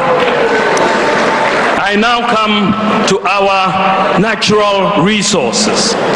Ladies and gentlemen, as President, the next NPP government will usher Ghana into a golden age for the maximization of the benefits of our natural resources like gold, lithium, bauxite, and so on. The key to doing this is value addition and Ghanaian ownership. As we have started with lithium, we need a new paradigm in a natural resource contracts that sees more of the benefit accruing to Ghana. Some of the key policies that we will implement to maximize our benefits from our natural resources include formalizing and regularizing and regulating environmentally sustainable small-scale mining. Our goal would be to help grow the small-scale mining companies into large-scale mining companies with the capacity to building and assisting them to access financing to acquire equipment. In line with this, we will license all miners doing responsible mining. District mining committees, including our chiefs, will provide initial temporary licenses to the miners. Every Ghanaian in small-scale mining will register under the Ghana Small-Scale Miners Association with their Ghana card. We will, in collaboration with the large mining companies, convert abandoned shafts into community mining schemes. We will also open will allow government to know licenses that have expired and non-compliance with the existing license conditions are in non-compliance. My government will establish, in collaboration with the private sector, a minerals development bank to support the mining industry. My government will also reduce the minerals export tax to 1% to discourage smuggling and encourage more production. We will establish, through the private sector, a London Bullion Market Association certified gold refinery in Ghana within the next 4 years. Following the establishment of this refinery, all the responsibly mined gold in Ghana produced by the small-scale sector will be sold either to the central bank, PMMC, or MIF. We will make available proven reserves data from the Geological Survey Authority to small-scale miners to help deal with the associated problem of trial and error digging for gold, which destroys our environment. Once the data is available, the small-scale miners will know exactly where the gold is, and so they don't have to do trial and error. They'll go directly to where the gold is, and the environment will not be destroyed. We will also adequately resource the Geological Survey Authority to undertake the mapping exercise. We will also scale up the use of mercury-free gold catcher machine technology, which is less damaging to our environment. Ladies and gentlemen, I come to an important subject matter of stabilizing our currency. Ladies and gentlemen, recognizing the need to transform the structures of the Ghanaian economy from merely being an exporter of raw materials, an importer of finished products, to producing what we consume and adding value to our raw materials and farm produce. The Akufo-Addo-led government set out in 2017 to find solutions by introducing transformational policies such as one district, one factory. While industrialization remains the long-term solution to macroeconomic stability and shared prosperity for Ghanaians. The vulnerabilities in the structure of the Ghanaian economy remain and were heavily exposed by the global crisis of 2020 to 2022.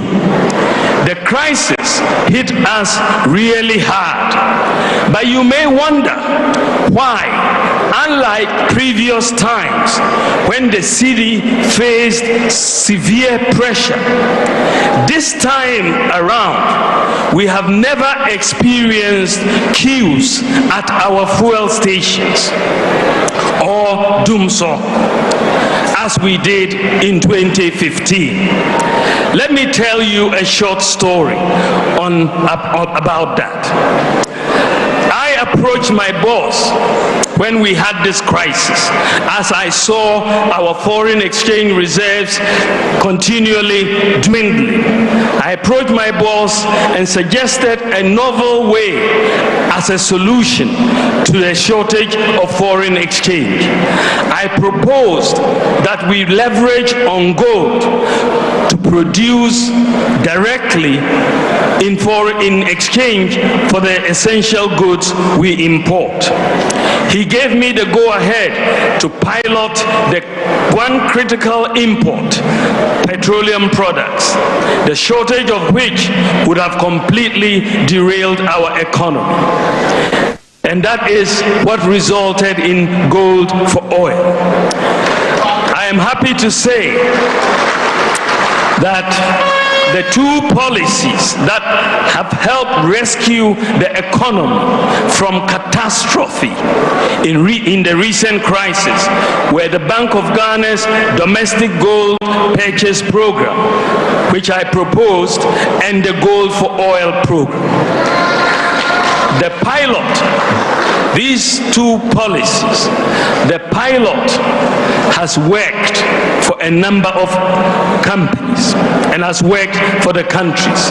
Some companies which wanted to repatriate dividends and couldn't do so because of foreign exchange constraints have suddenly been able to do so because of the gold purchase program. We have thus found a solution in the midst of this crisis, and bringing together the pilot of this gold for oil and gold purchase programs. We have thus, through this crisis, we have suddenly found a solution to the profit repatriation problem that many businesses had without destabilizing our local currency. This also brings major comfort to foreign investors operating in our countries. I believe from the success of the pilot scheme, we can confidently say that we have found a solution to the age-old foreign exchange problem that successive governments have struggled to contain, and which invariably led to inflation and other macroeconomic challenges. My government will completely institutionalize what I will call the Gold for Forex program, even as we intensify efforts to transform the structure of the Ghanaian economy. Simply put, the domestic gold purchase program is a policy which allows the Bank of Ghana to boost our foreign exchange reserves by buying locally produced gold with cedis. Gold purchases from this program alone amounted to $5 billion in the last couple of years. With Ghana's unexplored gold reserves estimated at 5 billion ounces with a market value of $10 trillion US, my government will ramp up the gold purchase program to cover all major forex demands. We will cover all major forex demands with the gold purchase program. Put simply, if, for example, a company wants dollars, we will take their cedis and we will buy gold and we will give them their foreign currency. The gold purchase program will therefore provide the anchor that our local currency has always lacked. Ladies and gentlemen, going forward, I want to build, with your support, I want to build a credit system for Ghana. In the advanced economies, where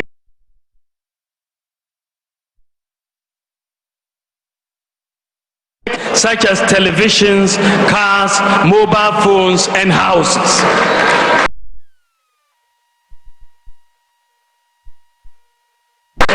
Works, and it is supported by individualized credit scoring by the credit rating agencies.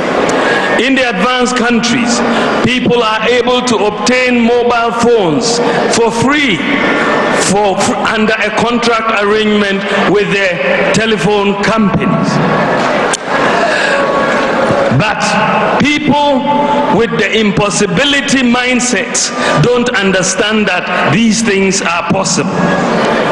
In Ghana, such a credit system is yet to develop, and therefore life is harder for our workers. It is our goal to make it easier and cheaper to access credit by leveraging our data and our systems, such as the Ghana card, the Ghana Post GPS, mobile money interoperability, Momo accounts, DVLA, GRA data, bank accounts, and so on, to build an efficient credit system and a mortgage market in Ghana underpinned by an individualized credit scoring system and the digitalization of land titling and transfer. We look forward to starting individualized credit scoring in Ghana this year in 2024. And this will make it easier for Ghanaians to access credit at lower interest rates. My promise to you is that soon you in Ghana will no longer have to save before you are buying what you need. You can buy it on credit and pay small, like they do in the advanced countries. In the area of public infrastructure, we will, to reiterate, partner the private sector to finance, build, and rent or lease to own to government public infrastructure, including schools, housing, water, and roads, as well as equipment. We will revive and resource, including modern equipment and state-of-the-art workshops, the Public Works Department, PWD, to be the primary government agency responsible for maintenance of public infrastructure across the country. We will fully implement and expand the district road improvement program, under which the local governments have been supplied with equipment to help maintain roads in their districts. This district road improvement project was the brainchild of the NPP government and not anybody else. We have brought it, and through partnerships with the private sector investors, will develop the railway network across the country based on the master plan with strategic focus on the western and eastern lines in the medium term. These two lines are of high economic importance and will be prioritized for development and completion under my government by the grace of God. eastern and western railway lines. We will facilitate the establishment by the private sector of a maintenance, repair and overhaul facility at the Tamale Airport to develop into an aviation cargo, horticultural cargo and logistics hub. We will also commence the development of the much talked about by us in our last manifesto, the development of the Cape Coast Airport, for which funding has been secured under the Korean $2 billion facility, which we will serve both the central and the western regions. In collaboration with the private sector, we will also build an airport in the Upper East region. We will achieve, through our investment, universal access to electricity in our first term of a Bawumia government. And we will complete all the Agenda 111 hospitals to ensure every district gets a district hospital and all the regions get new regional hospitals. As a result, we will recruit more doctors, nurses, and other healthcare professionals with improved conditions of service, and will bring healthcare services to your doorstep by completing the digitalization of public healthcare institutions under the e-health project. Under the e-health project, we have digitalized all the patient records in all teaching hospitals, all the regional hospitals, and all the district hospitals. So today, if you are referred from Wa to Kolebu, you don't need to bring a folder. You just bring your ID number. The doctor in Kolebu will enter your ID number, and all your records will be there for the doctor to see. We expect that by next year, we'll cover the remaining health centers and CHIPS compounds so that we have a comprehensive database. We will also scale up. Once we have done this, we are going to be scaling up telemedicine services and establishing, ladies and gentlemen, we are also going to be establishing 2 additional sites in addition to the existing 6 sites of drone delivery centers at Funsi in the Upper West region and at Kintampo. So we are establishing 2 more drone sites, and the establishment of these 2 sites will give us 100% coverage for drone delivery across all of Ghana. Ladies and gentlemen, we have established the National Electronic Pharmacy Platform. We have put together 2,456 pharmacies on one platform, which is working. So today, if your doctor prescribes you a medicine, you can go to the pharmacy platform, put in your medicational requirements. The platform will tell you which pharmacy near you has the medicine and what the prices are. We will make sure this platform is interoperable with all private and public facilities. We will also offer incentives to healthcare workers to be able to buy 1 vehicle each with an engine capacity of up to 1,800 cc.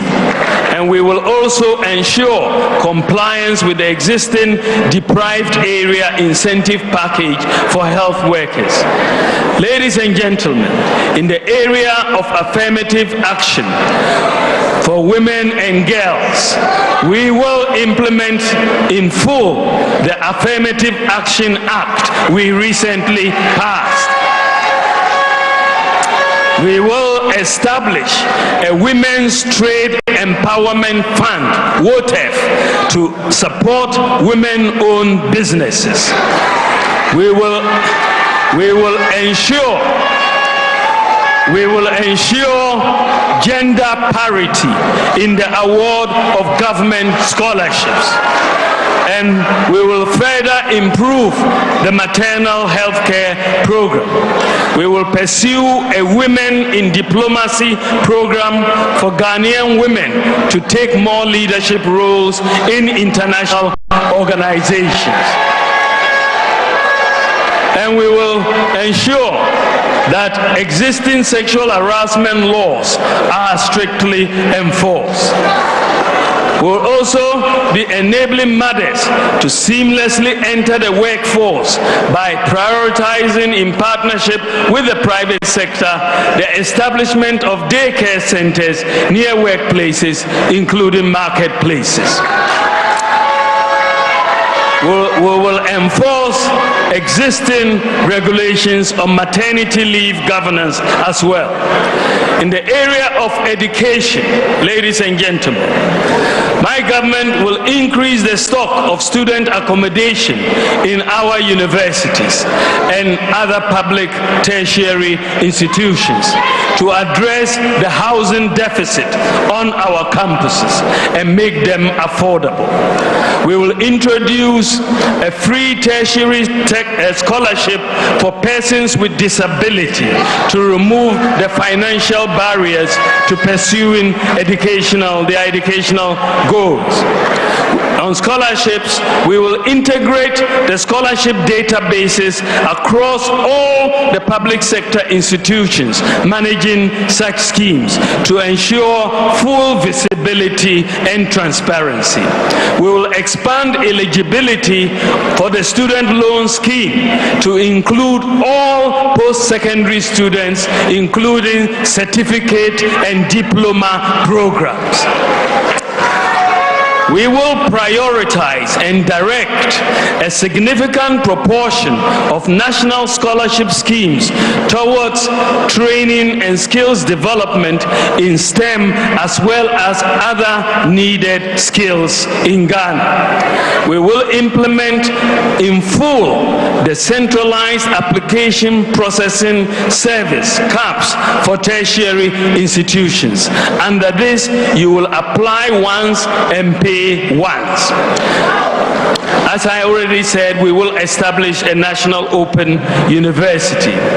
And for those who, after completion of their tertiary education, have secured jobs, they would be exempted from national service. They can go and start work immediately. We will protect and enhance free SHS and free TVET, which is truly transforming lives and changing life outcomes for millions of people. Since we started the free SHS and free TVET, enrollment has increased by 83%. We are building the foundation for a well-educated, prosperous society. With free SHS and TVET, we have achieved gender parity. More girls are getting secondary education, and the impact will be positive for society. We, as a result, will recruit more teachers at all levels with improved conditions of service. We will also continue to develop additional infrastructure for our educational institutions to meet the increased numbers. We will offer incentives also for teachers to buy one vehicle each with an engine capacity of up to 1,800 cc. Ladies and gentlemen, I come to good governance. In the area of good governance, we will, and I reiterate, we will reinstate the process of getting MMDCs elected through a universal adult suffrage to deepen decentralization and effective local governance.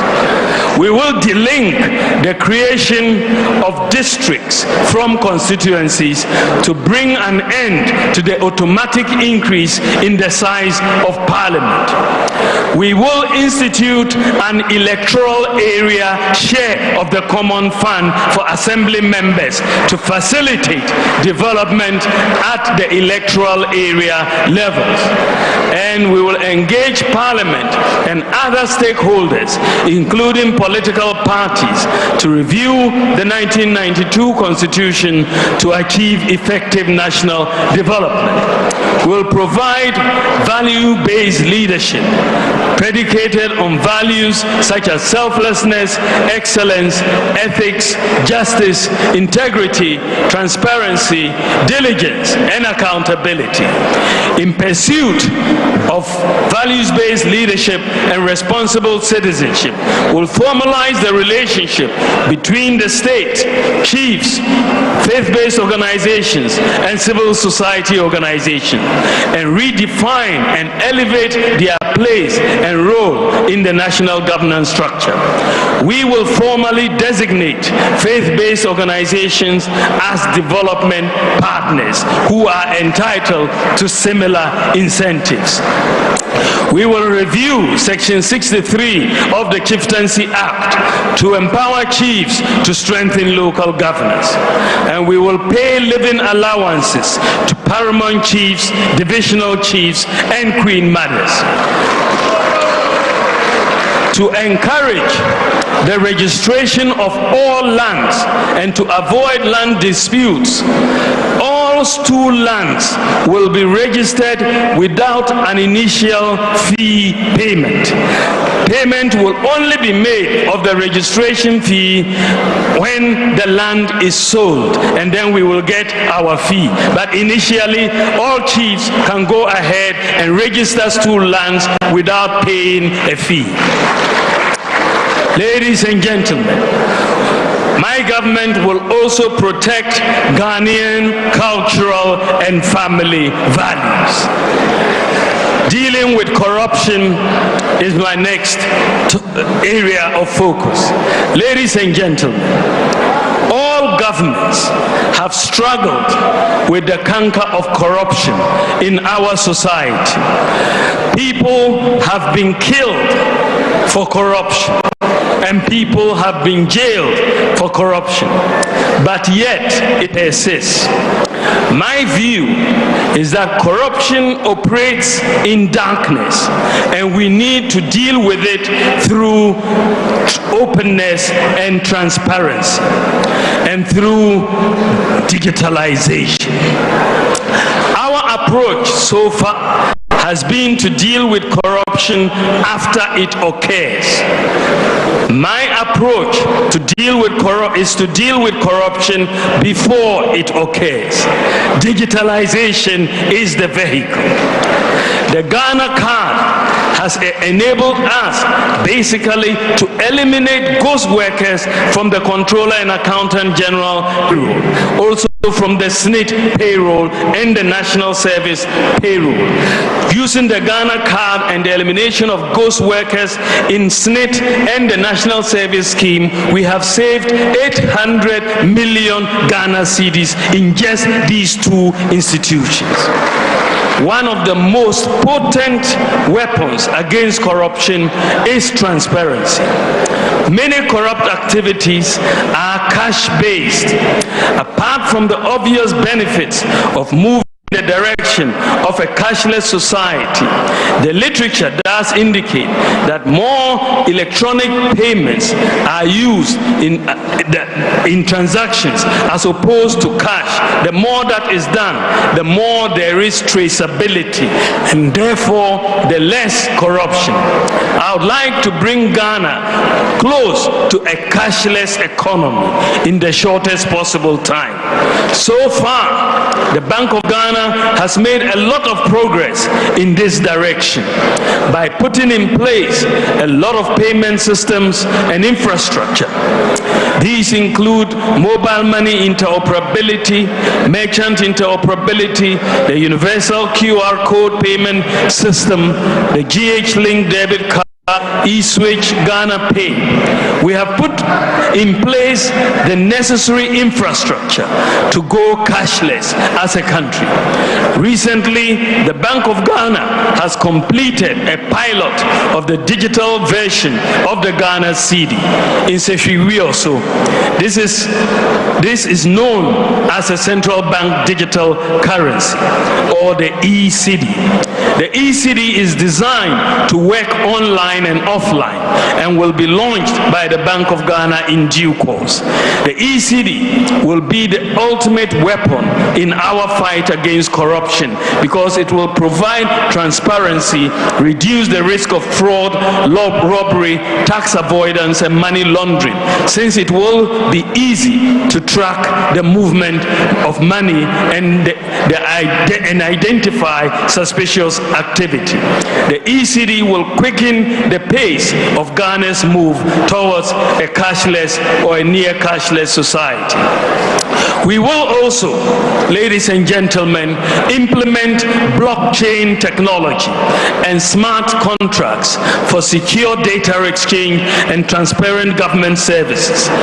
Employing a distributed ledger technology improves transparency and efficiency. This will make all government transactions permanently traceable and not subject to alteration. I want Ghana to be the first country in Africa and one of the few in the whole world to become an all-government blockchain government. Ladies and gentlemen, in the area of care for the elderly, we will pass the An-Aging Act for the care and protection of the elderly. We will promote geriatric care training programs to address the growing need for elder care.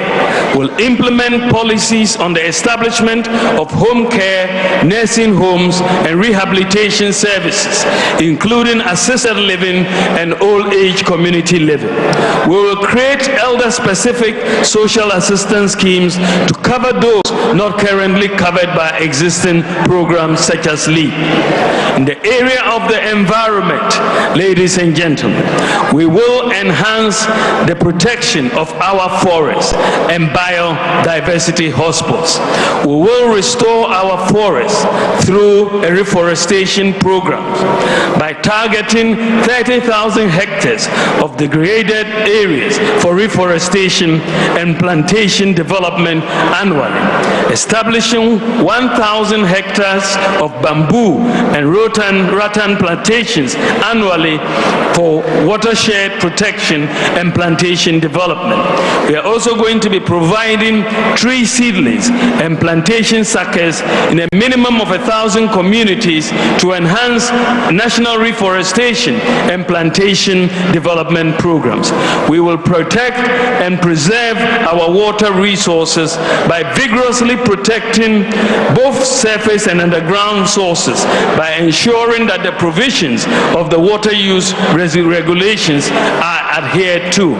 We'll protect transborder water sources, notably the Volta River, and we effectively manage all water basins in Ghana. With our mining policy, we believe that we are going to be able to deal with galamsey, and that will help us protect the environment. Ladies and gentlemen, in the area of sports, the creative arts and tourism, we will use tax incentives, including a flat tax, to incentivize private sector investments in sports, tourism, and the creative arts. We'll implement an e-visa policy for all international visitors to Ghana to make visa acquisition fast and convenient for visitors. We will roll out a visa-free policy for all African nationals and all Caribbean nationals visiting Ghana. We will also establish a travel protocol in partnership with the private sector, establish a streaming and digital management platform for Ghanaian content developers in the creative arts. We'll also establish a travel protocol service for the creative community to enable artists, performers, and other creatives honor international performances and shows. We will establish a sports development fund to develop sports infrastructure and talent development and grassroots sports programs, including the revival of Colts football and leagues across the country. Ladies and gentlemen, we will establish a Ghana School Sports Secretariat, which will be an agency under the ministry responsible for sports in collaboration with other stakeholders such as the GSTS and sports federations. My government will seek school-level collaboration with international sports bodies like the NBA and the NFL to make Ghana a hub for these emerging sports in Africa, to create more opportunities for young people. We have already tried this with the NFL, the governing body for American football. We will, ladies and gentlemen, also upgrade the surfaces of our football pitches to meet the highest international standards. And so we will be seeing an upgrading of the stadia in Kumasi, Accra, Cape Coast, Tamale, and Esipong to make sure that they meet the highest international standards. My government will also implement an effective maintenance module for our sports facilities.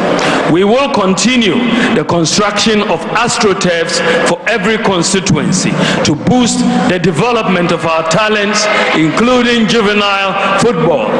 We have increased astroturfs from 3 that we inherited to over 150 in 2024.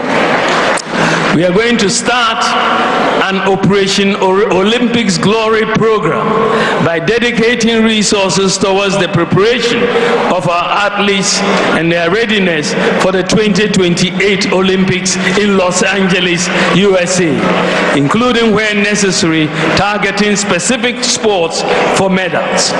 We will support the revival of the Premier League and clubs to improve commercial viability and create related jobs by directing policy through the National Lotteries Authority and the Gaming Commission to establish and fund a sports employment module to assist premier clubs fund operational expenses, including player remuneration.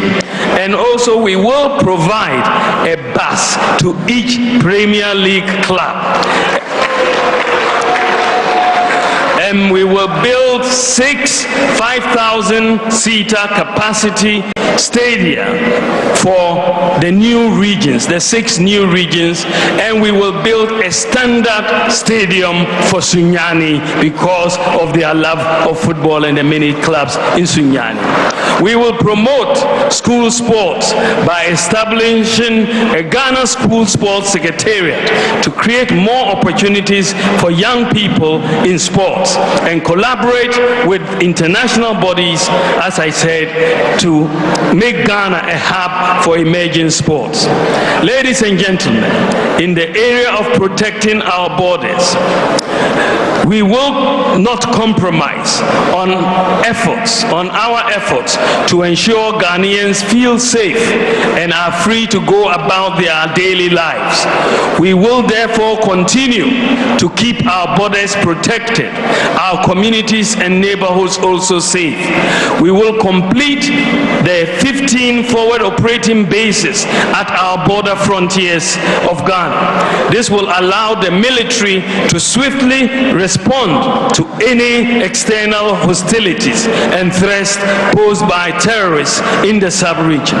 We will continue equipping Ghana's security services to build their capability in protecting the nation. And we will also focus on equipping the prison service as well well as the fire service. We will deepen the cooperation of our neighboring states and the international community in the fight against violent extremism. We will recruit and deploy 20,000 more security personnel to enhance the visibility and strengthen the human resources of our security services. To make our neighborhoods safe, we are going to roll out 50,000 more anti-crime cameras, the CCTVs. And so far, we have rolled out about 11,000 CCTVs.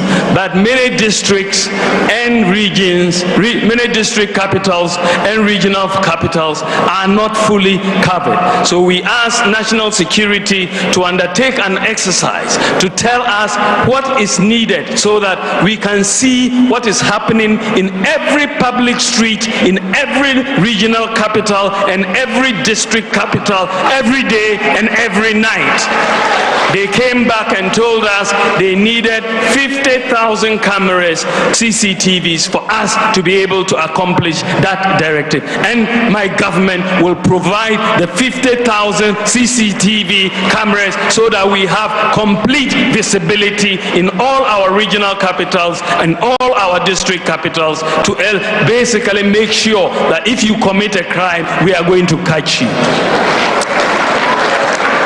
Ladies and gentlemen, we'll also roll out more body cameras for the police and other logistics. I believe that we can find, ladies and gentlemen, a broad, find broad contours of a national development plan for which we can find consensus in areas such as education, healthcare, industrialization, and so on.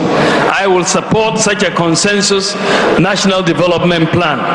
Specifically, I propose that we can amend Article 87 of the 1992 Constitution, as well as the NDPC Act, Act 74479, to mandate political manifestos, political party manifestos, and consequently the economic and social policies of governments, as well as budgets, to be aligned to agreed broad contours in specific centers.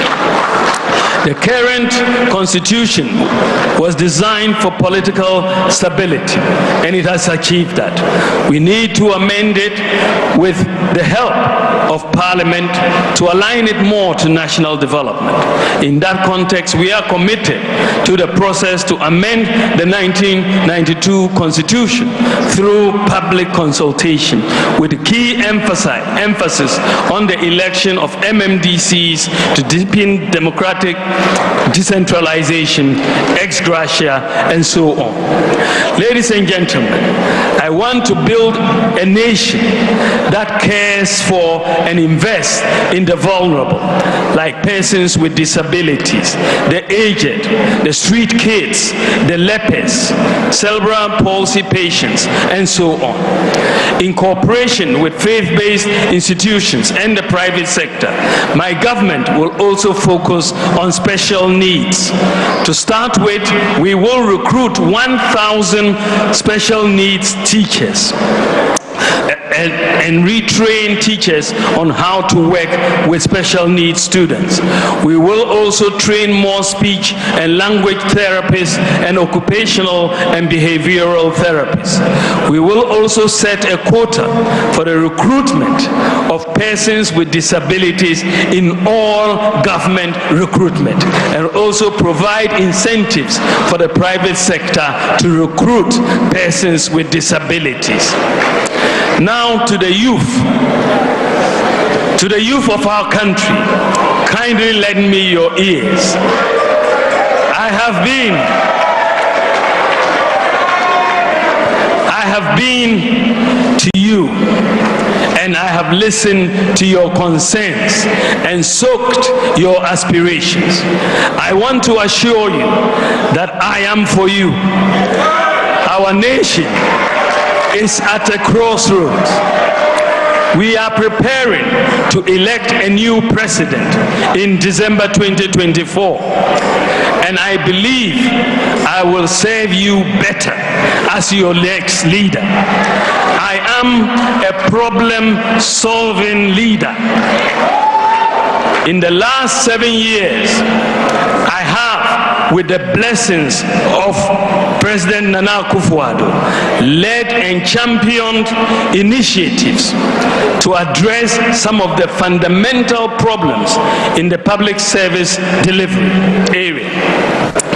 I possess the integrity you require in your next president. I believe that the Almighty has blessed me with a fortitude of character to ensure the implementation of bold solutions for our future.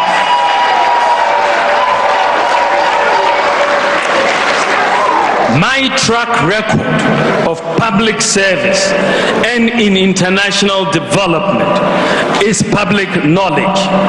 My entire career, from academia through to the Bank of Ghana, the African Development Bank, and my current role as Vice President, has been anchored on competence, diligence, and efficient and effective management skills that have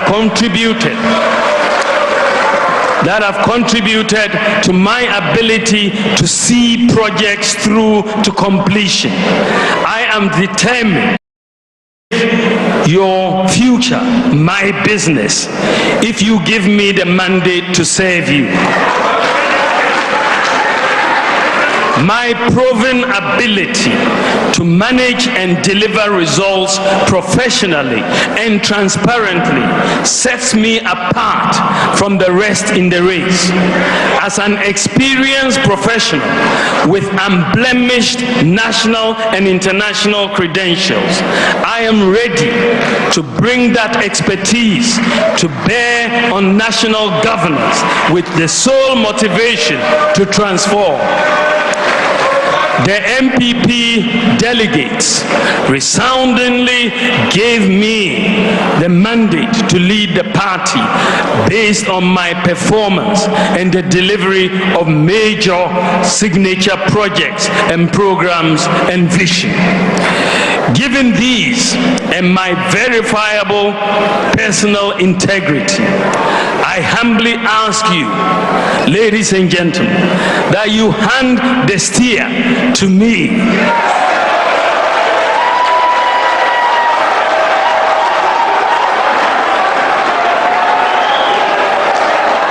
That you hand the steer to me to usher in a new government, a new management style that will give us additional results.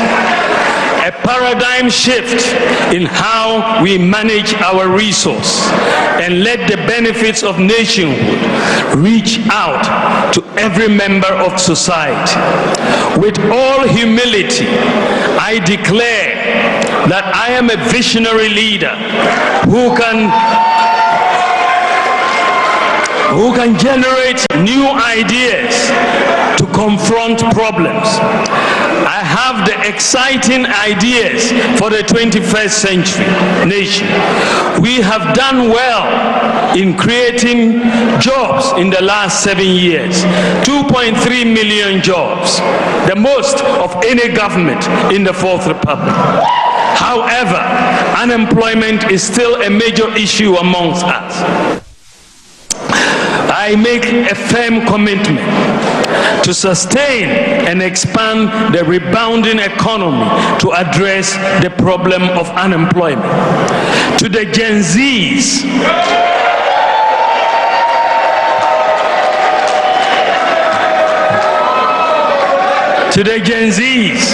I am well plugged into the new world you belong. And I know the keys to press to unlock your potentials within. I am your plug to your dreams of a prosperous Ghana. I am your plug to creating opportunities and decent paying jobs. I shall offer you a problem-solving leadership built on my values of integrity compassion, and sincerity. To this end, I have presented for your consideration our manifesto for 2024.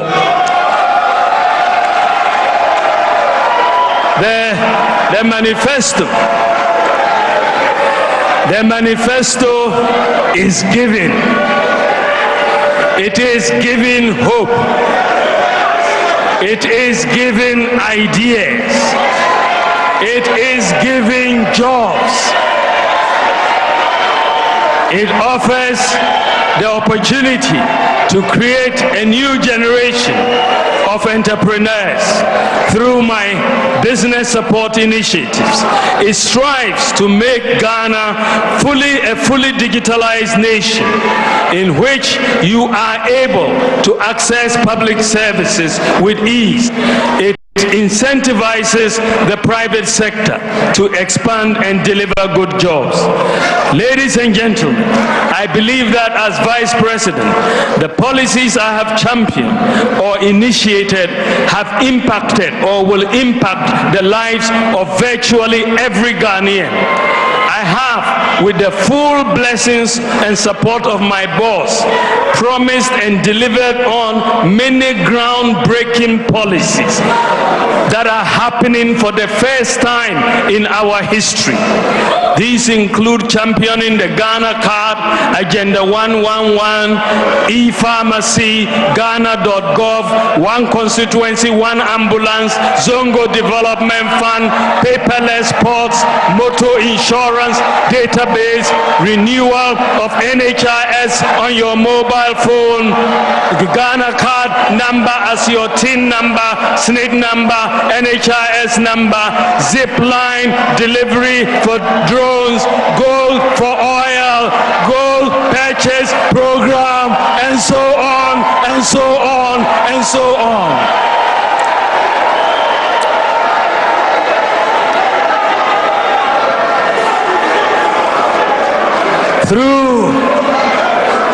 Ladies and gentlemen, through the successful implementation of these policies, I have proven to be a problem solver and a promise keeper.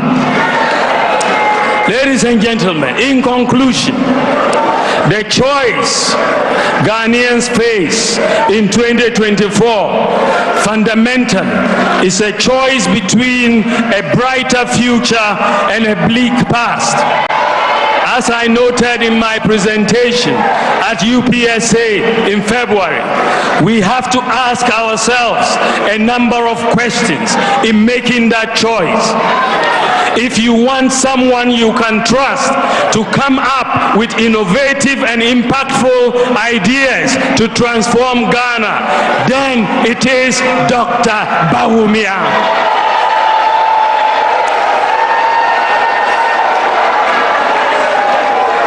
If you want someone with personal integrity who can be trusted to fight corruption, then your choice is Dr. Bawumia.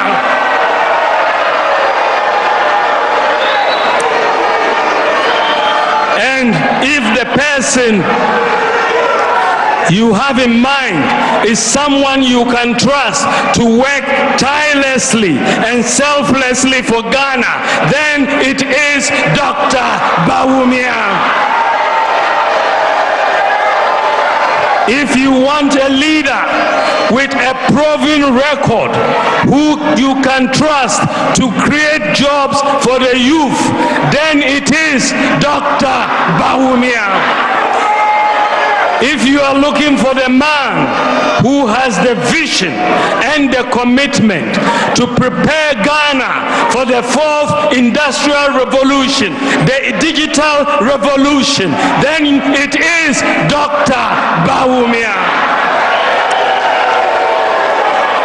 If you are looking for the man who is more committed to protecting and using the natural resources for the benefit of Ghanaians, then the answer is Dr. Bawumia. Who will be more accountable to Ghanaians? A one-term president like my opponent, or a person who can look to a long-term development of Ghana, because he will return to you after 4 years to render an account for the long term? It is Dr. Bawumia. Who can you trust? Who can you trust to protect free senior high school education? The answer is Dr. Bawumia. Who has demonstrated to the development, who has demonstrated a commitment to the development of deprived communities like our inner city communities and the Zongo communities? It is Dr. Bawumia. Who can you trust? Who can you trust to provide bold solutions to improve our economy, create jobs, and improve social protection? It is Dr. Bawumia. Ladies and gentlemen, I am determined to make a difference, a positive difference. I am determined to use the experience I have earned over the last 7 to 8 years from the challenges and the priorities we have tackled, from the successes we have chalked, to the hard work to succeed with you on the priorities that I have laid before you today. I will work for you, with honesty and integrity, with wisdom and decisiveness. I have clarity of mind as to what I want to do from day one as president. I will not ask you for a honeymoon to cool off and think about what to do with the responsibility you give me. I am prepared and ready to serve. You know what I stand for. You know my vision. I believe in the ingenuity of the Ghanaian. Together we can succeed in building a progressive society of possibilities, enterprise, compassion, open opportunities, and shared prosperity for every Ghanaian, born rich or poor, born in the north or the south, born Christian or Muslim, born a girl or a leper, or a boy, a leper or a disabled person. I have never been president of Ghana before. I am presenting myself to you for the first time to ask for your precious vote to serve you as your president and to continue the development agenda of the NPP. When you make me president, inshallah, I will implement my own vision that I have outlined. In all humility, I will ask you to give me the opportunity to become one of the most impactful presidents in Ghana's history.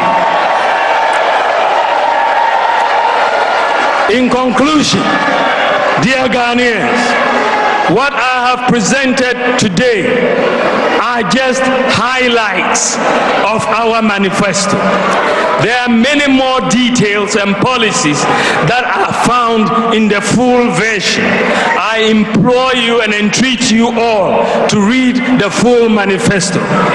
This manifesto we are launching today is a manifesto of hope, a manifesto anchored on bold solutions to usher in the golden age of good governance and accountability, and a manifesto of possibilities focusing on quantum leaps in jobs and prosperity.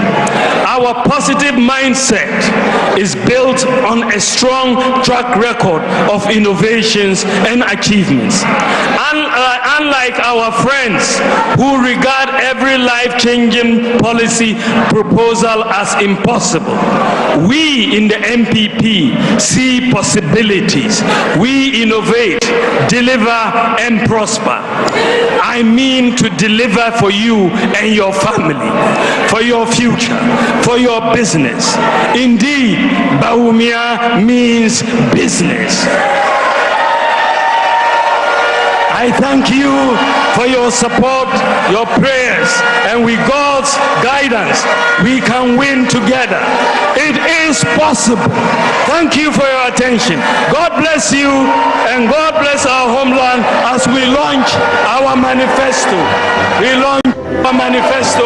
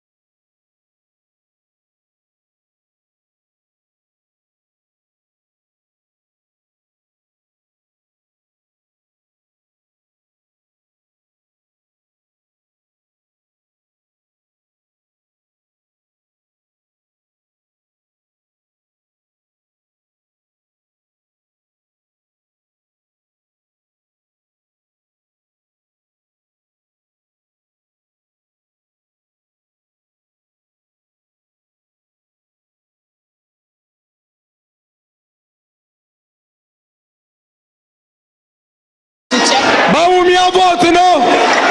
Please, let's be seated. Ladies and gentlemen, please, let's be seated. Please, let's be seated. Kindly take your seats. Let's clear the front and please be seated. Please be seated. Kindly let all be seated. Let all be seated.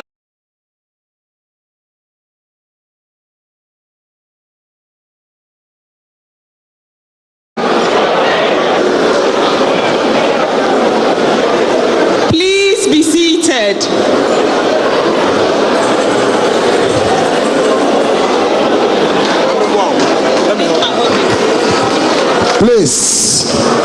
Please, His Excellency, the President of the Republic, will address this event. All those at the front, make your way to your original seats so we can continue the program. Thank you. Security, please help us so we could get ready to listen to the Father for the Nation. Thank you.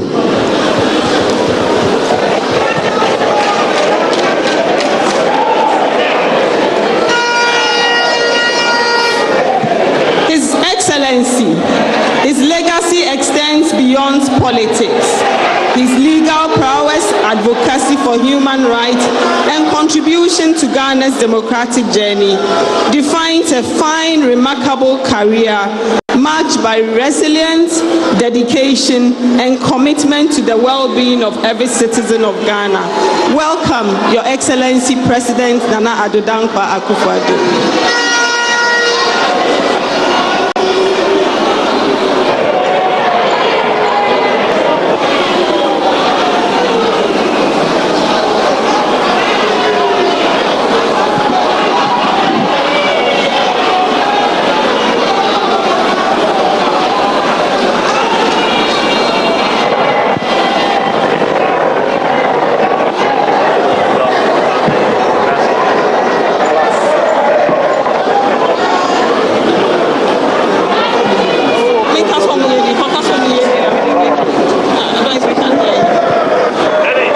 Hello.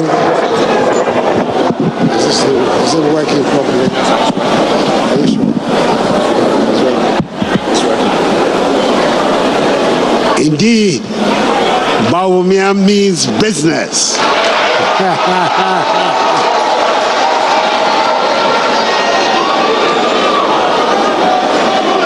Mr. Vice President, Second Lady, our incoming Vice, National Chairman, Chief of Staff, General Secretary, Majority Leader, Chairman of the Council of Elders, and all the great and good of the NPP gathered here. My task is a very simple one. You've heard about what we have tried to do these last 7.5 years. I don't intend to go over that. You've also heard about the exciting things that we're going to do in the next 8 years. I don't intend to talk about that. What I want to do is to give testimony and make an appeal to the Ghanaian people through you why they should give the leadership of this country to Mahamudu Bawumia and Matthew Opoku Prempeh.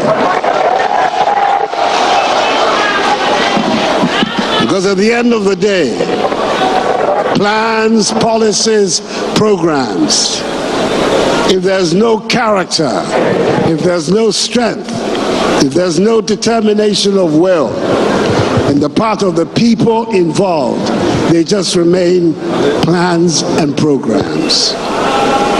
I don't think there's anybody in this country better placed to testify about the capacity of our presidential ticket than me, Nana Addo Dankwa Akufo-Addo. I am the best. I am the best placed person to give the testimony, and clearly also the best place to appeal to the people of Ghana to give the stewardship of this country for the next 8 years to Dr. Bawumia and his running mate, Napoli.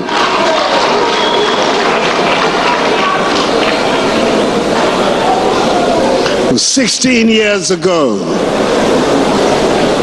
that Mahamudu Bawumia and I first met and decided to join our lives together. I can say that there's not one day that I've regretted joining my life to his and his to me. In opposition as well as in government, he has been a model of loyalty, of honesty, of dedication, and of patriotism. This is a man who lives and breathes Ghana. And whatever commitments he has made before you and before the people of Ghana, I can put my hand on my heart and say he will deliver on each one of those commitments.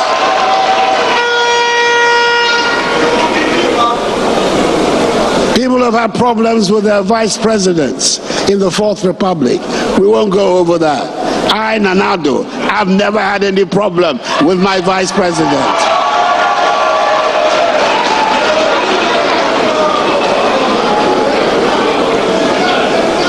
I've gone to bed every night secure in my knowledge that my vice president stands firmly with and behind everything that I've tried to do in these last 7.5 years.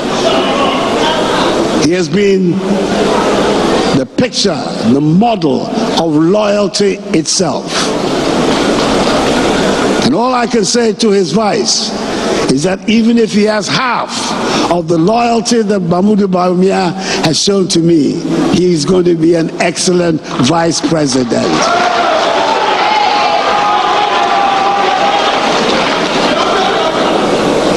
This is a man who has respect for the people of Ghana. This is not a man who is going to tell the Ghanaian people that you have short memories. That is not the kind of man we have here.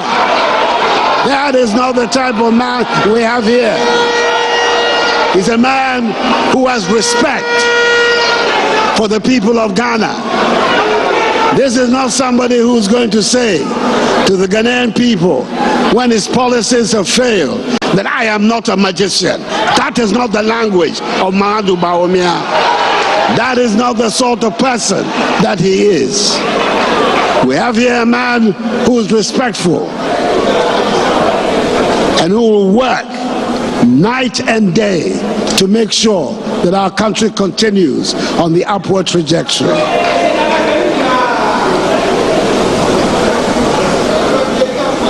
You have, in the business that we have chosen, some who blow with the wind. They say one thing today and they'll say another thing tomorrow because they believe that we have short memories. We don't remember their record. We remember their record. The record of failure. There have been 5 presidents in Ghana. One unfortunately died in harness. But the other 4 that are left, and I'm saying this because I know there are going to be a lot of first-time voters, people who perhaps don't remember our recent history very well. But 3 of these 4 presidents, all of them, because of their record, the Ghanaian people renewed their mandate. Jerry John Rawlins got a second term. John Ajekum Kufuor got a second term. Nana Addo Dankwa Akufo-Addo got a second term.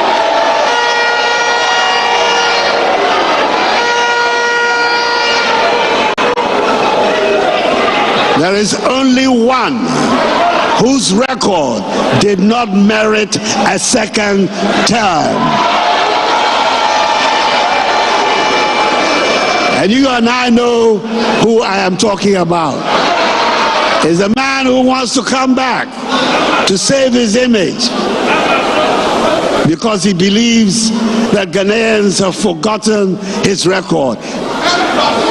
Mr. Candidate, your record has not been forgotten. We will not allow that record to be forgotten.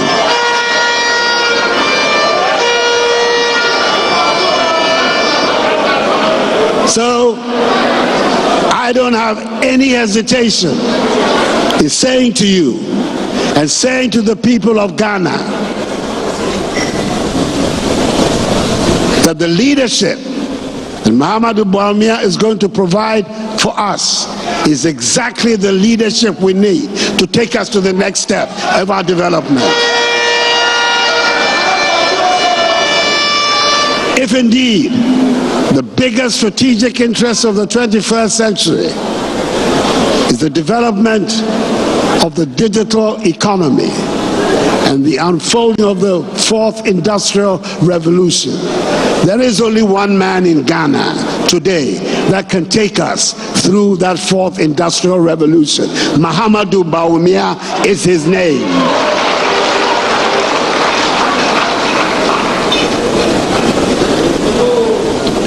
He's going to be ably supported by a young man. Are you still a young man? By a young man who has always impressed me. In 2012, he was the director of my election campaign. And when, by the grace of God and the generosity of the Ghanaian people, I was honored and privileged with the office of President of the Republic. The most important flagship program of my government at its outset was the implementation of the free senior high school policy. I had no doubt in my mind that he was the one person who could implement that policy to success. And that is why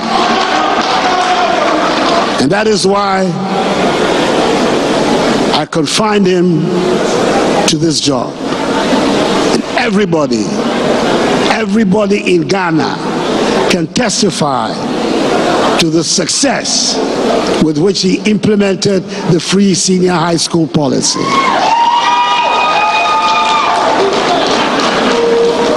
We're talking about these two people. We're talking about achievers, people who achieve things in their lives. Our presidential candidate and incoming president was on his way to becoming governor of the Bank of Ghana, having had a brilliant career as a central banker until he met me, and I diverted him. But I think at the end of the day, he will agree today that the diversion has been worth his while.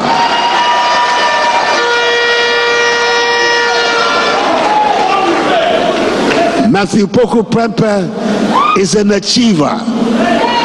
Apart from implementing the free senior high school policy, he has been for the last 3.5 years our energy minister. Not only has he kept the lights on, but he has helped us through some very difficult programs of restructuring our energy debt and putting our energy sector on a much sounder footing than we came to meet it in 2017.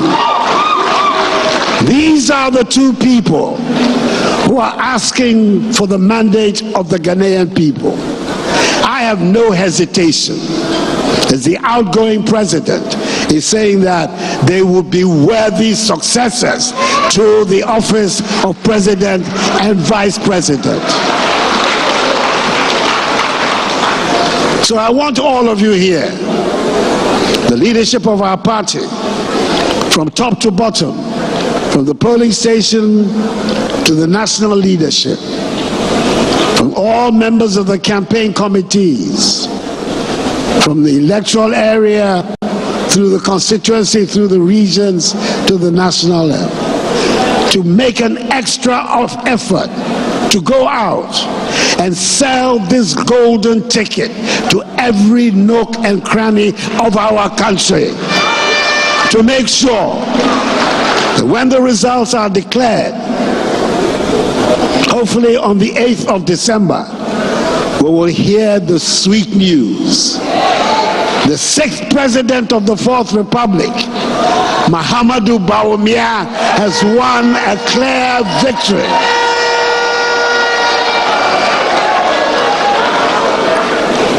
And as I told you, when I hear that noise and I go to Black Star Square on the 7th of January, then I'm off to Chibi, and I'm expecting to see some of you there in my retirement.